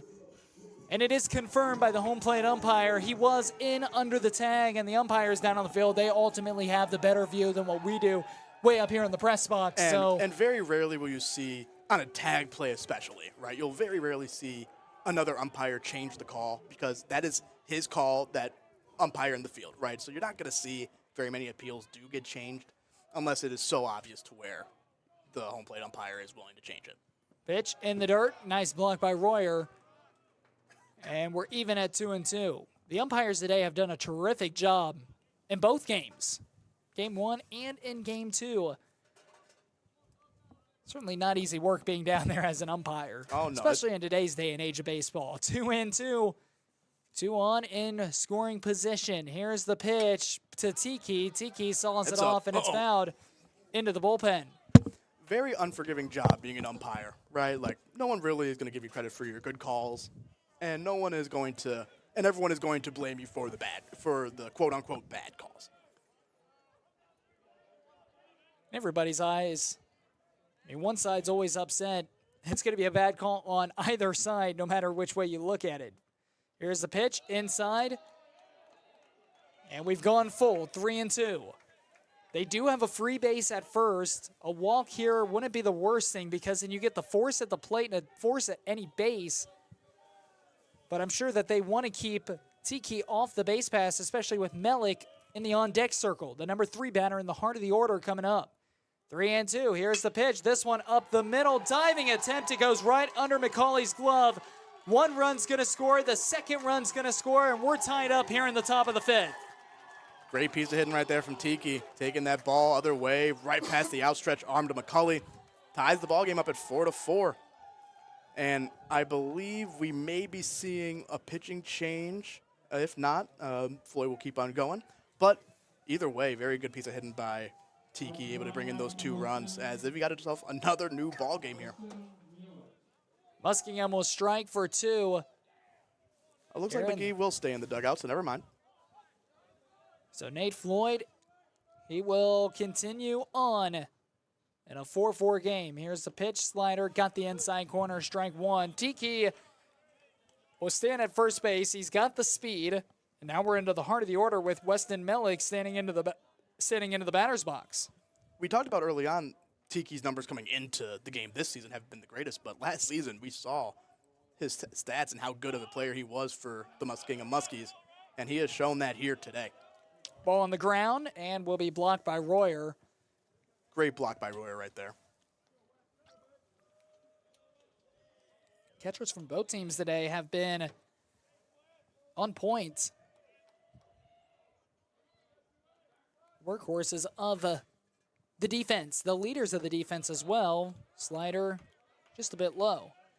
Catcher's very underappreciated. And Dylan, I'm sure by the way I'm sounding, you could probably guess the position I played when I played. I played some catcher growing up as well throughout high school, and that's why I always have a good appreciation for my catchers, because you understand how much work they are putting in back there. The amount of steak dinners, though, you can get just by catching bullpen. This one flied out into right center field, going back, and it is over the fence. A 2-run bomb for Weston Melik.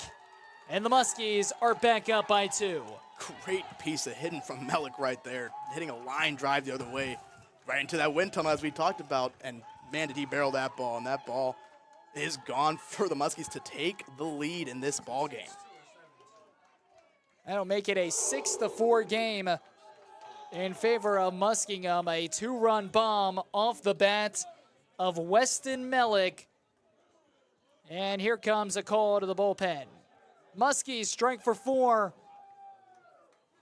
And we will have a pitching change. And we'll be back here on the Tiger Sports Network, powered by TKDS.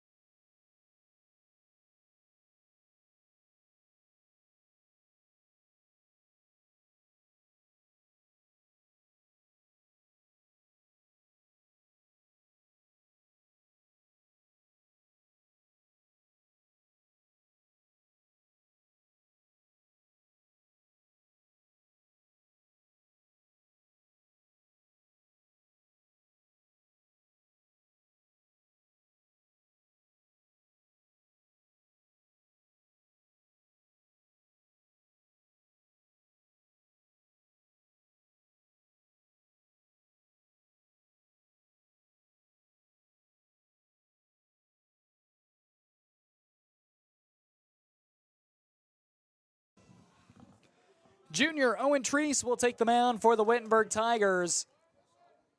With the bases cleared and first pitch swinging up the middle, and Louis Hess has himself a single. We still have nobody out here in the top of the 5th, and the Muskies have already plated 4 runs. It has been disastrous here in this 5th inning for the Wittenberg Tigers, and the Muskies have found their rhythm on offense. And here comes Ryan Schwartz to the batter's box. Going back to Treese, 8.10 ERA through 3 1/3 inning pitched. He has allowed 3 earned runs, and his opponent's batting average sits at .91. .091, I beg your pardon. Treese has done a good job in his outings. His ERA is a little inflated because he gave up I believe, a 3-run home run in one of the games. And as a reliever, especially early in the year, when you've only thrown 3 1/3 innings and given up 3 earned runs off of a homer, that's going to come back to bite you, right? But his whip is only .9, which whip is walks and hits per innings pitch, for those who do not know, which basically means he's letting up less than 1 base runner an inning on the mound so far. So he's pitched very well. So the Tigers expect nothing less out of him today, hoping to get out of this inning. 2 balls and 1 strike to the designated hitter. It's Ryan Schwartz as Louis Hess gets his lead off of first. Here's the pitch. This one flied out to left field. It's going to be a long run trying to get there, and it's off the glove of Chalicki. Chalicki came running on. It was a tough play to make, a long way to go. He got there just late. It bounces off of his glove. It will be an E7. The Tigers are still looking for their first out here in the top half of the 5th. Again, as I talked about early on, that's Chalicki's first game out in left field here. It's as much as outfield maybe, as much as, O'Malley came in as a catcher, now playing right field, right? Ben Seibert came in as an infielder, is playing center, right? But those guys have practiced a lot of time in the outfield to become pretty good outfielders. Squaring around to bunt, the throw to Rodriguez, as Treese will field his own position. Good bunt right there, putting 2 guys in scoring position. Let's see if the Tigers can now get out of it. And we talked about how stuff like that can come back to bite you in a close game, right? And now you have two guys in scoring position and one out, right? Rather than maybe that out before, maybe getting an out right there and not having to have this danger coming. In the first game, it didn't matter when you're up by 10 runs and then you end up winning by 10. But now in this game, it matters a lot. Mike Davis stands into the batter's box. The catcher for Muskingum as we move into the bottom of the order. This inning started with Wyatt Reeder. With at this pace, he'll be due up once again, and Muskingum will have batted around for the first time in either game today. It's been a 4-run fifth inning, and the chance to do some more damage here in the bottom half of the fifth. Owen Trace on the rubber, working from the windup with runners on second and third, drops a curveball, and it's 3-0. Tigers bullpen fired back up as well. Runners can't go anywhere. It is second and third, so you don't have the threat of anybody stealing unless they stole home, but the ball would get there beforehand. So Treese is going to work out of the windup. Will allow these base runners to get a bigger lead than usual, but nothing more.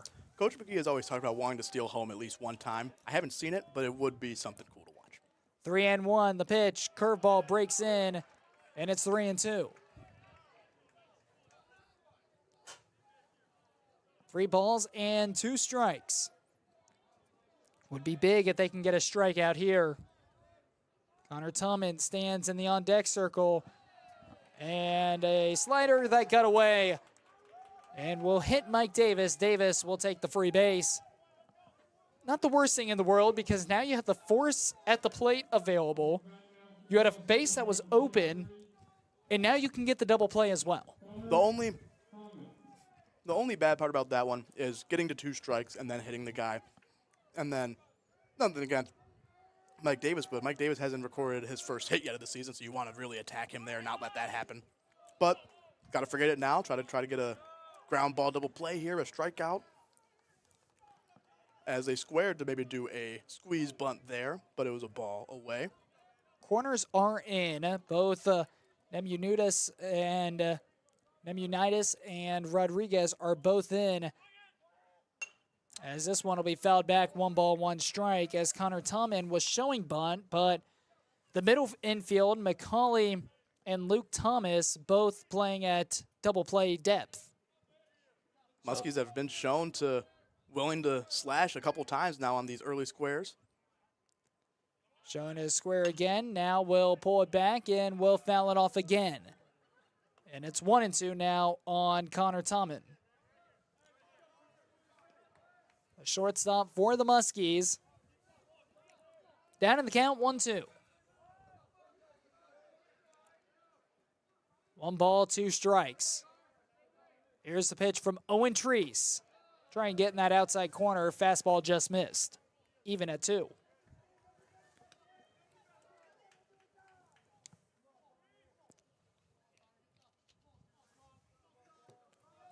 2-2. Treese to the plate. Grounder towards the gap. Shortstop has it, and McCauley couldn't field it cleanly. Would have been a tough play in that hole anyways. I don't know if he would have been able to throw him out with good speed going down that base path. But regardless, going to be another error for the Tigers and for McCauley. And really got to try to work themselves out of this inning as they've given up 5 runs so far with 1 out and still bases loaded. Bases loaded. Another run will come across for the Muskies. It is 7-4. A 5-run 5th inning in both games for the Muskies. Just so happened that first game, they had all their 5 runs in the 5th inning. This one, it's been a little bit more spread out. They have the lead 7-4. As Treese comes to the plate, ball gets away from Royer. And Rocco Royer, luckily, Ryan Schwartz was not expecting that, and a missed opportunity for the Muskies. And the Tigers catching a break. Must have just not been able to see it at that angle that he was at. Lefty hitter, catcher could have been blocking his view a little bit, and when you have a late view like that, and there's only one out and you're already on third base, you don't want to then decide to go late and be thrown out. 2-0. Treese working from the line, windup, goes to the plate. This one is hammered into right field, and it's going to drop in for a base hit. O'Malley having some problems out there. 1 run's going to score, 2 runs are going to score.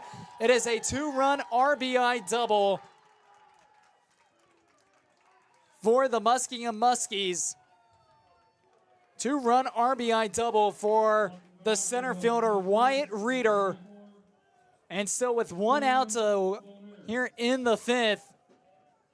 7-run 5th inning for the Muskies. They lead 9-4.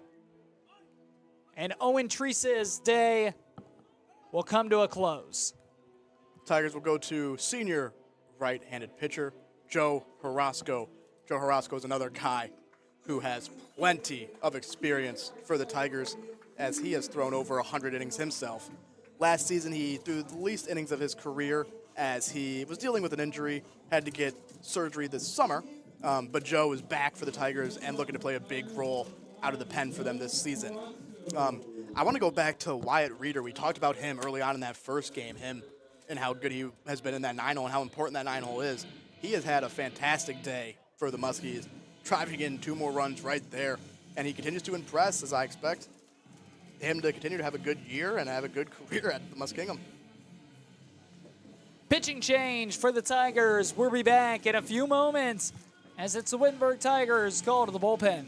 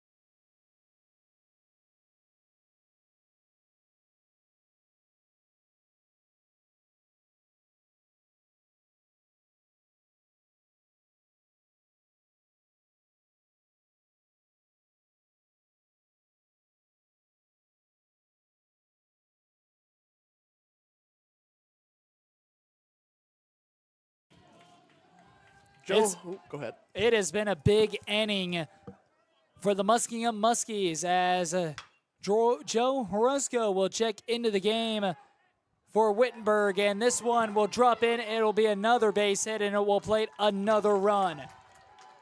Just off the end of the bat right there, found the spot. Ben Cyber playing deep against the top of the order, a good hitter, and Pal Murray, and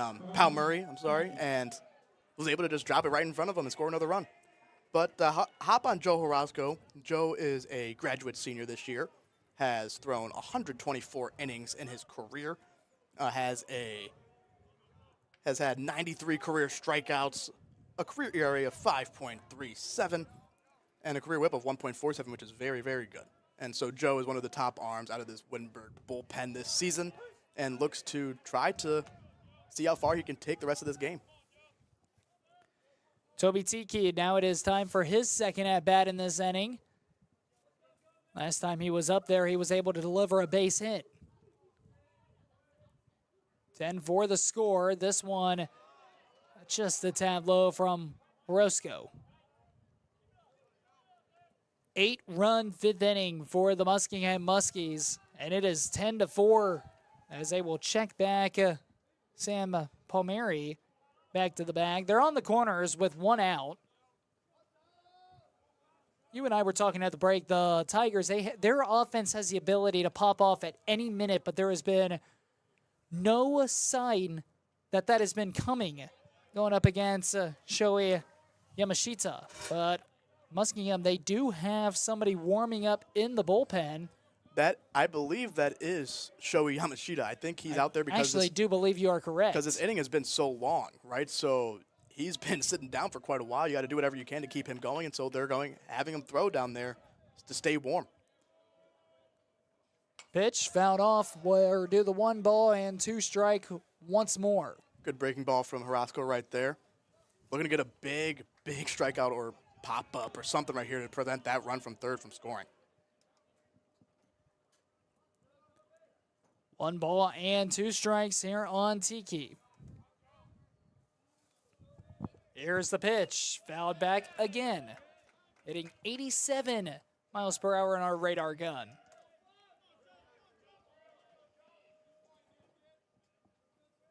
One and 2. 1 out, and they're on the corners. Here in the top half of the 5th.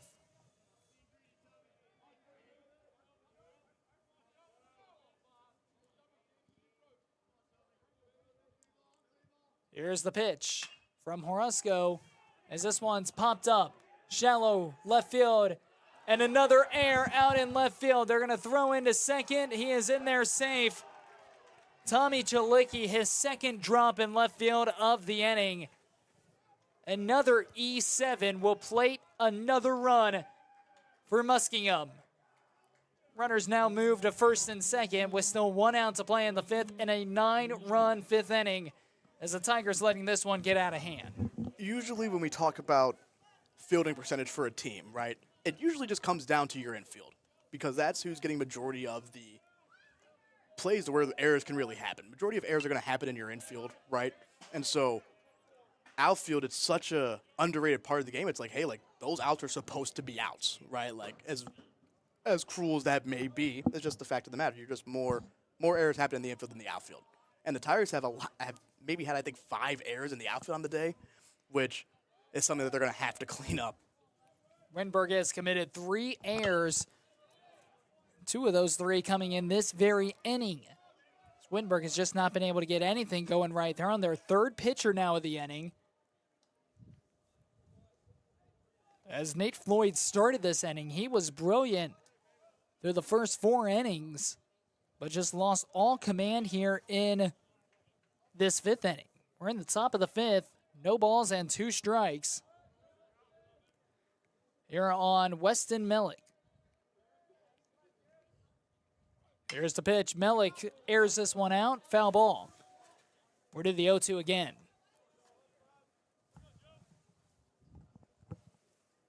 Tigers, they trail by a touchdown. You're in game 2 of this 2-game doubleheader. Muskingum trying to split the series.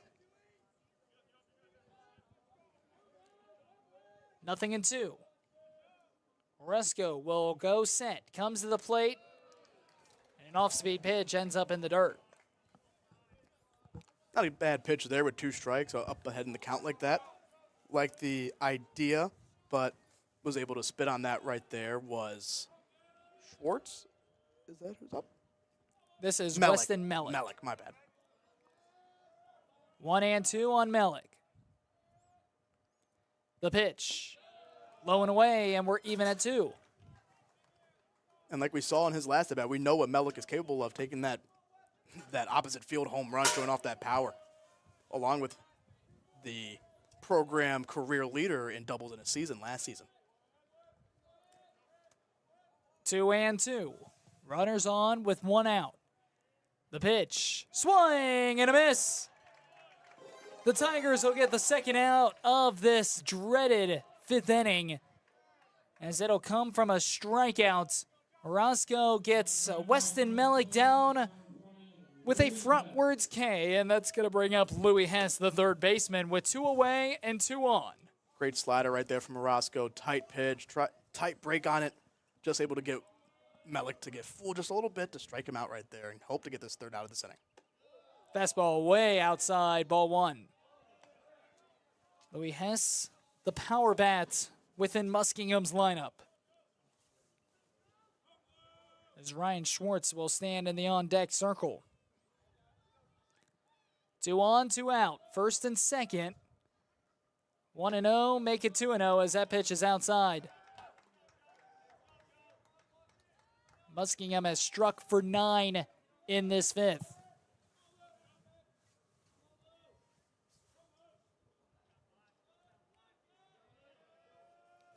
Two and 0, the pitch.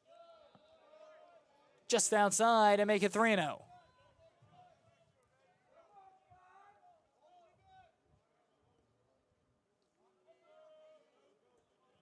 Three balls, no strikes. Come set, the pitch, right down Broadway. Roscoe's on the board.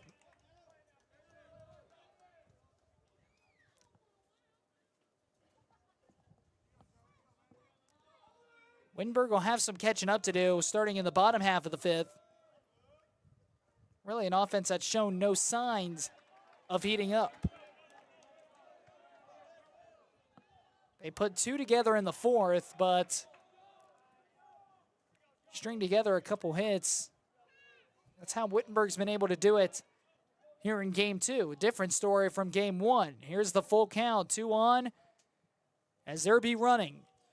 If you are the Tigers going into this bottom half of this fifth inning, whenever this this top half does end, you have to make sure you can try to muster something up offensively. You don't want to give up a 9 running and then get zeroed back on the other end, as that will not be great for momentum's sakes, and would just help Muskingum continue to ride that momentum and maybe close this game out. Fouled back, we'll do it again, and the runners on the base paths just running wind sprints now. They'll be going again. 3 balls and 2 strikes with 2 out here in the top of the fifth. Orozco will come set. Will come to the plate. The pitch. Strike 3. Got him looking. Going down on strikes as Louis Hess watched a fastball come right down the pipe. And this dreaded and the dreadful fifth inning will end for Wittenberg's defense. They have some catching up to do. Muskies strike for 9 in the top half of the fifth. We're midway. We're into the bottom of the fifth. 11-4. Muskies on top.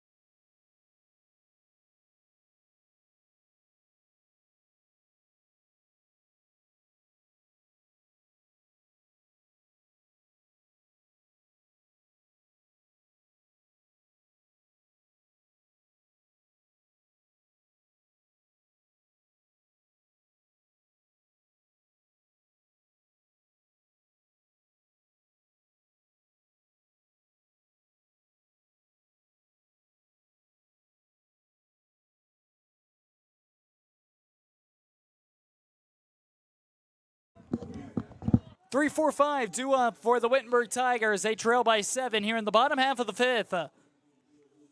Yamashita will remain on the bump even after that long inning where he sat out probably about a half an hour, I'd have to assume. This is no easy task for Yamashita. There's never easy after, as much as it is great, right, as a pitcher to have your offense produce an inning like that. Sitting for that long is never great for a pitcher. We'll see how he's able to bounce back right here and if that will affect him or not. But you see Muskingum will have guys out ready in the pen just in case it is too tough of a task and he is like not as warm as he was before. Here is the pitch. This one on the ground to second base, and it goes right by Sam Palmieri for a leadoff hit. Little bit of an Olay action by Sam Palmieri. Palmieri got in front of it. Tall ball took a wicked bounce. Ball took a wicked bounce and was able to go just to the right side of Palmieri. So the leadoff man is on for the Tigers. Good sight there. Connor O'Malley is on. And that'll bring up the designated hitter, Matt Moore, into the batter's box. Here's the pitch to Moore, outside and in the dirt, ball one. O'Malley doing a great job leading off the inning right there, getting on base, doing whatever you can to cut into this lead, and that leadoff batter will be a huge part of that. That'll be an error on Parmery. The second error for Muskingum on the day. They're checking back to first, as O'Malley will dive back safely.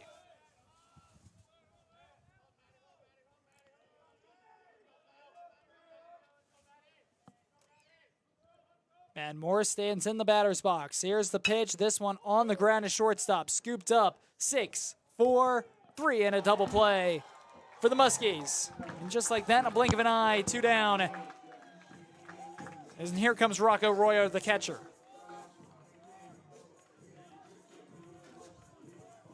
Personnel-wise, Matt Moore is a guy, when you got a guy on base, you don't want him hitting the ball on the ground just because of the fact that that double play ball is always in order.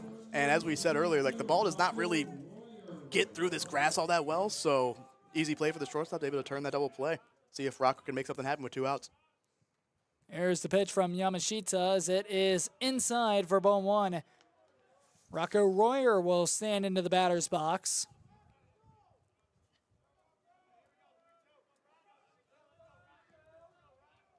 Trying to get something going as Yamashita will kick and deal and will bounce into the batter's box for ball 2.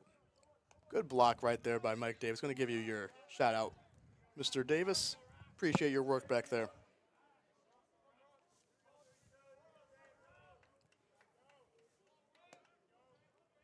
Here's the pitch from Yamashita.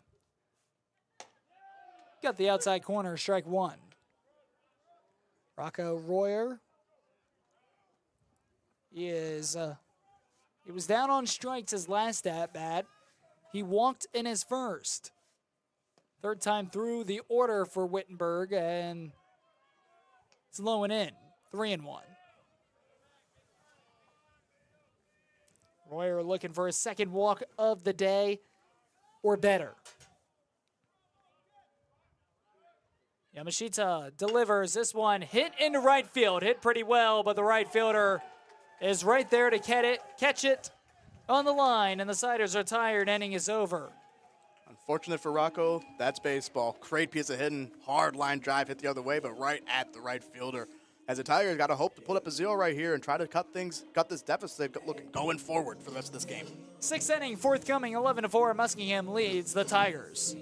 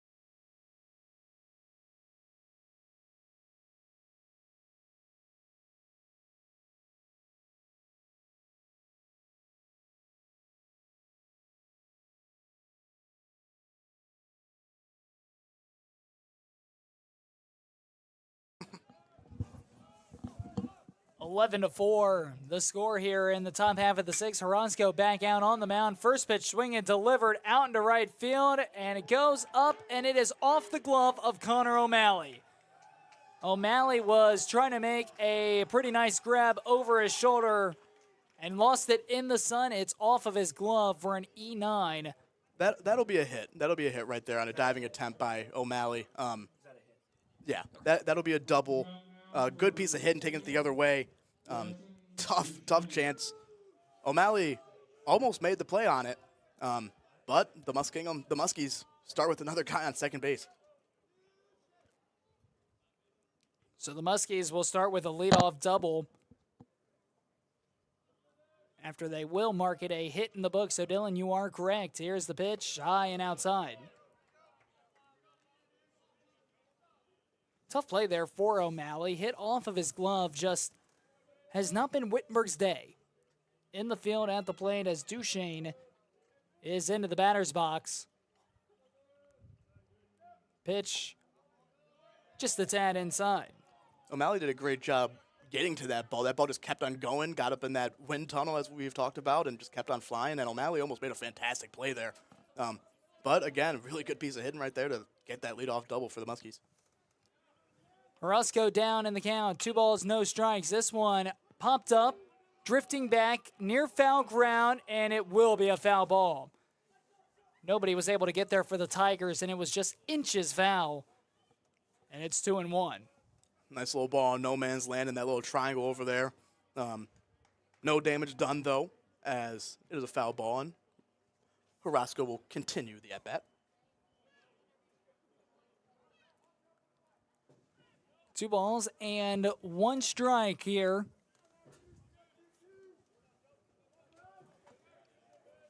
Joe Horosco trying to work his way back in the count. Runner gets his lead off second. This one up the middle. Horosco with a great play. Looks at second base, and he's got a player in the rundown. Throws to third. He is out. Great. Ryan Schwartz, who had that first double, got caught up in no man's land, and a great play there by Joe Horosco for out number 1 here in the inning. Great play by Joe Horosco. The senior came in also as a two-way. You will learn that a lot of the more athletic, good defensive pitching fielders were two-ways once in their day, and Joe is no different, making a fantastic play right there to get out that guy in scoring position. It'll be a fielder's choice as that'll send Duchesne over to first base. But Wittenberg will get the out that they need, and here comes the catcher, Mike Davis, into the batter's box. Fun fact about Joe Horosco and his two-way career. He was a two-way his freshman year, and in the first 10 games before the COVID-19 season happened, Joe Horosco is a career 400 hitter. He went 2 for 5 with a home run. So Joe Horosco has had a very successful hitting career for himself. And another check back to first. Almost got him. Horosco with a great pickoff move, trying to show that there. He'll do it again. This time he got him. Joe Horosco, 3rd time's a charm. Doing it all himself, and the Tigers are fired up on the field. A play that could certainly shift some momentum. They tried it the first time, not so close. The second time was closer. The 3rd time is when they get Jackson Duchesne leading. 2 outs now here in the top half of the 6th, and Horosco can go from the stretch. This one hit, and it's a base hit, as Mike Davis will take the place of Duchesne, but with 2 outs in the inning. Mike Davis with his first hit of the young season so far for the sophomore. Joe Horosco doing it really himself defensively, getting the outs, fielding his position, picking off at first base. Maybe have to pick this guy off as well.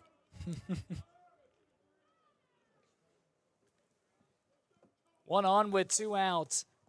Tigers, a trail by 7. They need to get back to the plate as quick as possible as it got the inside corner here on Tommen. So Connor Tommen will stand into the batter's box. He's 0 for 3 today. Davis gets his lead off first. Here's the pitch. Good pitch, yes he did. Check swing, he did not. Your eyes have deceived you. I'm just biased, that's all it is. 1-1. Orozco looks in, gets a sign, comes set. Davis gets his lead off first. Here's the payoff. Right down the middle for strike 2. And Orozco, he's up in the count. 1 ball and 2 strikes.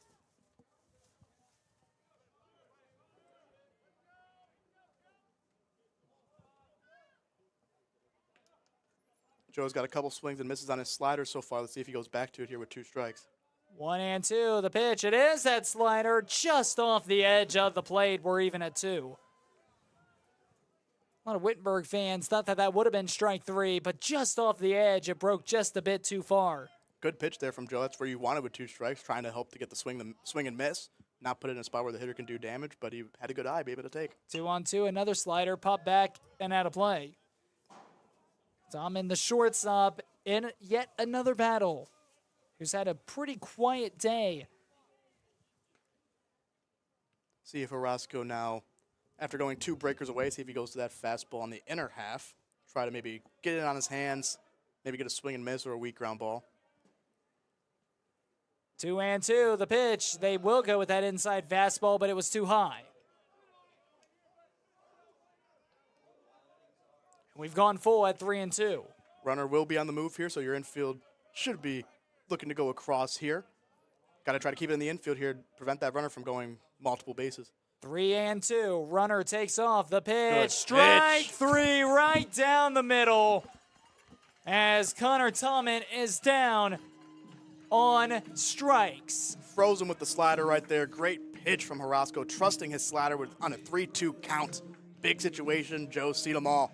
He's not worried about that as the Tigers got to get things going offensively. We head to the bottom of the 6th. Tigers, they trail by 7.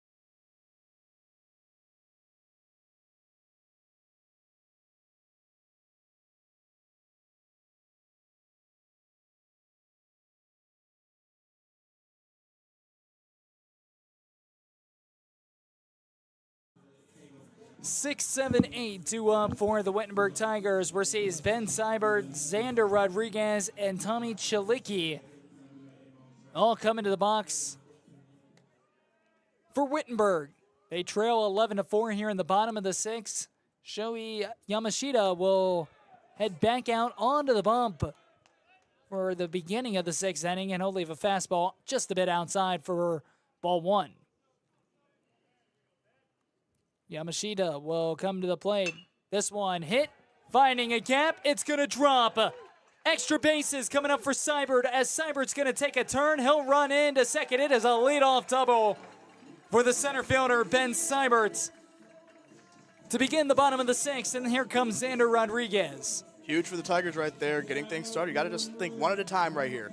You have a very potent offense, right? You put up 15 runs last game. So you got to know that you can still score here. You just got to cut in a little at a time, one base runner at a time, and see what can happen. Well, here comes Xander Rodriguez, the first baseman, into the batter's box. After the leadoff double there by Ben Seibert, Muskingum, they have the bullpen fired up and ready in case Yamashita needs a replacement here in the 6th. He has been terrific through this one. Through 5 innings of work, 8 hits, and 4 runs. Pitch to Rodriguez, trying to go opposite way, but he'll foul it off out of play. We're even at 1 apiece. Ben Seibert, the center fielder, gets a decent-sized lead off of second base. Shortstop will creep over, leaving that hole between third and short wide open for Xander Rodriguez. Here's the pitch to Rodriguez. Rodriguez, oh my goodness, absolutely hammers this one, going back, put it into the attic, kiss it goodbye, let it fly. Xander Rodriguez, his 2nd home run of the day, and it's a 2-run bomb.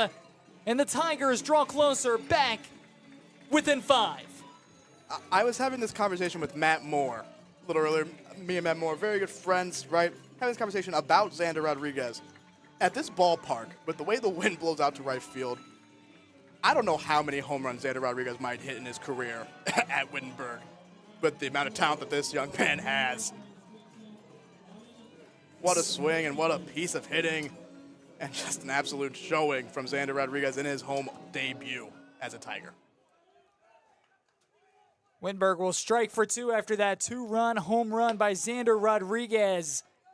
He hit a 2-run bomb in the first game, and he'll hit one here in game 2. So back-to-back games for Xander Rodriguez with a home run. And I'm sure he is loving his debut here at Carlton-Davidson Stadium. Just as you've talked about, the way this wind goes, especially with that outfield, it is a hitter's friendly ballpark, especially for a lefty. As it was a no-brainer as soon as that one left the bat. Here's Tommy Chalicki into the box. He'll look at a strike, and it's 2-2. Good take right there from Tommy. Tough pitch to really do anything with. Just got to trust your ability to hit with 2 strikes. 2-2. This one delivered out into left field. Looking good, looking up. Goodbye, baseball. Back-to-back home runs. It's Tommy Chalicki. Chalicki nails this one under the scoreboard, and it's a solo shot for Tommy Chalicki. And the Tigers have it back within 4 as they strike with 3 here in the 6th. Tommy Chalicki with his first career home run. And like I said, it just takes a little bit to get this offense rolling. This offense is no joke. And now Muskingum will be going to the bullpen after a good outing from freshman Shohei Yamashita. I was going to say that one of the hardest things, obviously it's hard for the pitcher as well, the batter after a home run, but for a hitter, there's some pressure up there after a home run as well. You know, you got a little bit of, got your heart beating a little bit. You're thinking like, oh, what could I do here, right? And Tommy Chalicki just takes that and hits a back-to-back home run. Nothing better. Now it will just add to James McCauley. Muskingum called to the bullpen. Tigers strike for 3. We're in the bottom of the 6th, 11-7.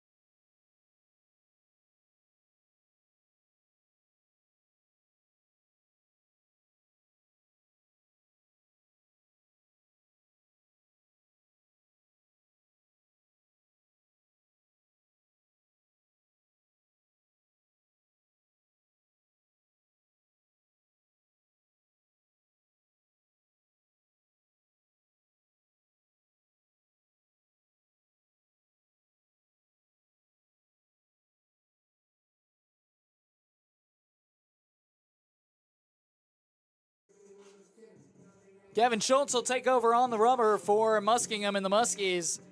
Through the season, he has been one of their best go-to guys out of the bullpen. 9 innings pitched. He's allowed 6 earned runs, 11 strikeouts, and he's allowed 9 hits in those 9 innings as well. He's going to be going up against the Tigers and an offense that seems like they have come to life. Here in the bottom half of the 6th, back-to-back home runs, a 2-run shot from Xander Rodriguez, and then a solo shot for Chalicki. And here comes the number 9 batter, James McCauley, before we're back to the top of the order. Muskies, they still lead 11-7. But no outs here in the bottom of the 6th. Here is the pitch, and it's a tad low, and it's 2-0. I want to give a shout-out to 2 of the all-time home run leaders at Wittenberg for this program, in Jack Seifert and Jack Hollinshead. They had back-to-back in the lineup, and they had a couple games where they had back-to-back Jacks, as some say. And I just thought it was a pretty cool thing as their names were also Jack as well. Pretty cool coincidence. James McCauley up in the count, 3 balls and no strikes. Here's the pitch. And it's another high one, 4-pitch walk for McCauley. We talked about the bottom of this order producing for this Wittenberg offense today. We got our 6 hitters, 1 for 2, 7, 2 for 3, 3 for 3, 1 for 2, with another walk. Now it's up to the top of the order to get things rolling, and I think this Tigers team can get right back in this ball game. Here comes Thomas to the plate. Here's the pitch. And it is 0-1. Comes in for a strike.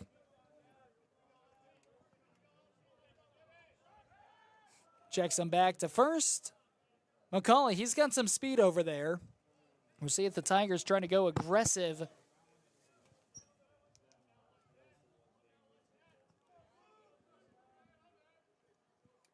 Nothing in 1. They're checking back once more. I'd be surprised to see movement right now with no outs, top of the order back up, and you just started hitting. But Muskingum is always going to be cautious and make sure that you're keeping that runner honest over there at first base. Schultz comes set. Nothing in 1 here on Luke Thomas. Back to the top of the order, and this one's outside.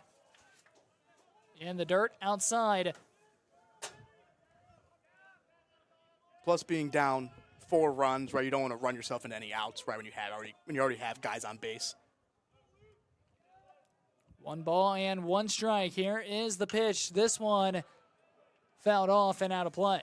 Thomas, he put a good barrel on the ball, but was way late, and it goes foul. 1 ball and 2 strikes on the second baseman, Luke Thomas.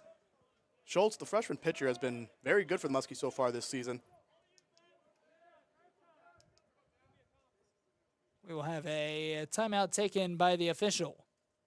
The umpire will step out. He'll take a timeout, and he wants to write something down. I think maybe Luke Thomas might have called time, or the catcher, and you have to, and if that counts as a conference, you have to write that down. That's the only thing I can think of. Well, we're back underway. 1-2 the count. 1 on, nobody out. 11-7. Muskingum leads as the shadows creep further and further onto the field. 1-2, the pitch. Into the dirt, and we're even at 2. Good block right there by the catcher, Mike Davis. Doing a good job behind the plate.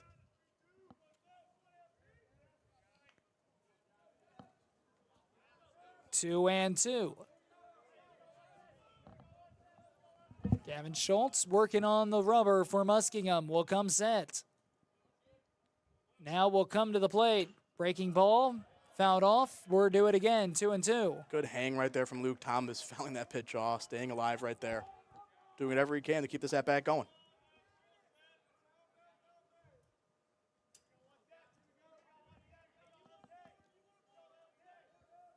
Two and 2. The pitch. In the dirt again, and we've gone full. Great at-bat here from Luke Thomas, working a full count now. See if he can win this thing. This should be the 8th pitch in the at-bat coming up for Luke Thomas. 3-2. Nobody out with one on first. The payoff from Schultz. Here we go.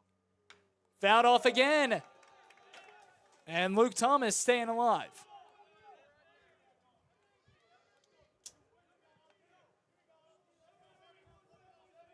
Luke Thomas staying alive. 3-2.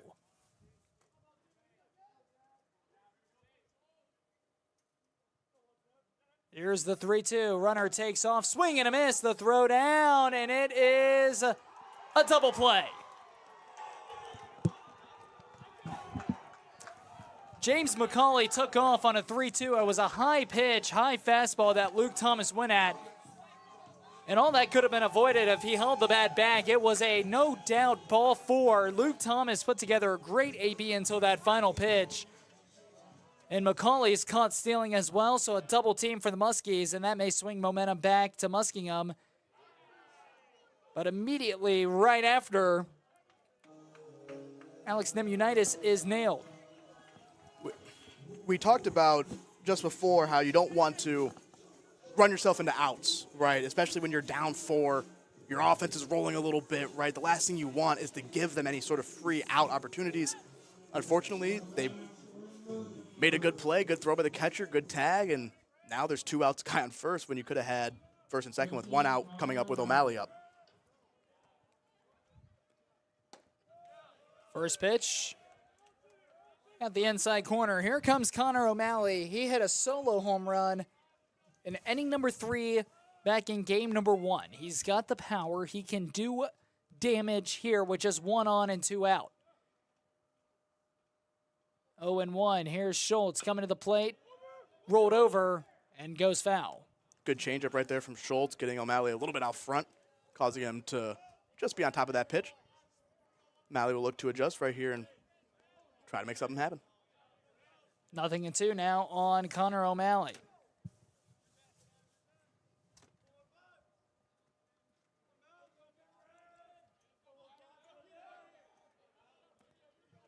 Oh, and 2 on O'Malley.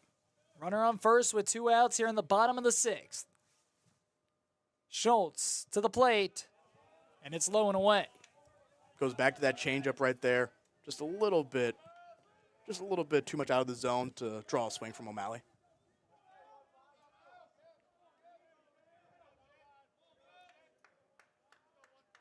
One and 2. Schultz to the plate. Fouled off. We'll do it again. Davis wanted the high fastball there. Schultz missed his spot. O'Malley was able to foul that off, but looking for to go to the high fastball, elevate, maybe cause a swing and miss, or him to get under that pitch. Matt Moore, the designated hitter, stands in the on-deck circle. 1 and 2. Runner on first with 2 down here in the bottom of the 6th. Swing and a miss. And O'Malley is down via the strikeout. Schultz comes in. He does his job. But the Tigers strike for damage. Back-to-back home runs from Xander Rodriguez and Tommy Chalicki. It's a 4-run game, 11-7. We're heading to the 7th.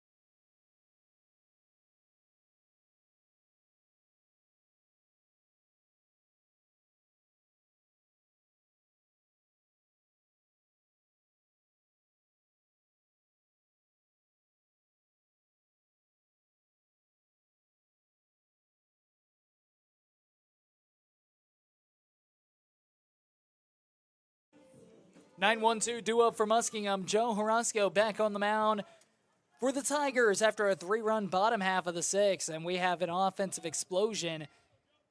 First 4 innings of this game was a pitcher's duel, and then the 5th inning is when everything changed, and the shadows are starting to creep farther and farther onto the field, and a swing and a miss for Wyatt Reeder. Nasty changeup right there from Horosco. Goes back to it, throws a little bit outside. Outside, evens it up, 1 ball and 1 strike. It's been a fun day here on the Tiger Sports Network. Wittenberg took the first one 15-5. Second one has been Muskingum. They lead by 4 as we're in the top of the 7th. Early in the season, you'll see these high offense, some error-filled games a little bit, right? Teams getting back into the swing of things.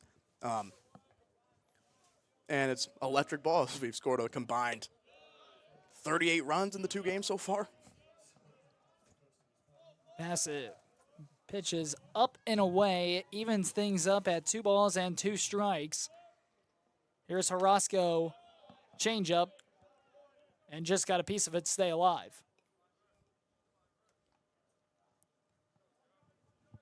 2 strikes right here, trying to do whatever they can to get out the speedy Wyatt Reeder. 2-2. Horosco pulled down the line. It's a fair ball. Rodriguez, no chance at it.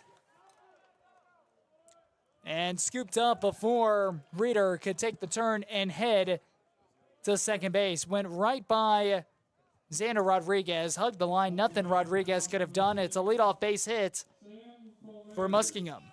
Good job by O'Malley getting to that ball quickly and holding him from getting to second base. Now you still have the force in order and not a runner in scoring position. So Horosco will now have to work out of the stretch as the leadoff man is on. Off-speed pitch, high and up. And it's 1-0.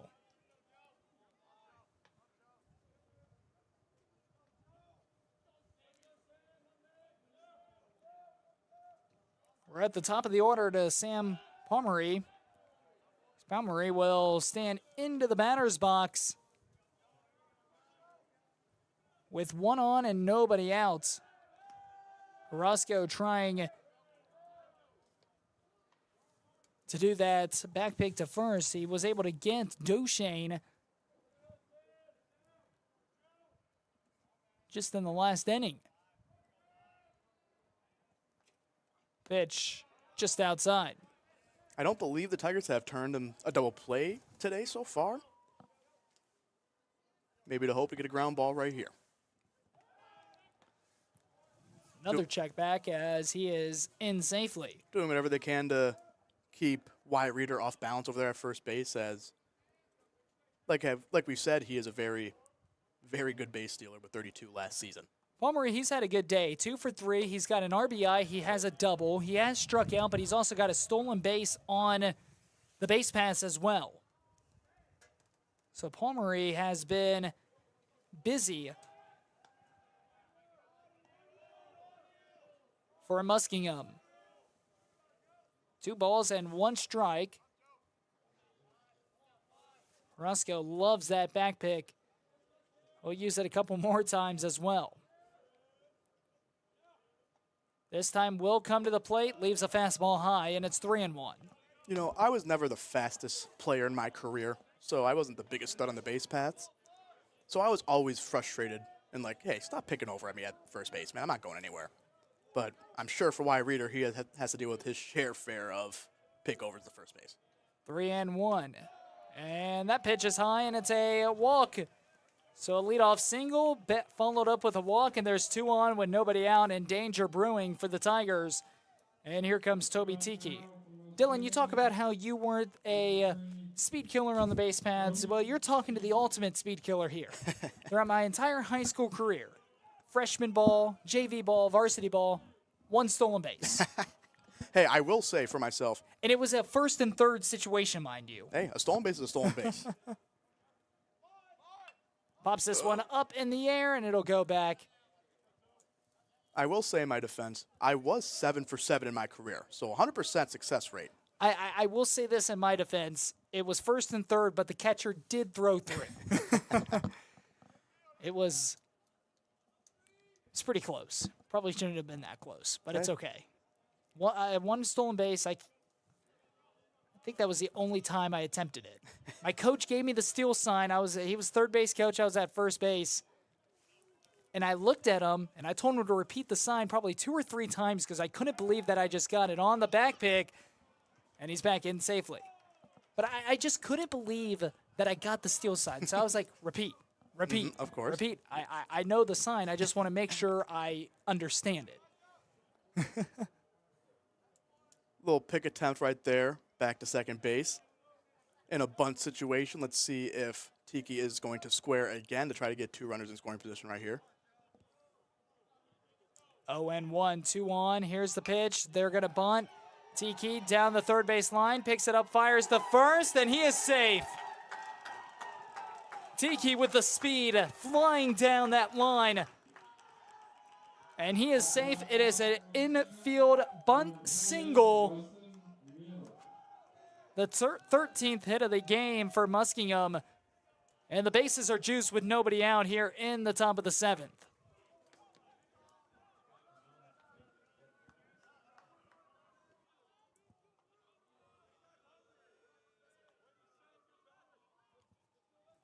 Standing into the batter's box will be Weston Mellick. As Mellick will look at a first pitch fastball down the middle. Little odd play right there on that bunt. Freshman Xander Rodriguez came to crash in. Once he sees that ball isn't bunted his way, he should do everything he can to go back and cover that base. That's a tough bag to cover for the second baseman running all the way from that position. So if possible, if the first baseman can cover, that's the best case scenario. Luke Thomas having to reach back across and dive for that ball is much harder than Xander could have been. Tardy swing there by Mellick. It was a hard swing as well. He was looking to line up and do some damage, but he was tardy on the fastball. Nothing in 2 as Horosco way up in the count. So Wittenberg playing at double play depth. Corners are not in. Here's the pitch. Outside fastball just off the edge of the plate. And it's 1 ball and 2 strikes. Good pitch right there from Horosco, just off the plate, as you said. As they will go corners in right here. Corners will be going home. Middle infield will be trying to twist it up the middle. 1 and 2. Horosco comes set. Kicks, deals, comes to the plate outside. And we're even at 2. Going to that slider again. Just pulled it off a little bit, but he's still in control here at 2 and 2. Still have room to work with. See what he goes with here. 2 balls and 2 strikes. Bases loaded. Nobody out. Top of the 7th. 11-7. Muskingum leads the Wittenberg Tigers. The pitch. Swing and a miss. A big strikeout as Weston Mellick is down on strikes. Got him with a fastball. Mellick tardy once more. And that is a big first out of the 7th inning. Horosco throwing some gas right there with the high fastball. And after throwing 2 breakers like that, throwing off the timing of the hitter and then being able to throw it as hard as Joe does with his velocity, is able to blow it right past him. Here's Hess. Check swing. He went. Says he went. Good pitch right there on the slider and great block by Rocco Royer right there. That was a big first out because now the double play is in order, and we will have a mound visit coming up for the Wittenberg Tigers. This one more so probably discussing what they are going to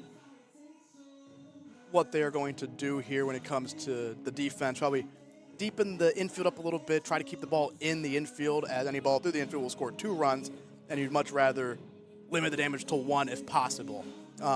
So understanding, hey, like on a double play, if the play is not there, do not throw it away, right? Do whatever you can to limit the damage if there is any damage. Obviously, if Joe continues to pitch well, maybe we can get out of here without giving up any runs this inning still.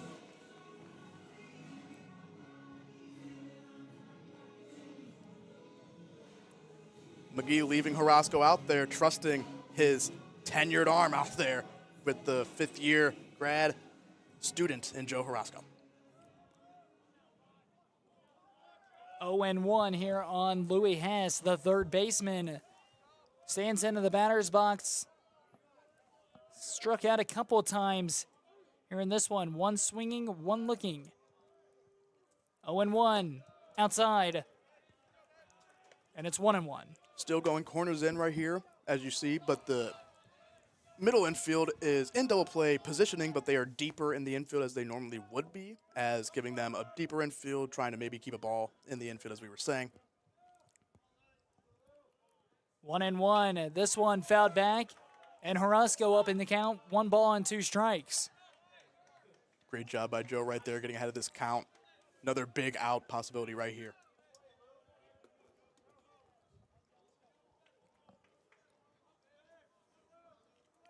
One and 2. Horosco comes set, and he wants a breather as he'll step off. Wittenberg has a few players down in the bullpen, but none of them are warming up. So this is Horosco's inning. This is Horosco's game. Joe Horosco to the plate, inside, and almost bounced off of Louis Hess, but Hess able to avoid it. 2-2. Joe just pulling off on that changeup just a little bit right there. Tough pitch to execute right there, as lucky break that Hess honestly didn't stay in there to get hit by that pitch. Being 1-2 with bases loaded, you take that hit by pitch and get an RBI, but would have played it a run, and it would have increased the lead to 5. Here's the pitch. Strike 3, got him looking, and a golden sombrero for Louis Hess. great job by Joe Horosco to get those 2 outs right there. See if he can finish this inning off without any damage. Hess will wear the golden sombrero with his 3rd strikeout of this game. 2nd out of the inning, back-to-back strikeouts. Bouncer to short, picked up. McCauley to Rodriguez, and Muskingum will strand the bases loaded. Bases loaded, nobody out, and nobody comes across. The Tigers are fired up, and it's stretch time here in the middle of the 7th. Tigers coming to the dish, down by 4.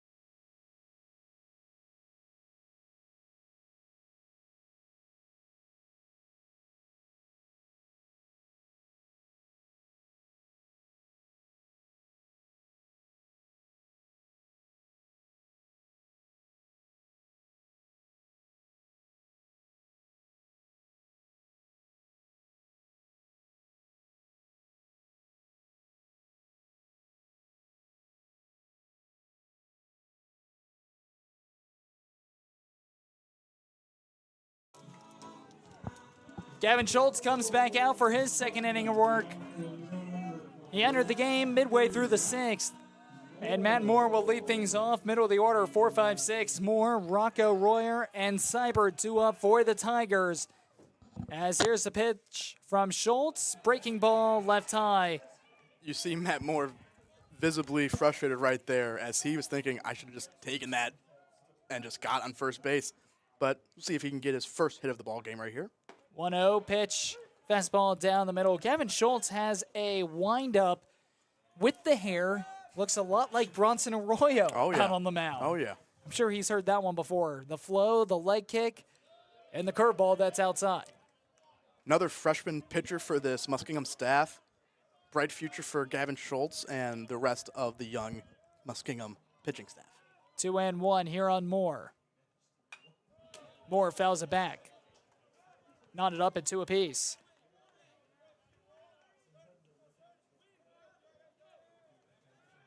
Muskingum does have a pitcher warming up in the bullpen. The Tigers do not.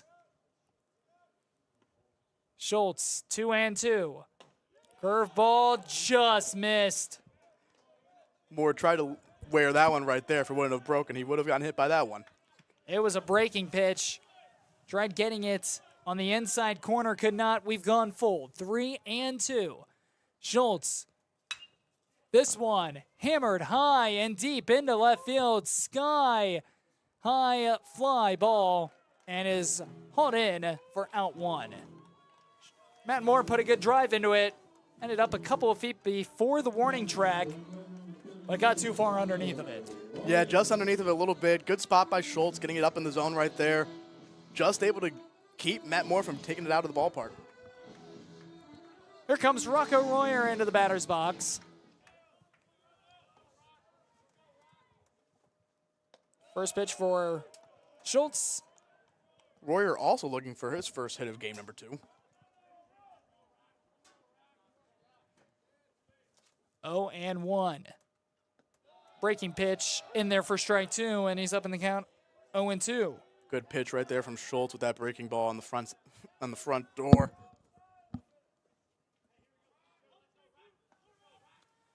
Oh, and 2.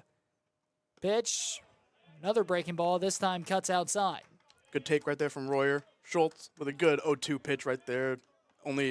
Rocco can only chase at that pitch, or he can throw a ball and just work with the 1-2 count instead.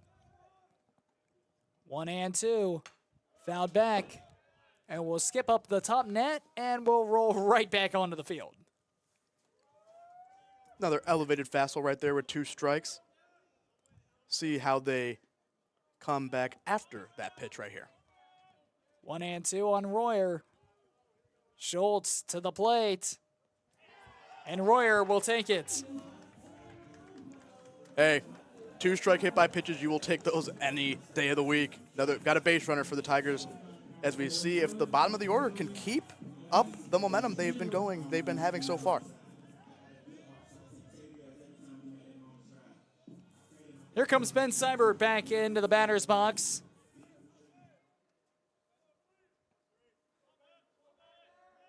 Seibert will stand in. You're in the bottom of the 7th. We'll look at a first pitch strike. Seibert on the day, he struck out once. And he also has a hit in this one as well. It was a double. 0-1. Breaking pitch in there for strike 2, and Schultz way ahead, 0-2. Good breaker there from Schultz, going back to it, trusting it over and over again, and it's freezing the Wittenberg hitter so far. 0-2. Royer gets his lead off first. Fastball high and up, and they got Seibert chasing. It would have been ball 1.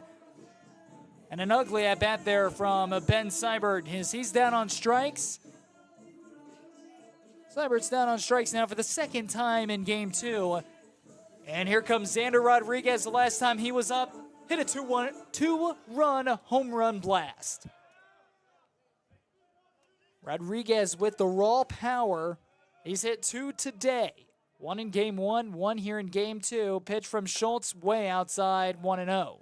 Xander's a guy, when he gets rolling, you start seeing the personality pop out a little bit. You start seeing the swagger. But he's a guy who, with all that being said, how young he is, being a freshman, obviously, with little at-bats in his career comparatively, very, very good sound approach. Pass ball gets away from the catcher, Davis, and in the meantime, Royer will advance, showing that blazing speed we were talking about at the beginning of the broadcast. What's it called? For Xander, you could see the approach that he has by, after taking that home run, not chasing at those pitches right here. He also leads this Wittenberg Tigers team in walks drawn, right? So he's had success early on, but he's always going to have a good approach up there, knows the hitter that he is. 2-0. This one cuts inside, and it goes to 3-0.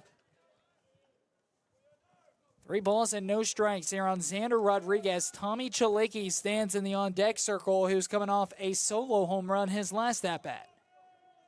I was back in the 6th. Big inning, big at-bat. And a 4-pitch walk. And Xander Rodriguez is put on first. Once you get down 3-0 right there with the base being open at that point, you don't really want to give him anything to hit, actually, especially even if you throw that pitch for a strike and Xander's taking, you then have a 3-1 count to a very good hitter as well, right? So probably the right move with 2 outs, just letting him get that free base when you're up by 4. Pitching coach will come out and we'll talk to Gavin Schultz. Runners are on first and second. With 2 away here in the bottom of the 7th, Tommy Chalicki hit a solo shot into left field his last at-bat. It's a 4-run game. The tying run stands in the on-deck circle, and it's James McCauley. Chalicki also is, outside of that home run, is 3 for 3 on the day. I believe also with a double as well. Chalicki looking to keep on putting up good at-bats, put a ball, find some grass, and bring in a run. So Chalicki will stand into the batter's box. Gavin Schultz, after the mound visit, will come set. 2 on, 2 out. Pitch, breaking ball, ends up right down the middle for strike 1. Good take right there from Tommy, not wanting that pitch early in the count. 0-1 here on Chalicki. 2 on. Schultz sidesteps to the plate. Fastball low. This is a big at-bat that could play a pivotal role to either side.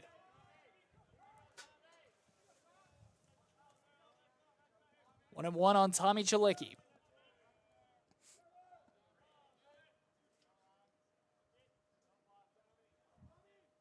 Here's the pitch. Had some movement, and it broke outside. 2-1, Chalicki up in the count. Chalicki going to look to have a sound approach here. Still look for a pitch that he can drive, hit a nice little line drive on. 2-1, 2 on, 2 out. This one hit under the glove of the first baseman. They're going to wave around Rocco. Here comes Rocco Royer. Royer will score. It is an RBI for Tommy Chalicki and a base hit into right field. The Tigers are back within 3, and here comes the tying run to the plate. It's James McCauley in the bottom of the 7th. Chalicki keeps his hot day going, making him 4 for 4 on the day. See if James McCauley can keep this going. And again, the bottom of the order, making things happen for the Tigers as Xander Rodriguez gets on base. Tommy Chalicki gets his 4th hit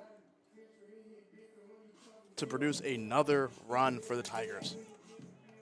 McCauley, the tying run, will come to the batter's box, but first, a Muskingum call to the bullpen. We'll be back on the Tigers Sports Network, 11 to 8. Tigers trying to claw their way back as they were once down by 7, now down by 3, with 7 outs to give.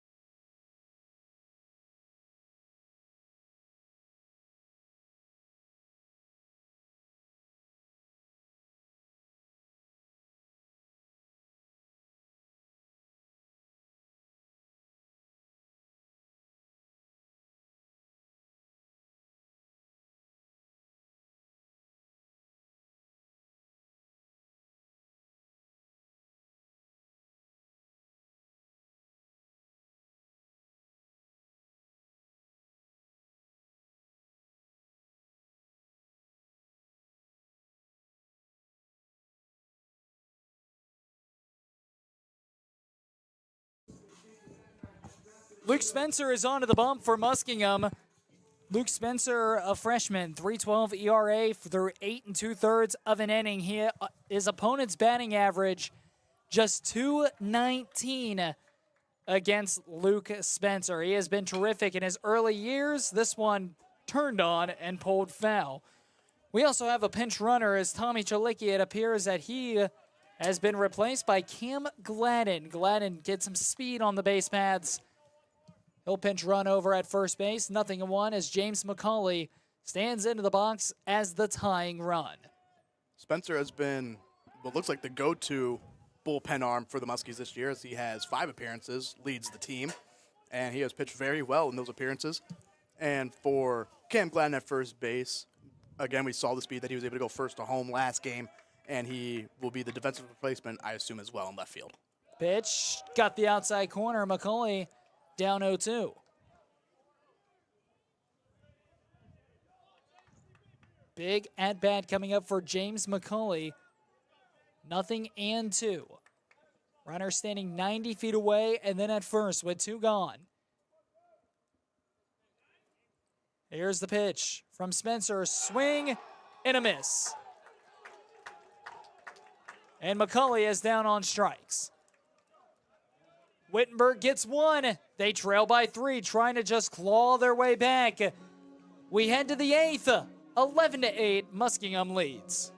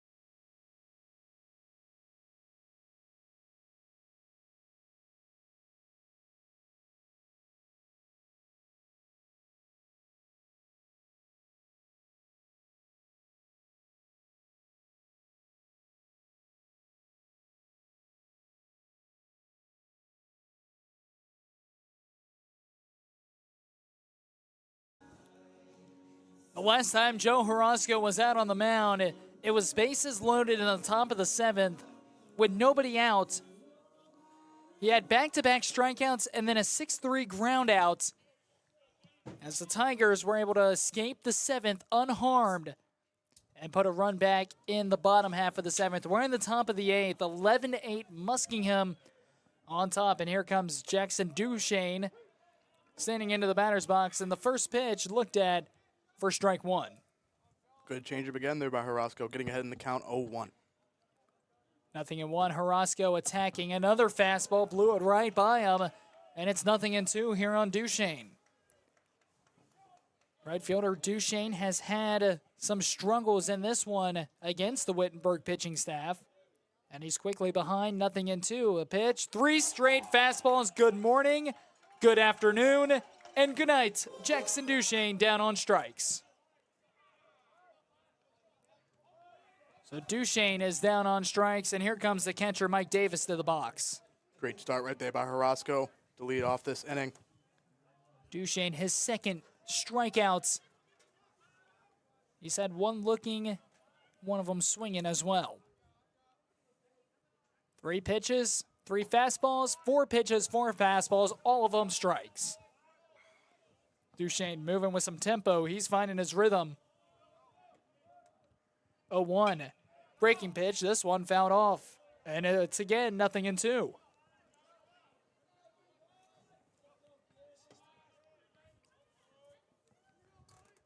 Oh and 2. Roscoe to the plate. Look the And slip it's in the up. dirt. Look the slip up there a little bit on the mound right there, but he'll be all right. 1 and 2. 1 out, nobody on, top of the 8th. Roscoe just outside, 2 and 2.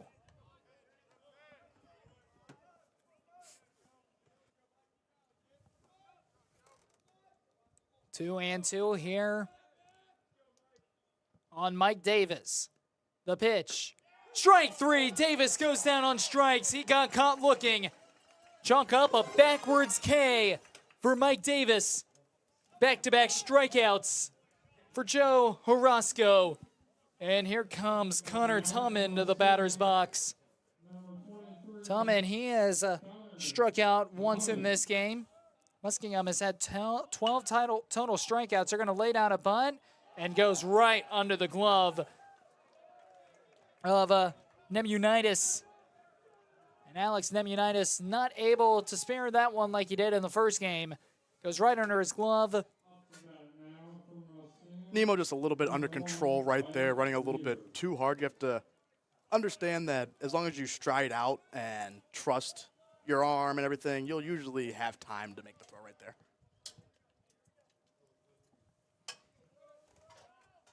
Nemunitis was going for the air. That is air number 4 for Wittenberg today. 11-8 to the score as Wyatt Reeder, the last batter before the top of the order coming up, stands in. Wyatt Reeder, though, don't let those numbers confuse you. He's 3 for 4 today with a couple of RBIs. So look at a first pitch, strike 1. Wyatt Reeder in the 9 spot. He scored twice. He's hit a double, 2 RBIs, 3 for 4 on the day. He has been terrific. He'll swing through that one, and he's down in the count, 0-2. Good changeup right there from Joe again. Really trusting that thing right now.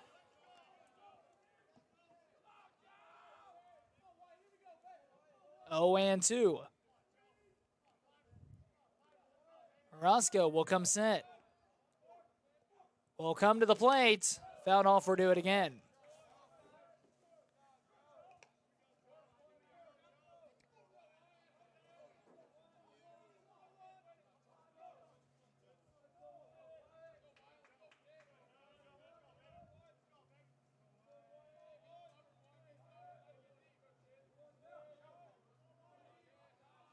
Oh and 2. Pitch outs. Makes it 1-2. Like the idea there. Know that this team likes to run 0-2 count. After just throwing a fastball 0-2, think that they might be believing that it might be an off-speed pitch. See if you can catch them stealing and get out of the inning that way.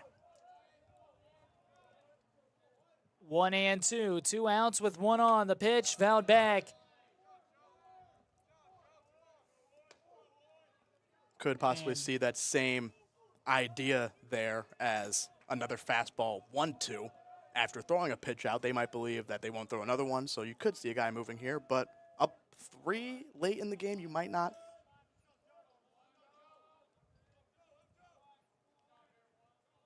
One and 2 with 2 outs. The pitch.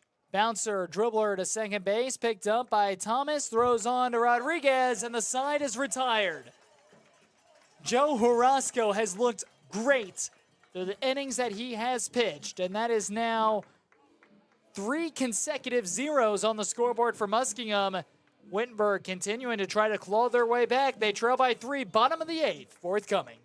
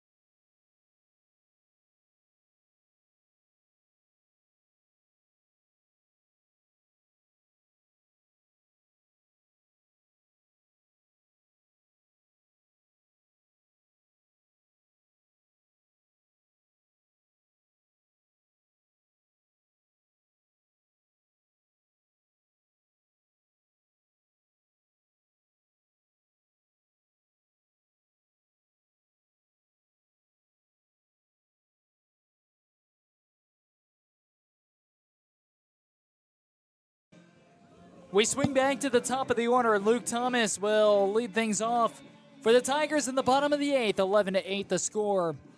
Muskingum on top of Wittenberg, but Wittenberg, they've clawed their way back, and they trail by 3 with 6 outs to give. Here comes Luke Thomas into the batter's box. Going up against Luke Spencer. The battle of the Lukes, and the first pitch down the middle for strike 1.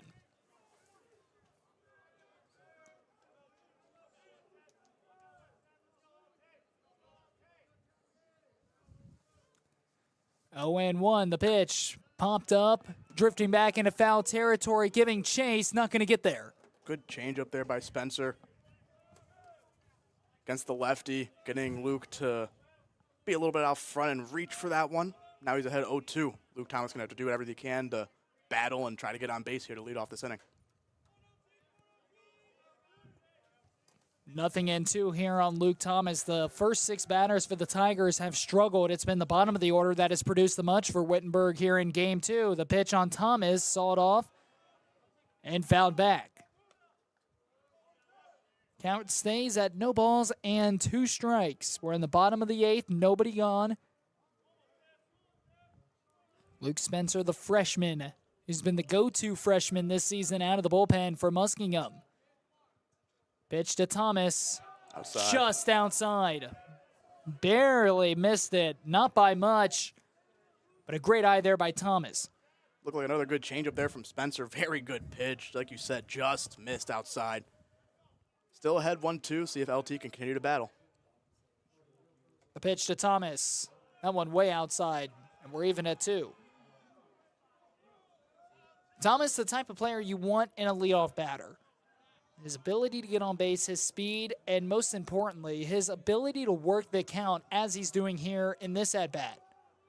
Just one of the most pure hitters you'll see. One of the most pure hitters you'll see around. A very good player in Luke Thomas. 2-2, the pitch. This one found back, and we're due it once more. Very good player in Luke Thomas. Senior leader. Has proved it and done it for multiple years here in this program. Good guy you want to have leading off for your lineup. 2 balls, 2 strikes. Luke Spencer working from the stretch even though there's nobody on. Will come to the plate. The pitch high and outside, and we've gone full. Luke Thomas working his way all the way back from 0-2. Great at bat here from both sides. Let's see who comes out on top. Full count, 3 balls, 2 strikes. Spencer to the plate. Outside, ball 4. Take your base. Luke Thomas battles back down 0-2, draws the leadoff walk, and that is huge. And here comes Alex Nemunitis to the plate. I thought that they might do this, and it looks like they will. They're going to pinch run for Luke Thomas, who, like we said, is still battling that lingering groin injury. So they're going to bring in Jalen Williams as he will pinch run for Luke Thomas. Good day for Luke Thomas on his day back from his injury. Luke Thomas will be a pinch run for, just as Dylan said. Jalen Williams, the 5'11", 195-pound outfield junior, will enter into the game out on the base paths. As here comes Alex Nemunitis. The first pitch to Nemunitis, high and inside, backs him off. Jalen is another transfer. He transferred in this season. First year with the Wittenberg Tigers. 1 ball, no strikes on Nemunitis. Now Luke Spencer has to work from the stretch. The pitch to Nemunitis. That one high and above the head of Nemunitis. And a timeout, and we will have the catcher, Mike Davis, go out and talk to Luke Spencer as they're down in the count 2-0. Luke Spencer has been very, very good this season. He has shown very good stuff. Even that last inning, get out of that one, right? But as a freshman, right, you never know how the moment may be feeling for him. I'm sure he has dealt with moments throughout his baseball career, obviously. But it will be interesting to see how he deals with this Tigers hitting lineup. 2-0, checks him back. And Williams able to slide back safely.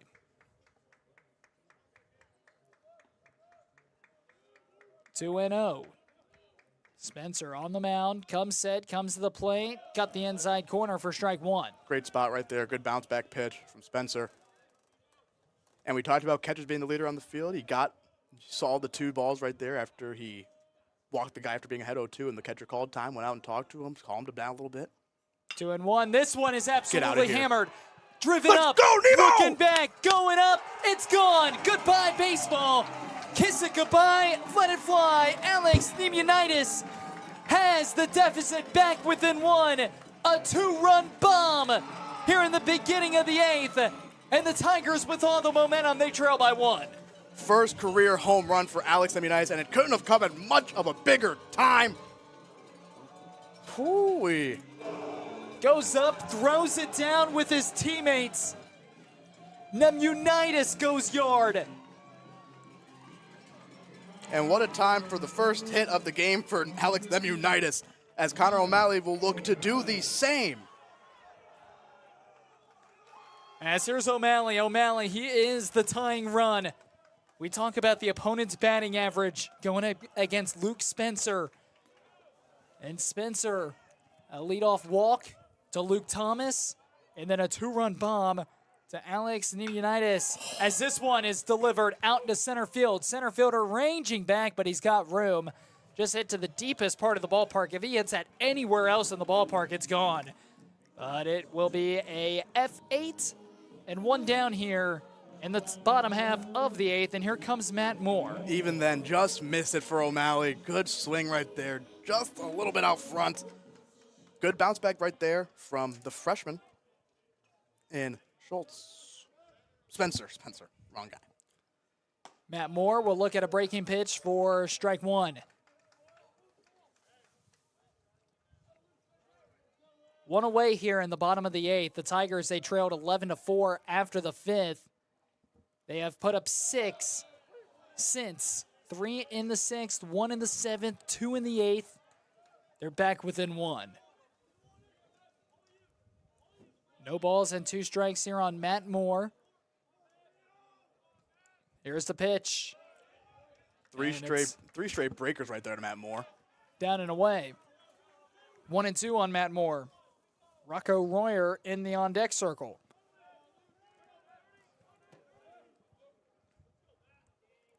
One and 2, the pitch. Lifted back, fouled out of play. Matt Moore, no hits so far in this one. Looking to get himself back on the board. I don't know if he hasn't had a hit in a game all season so far. So looking to get his first one right here. 1-2, outside, 2-2.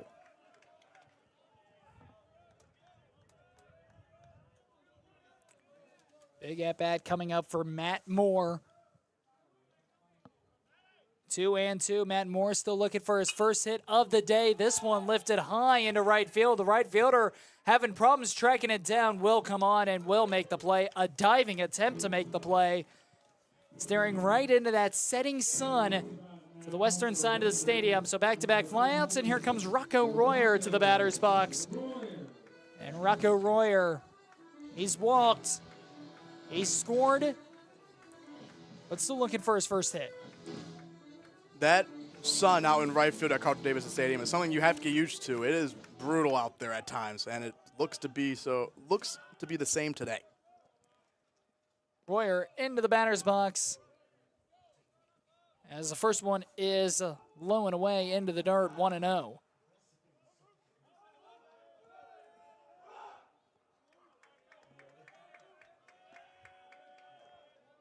Here's the pitch. Down and out. 2-0 on Rocco Royer. Royer, the catcher in this one. After he played left field in game 1. 2-0. The pitch. Rolled over, foul ball. All season you will see Rocco catch here and there throughout, obviously, as the Wittenberg Tigers have 2 more games tomorrow, giving Griskovich a break on his legs. He caught 19 innings in their last doubleheader, their last game, so doing whatever they can to make sure Griskovich is ready to go tomorrow as well. And Rocco is a very capable catcher behind the plate as well. 2-1, the pitch. Outside, we go to 3-1 with 2 outs in the bottom half of the 8th. 3-1 here on Rocco Royer. He is the tying run. Go ahead run on deck. Swing and a miss. He was tardy on the fastball. And we've gone full. 3-2 on Royer.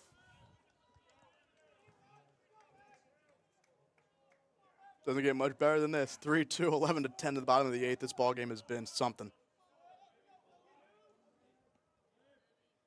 3-2. Here is the pitch. High and outside. Ball 4. Take your base. Rocco Royer. Back-to-back walks for Royer. He's the tying run, and here comes the go-ahead run to the batter's box. And it's Ben Seibert, the center fielder. Interested to see if McGee goes to a pinch runner maybe for Royer.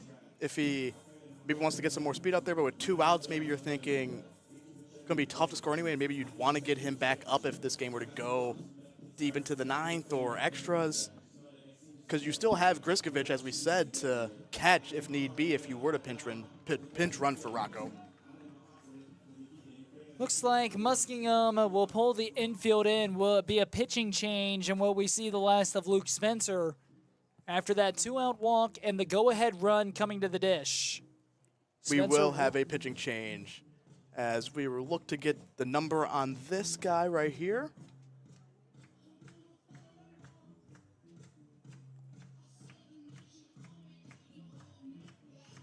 Number 45, I believe. Number 45, Max Voster, sophomore, has thrown the 3rd most innings on this team this season. 5.93 ERA on the year. He threw 26 innings last year for this will. After today, he will be at 40 innings pitched for his career, 40 innings pitched plus.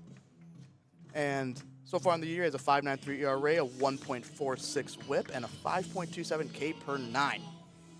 So one of the guys that Muskingum will rely on as he will be up there in innings pitched. I would assume this season he has 2 starts on the year, 2 appearances out of the pen. And the Tigers will see what they could do against Vosters, hoping to take the lead, and keep this game rolling. Going to the bullpen. We'll be back in a few moments as Ben Seibert will come to the dish.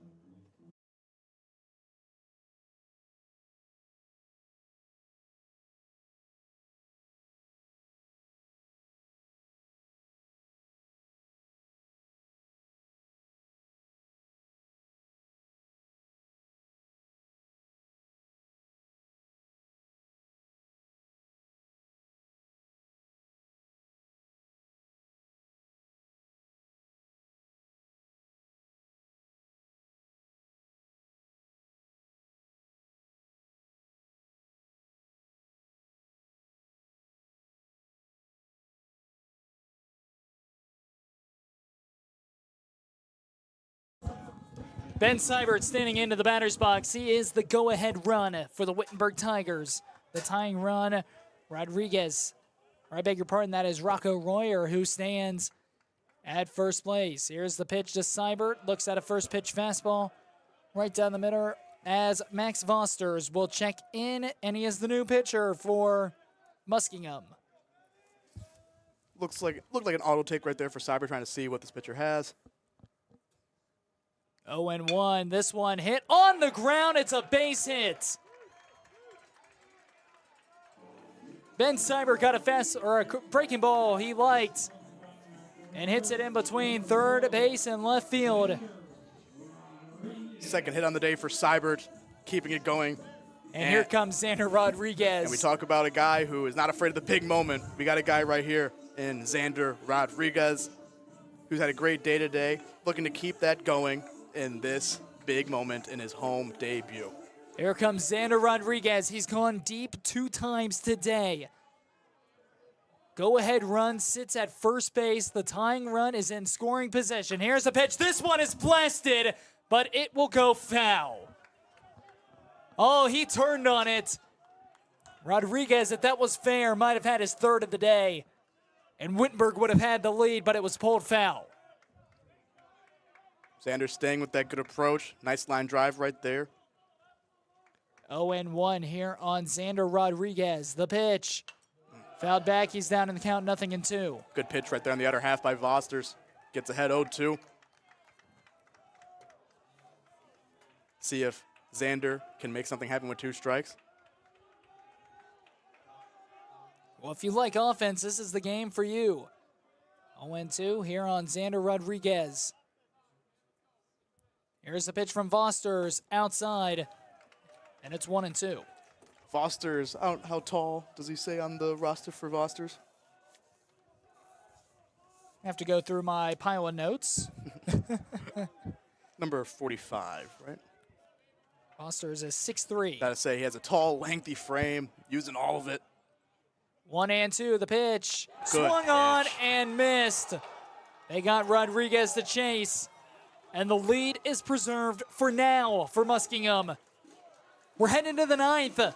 It's a 1-run game, and if you like offense, this is the game for you. We got a good one. 9th inning forthcoming.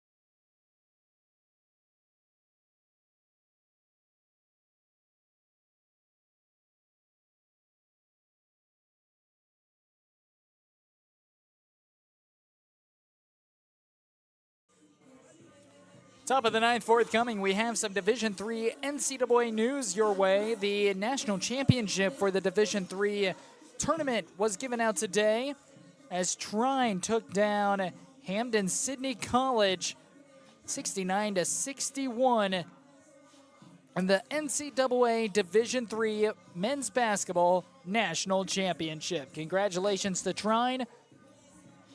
With that being said, we are officially in to spring sports season. A lot of changes due to the lineup, and with all the changes your way, I'll send it over to my lovely co-announcer, Dylan Jackson. So for the Tigers, you will have Cam Gladden out there in center field now as Ben Sabbert moves to third base. Alex Lemunitis now moves to second base, and Jalen Williams will be out in left field. Everything else stays the same for the Tigers, including Joe Horosco, who is still on the mound for the Tigers, looking to get another 0 on the board, heading into the top of the 9th. Thank you, Dylan. 11-10. Here in the top half of the 9th. First pitch, this one hit well, but well foul. Joe Horosco on the mound for the Tigers.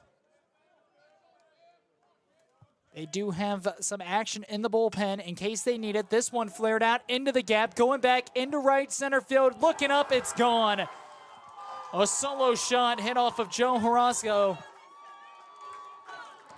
Sam Palomari delivers the solo blast, and he'll give some insurance back to Muskingum, their first run since the 5th inning, and it's 12-10. Good piece of hitting right there by Palmieri, taking that pitch, taking it the other way for a homer. As, like you said, first run since the 5th inning. Horosco looking to bounce back right here.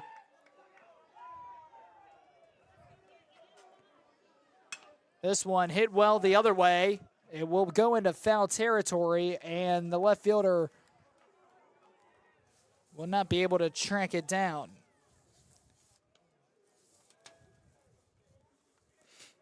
That was Jalen Williams who tried tracking it down.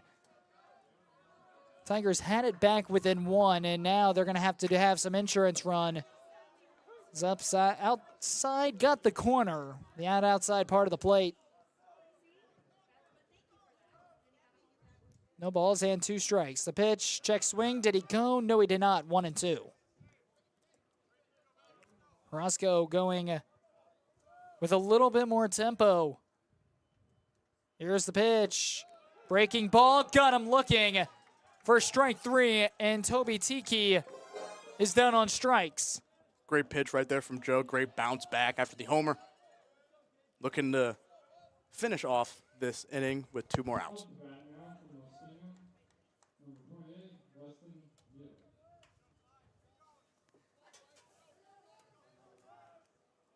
So 1 down here in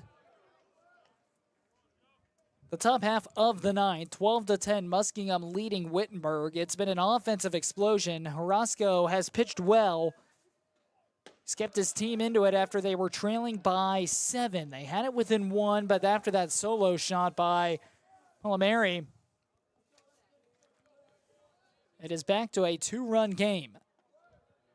Here's the pitch. Fouled back, and it's 1-2 now on Weston Mellick. When you have an offense like Wittenberg has had the last couple of years, your job as a pitcher a lot of the times is, hey, give us an opportunity to win, right? And Joe has done that in these last 3 to 4 innings, or I believe 4 innings right now going in. And that's all you can ask for, as Joe has been here, has done this for a long time now, and is looking to finish off this inning and give the Tigers a chance to win this game. It is evening time here at Carlton-Davidson Stadium. Sun is setting. Nice curveball, but it was fouled off by Mellick. Mellick, he hit a home run earlier in the contest, but he has also struck out 3 times. He is 1 for 4.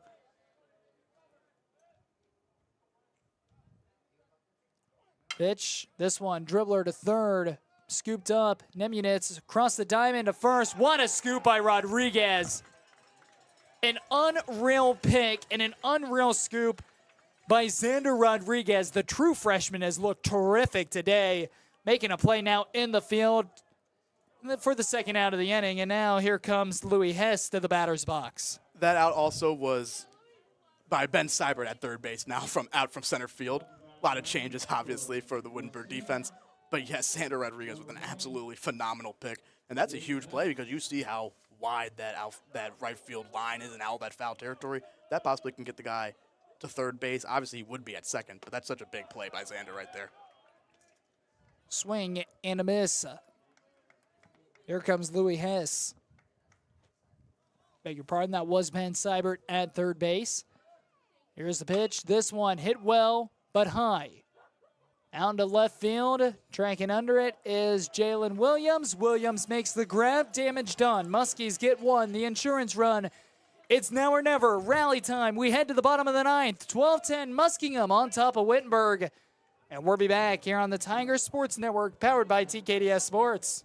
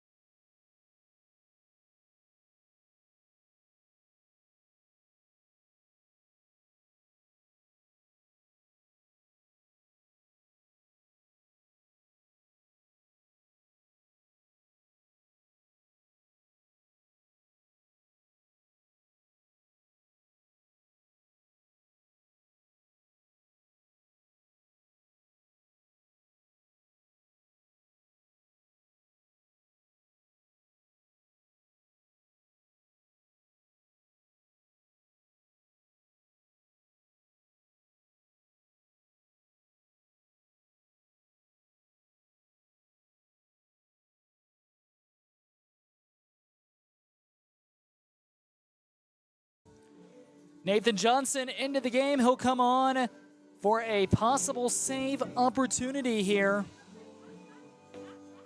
Johnson already with 1 save on the year. This season, he's off to a fantastic start. In 4 appearances, all out of the pen, he has thrown 4 2/3 with a 1.93 ERA and a 1.29 WHIP, striking out 7.5 per 9 innings. Last season, he had 16 appearances with a save, a 10.13 ERA last year, though, but it seems that he has put it together so far early this season.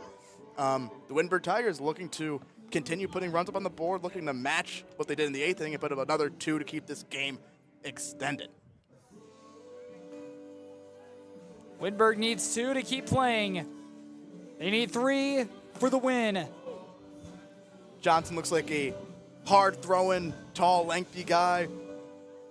Good fastball, good life on that. Would assume a hard, tight breaker as well. Leading things off for Wittenberg will be number 10, Thatcher Dietz. Freshman who has hit a home run already in his short career. So Thatcher Dietz will lead things off. James McCauley will bat second. They will swing back to the top of the order. Which the top of the order will be Cam Gladden, unless there is a pinch hitter. It would be Jalen Williams, but it will be a pinch hitter who I believe will be Parker Griskovich, will be coming up at the top of the order. Here comes Thatcher Dietz standing into the batter's box and got the outside corner for strike 1. Nathan Johnson, 1.93 ERA, looking for his second save of the season. Here's the pitch. Outside right there for ball number 1. Going back to Thatcher Dietz, he has had 12 at-bats so far in his short career for the freshman. He has 4 hits, hitting .333. And like I said, the home run early on as well. 1-1. The pitch to Dietz. Dietz, check swing. Did he go? He did not. 2-1 now on Thatcher Dietz. Thatcher Dietz also wears a very good number, I must say. I think that number 10 looks very good on any Wittenberg player that has ever worn it. I'm guessing that was your number. That was my number. Very good number for Thatcher Dietz. Low, and Dietz is up in the count. 3 balls and 1 strike. Tying run stands in the on-deck circle. 3-1. Here is the pitch. This one hammered into left field. Going back. Looking up. Goodbye. Baseball off the scoreboard. Thatcher Dietz. It's something about that number 10, let me tell you. Thatcher Dietz, the freshman, knocks his second home run of the season. He is fired up. The Tigers are fired up. He got a 3-1 fastball, and it's off the scoreboard. And it's back to a 1-run game. And that is what we talk about with this Tigers offense. You can bring in a pinch hitter and a freshman with 12 at-bats and can do that in the bottom of the 9th inning. This Tigers team, man, offensively is up there with anyone, and they are looking to keep this game going as James McCauley comes up with no outs, looking to start it up again. It is a 1-run game, and here comes the shortstop, James McCauley, to the batter's box. First pitch swinging, popped up. First base side. Drifting over. It looks like there may be a little bit of miscommunication before the second baseman will come over, and Sam Palmieri will make the play. When it comes to priority, the middle infield guys will always have priority over the corner infield guys, especially on pop-ups and stuff like that. Just easier for them usually.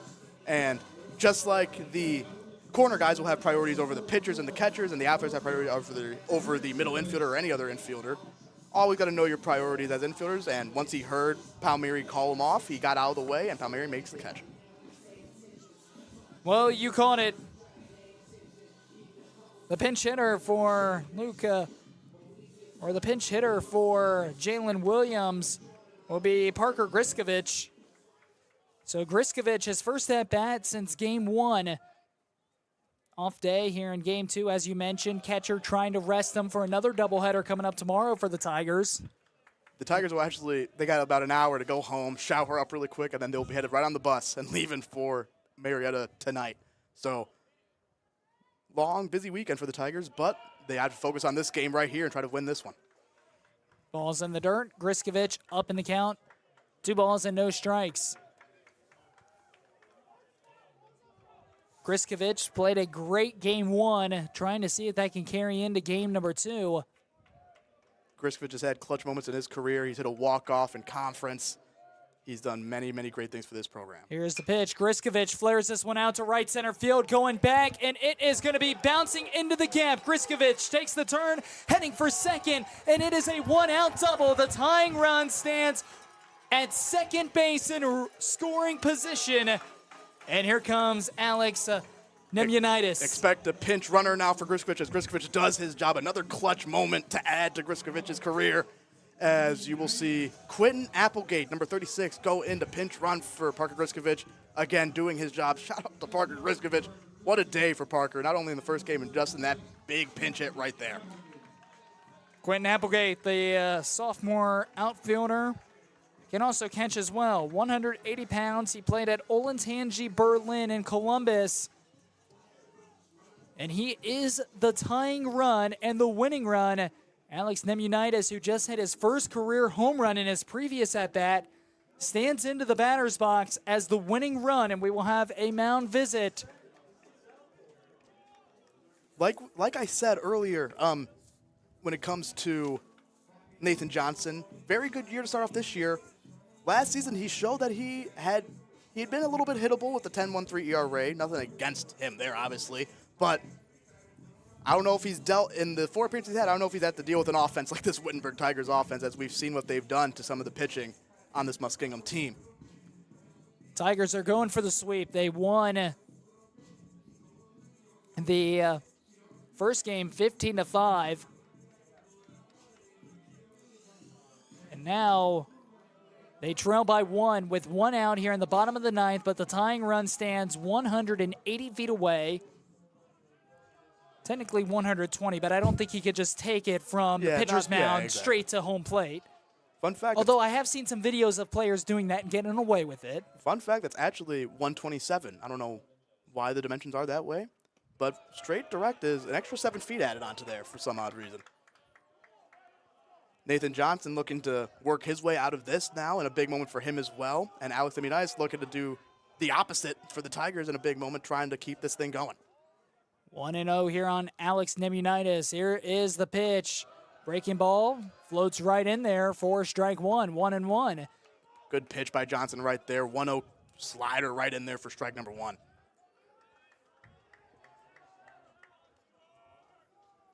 One ball, 1 strike. 12-11 the score. Nathan Johnson, sidestep to the plate, outside fastball. Nemyanitis up in the count, 2 balls, 1 strike.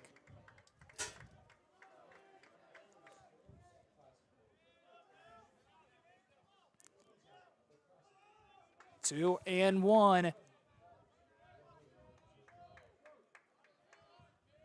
Here's the pitch. Breaking pitch high, and it's 3-1. Good eye by Nemo right there. And a 3-1 count right here. You're sitting fastball. You're sitting that fastball, sitting a pitch to hit. Don't get beat on it. If he does a breaker, first strike, good for him. Take it, let it get the 3-2, and trust your ability right there as well. 3 balls and 1 strike here on Alex Nemyanitis. Here's the pitch. Fastball down Broadway, and we've gone full. Nemo thought it could have been a little bit up in the zone, but just caught enough of it, says the home plate umpire, as we got a 3-2 count here. 3-2 here on Alex Nemyanitis. Quentin Applegate gets his lead off second base. Here's the pitch.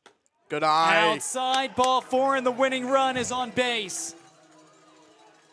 Tigers have the winning run standing at first and the tying run at second, and here comes Connor O'Malley as we're back to the middle of the order. Winning run on base, like you said, and it doesn't matter that O'Malley may be 0 for on the game.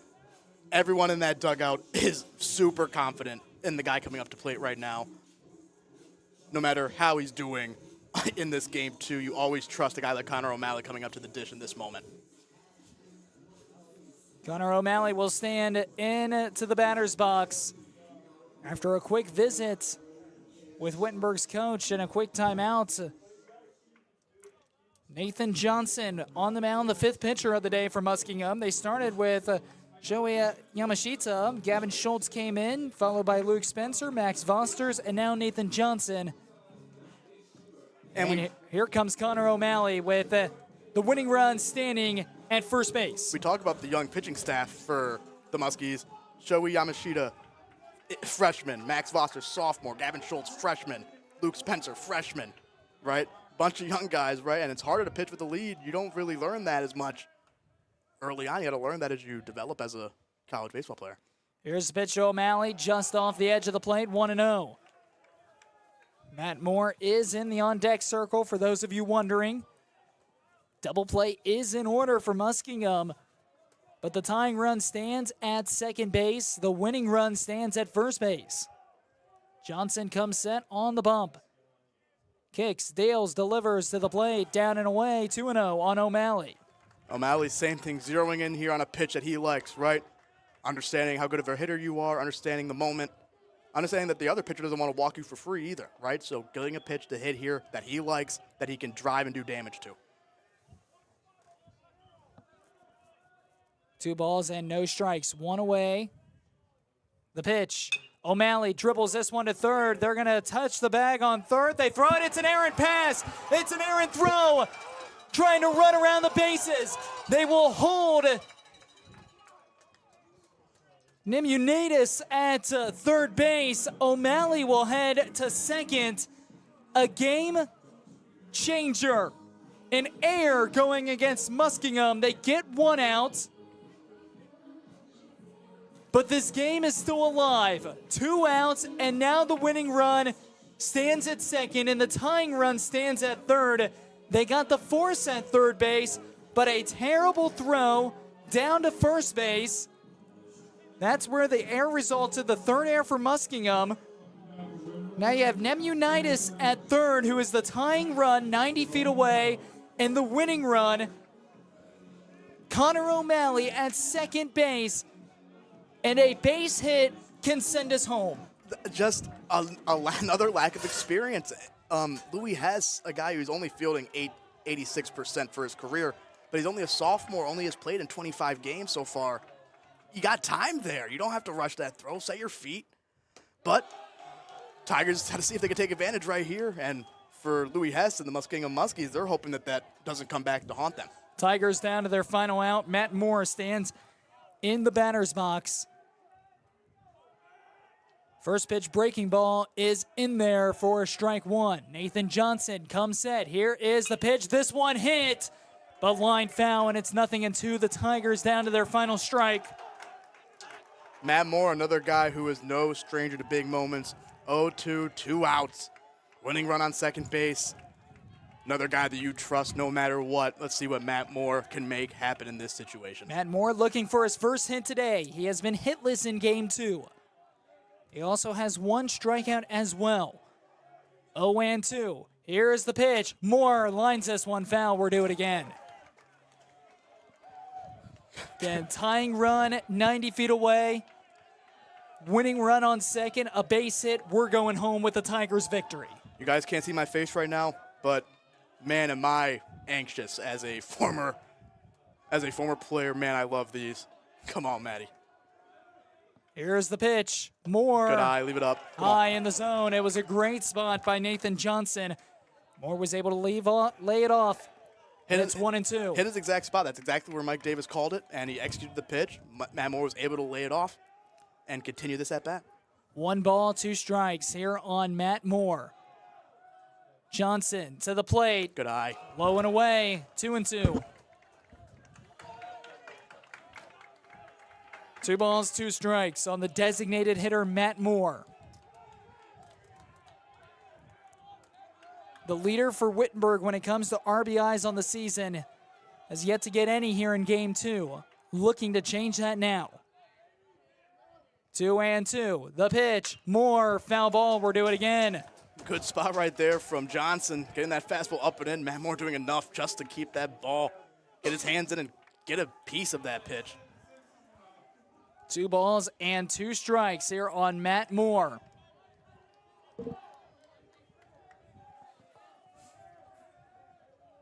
Here's the pitch from Johnson. Low and away, and we've gone full.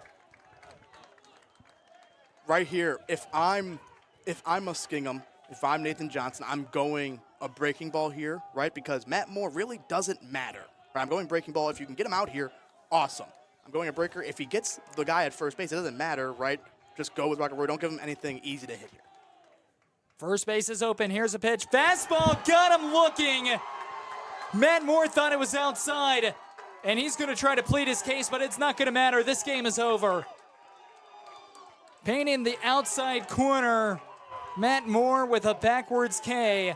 and Muskingum holds on 12-11 in Game 2 of this 2-game doubleheader.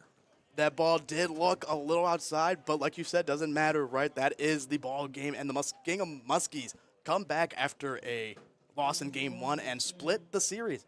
Now Wittenberg will, like I said, they will head over to Marietta to go on and face Eastern Connecticut and Marietta in a doubleheader. That first game is scheduled for 1:15 p.m. at Marietta College. The Tigers are now 6-6 on the season, as the Muskies are 7-7. So both of them staying at 500 on the year. And we're looking forward to being with you guys the rest of the year. Good luck to the Muskies on their season. Like I said, they are a very good, young, promising team with a lot of upside for the upcoming years. Absolutely. The Muskies and the Tigers will split the doubleheader.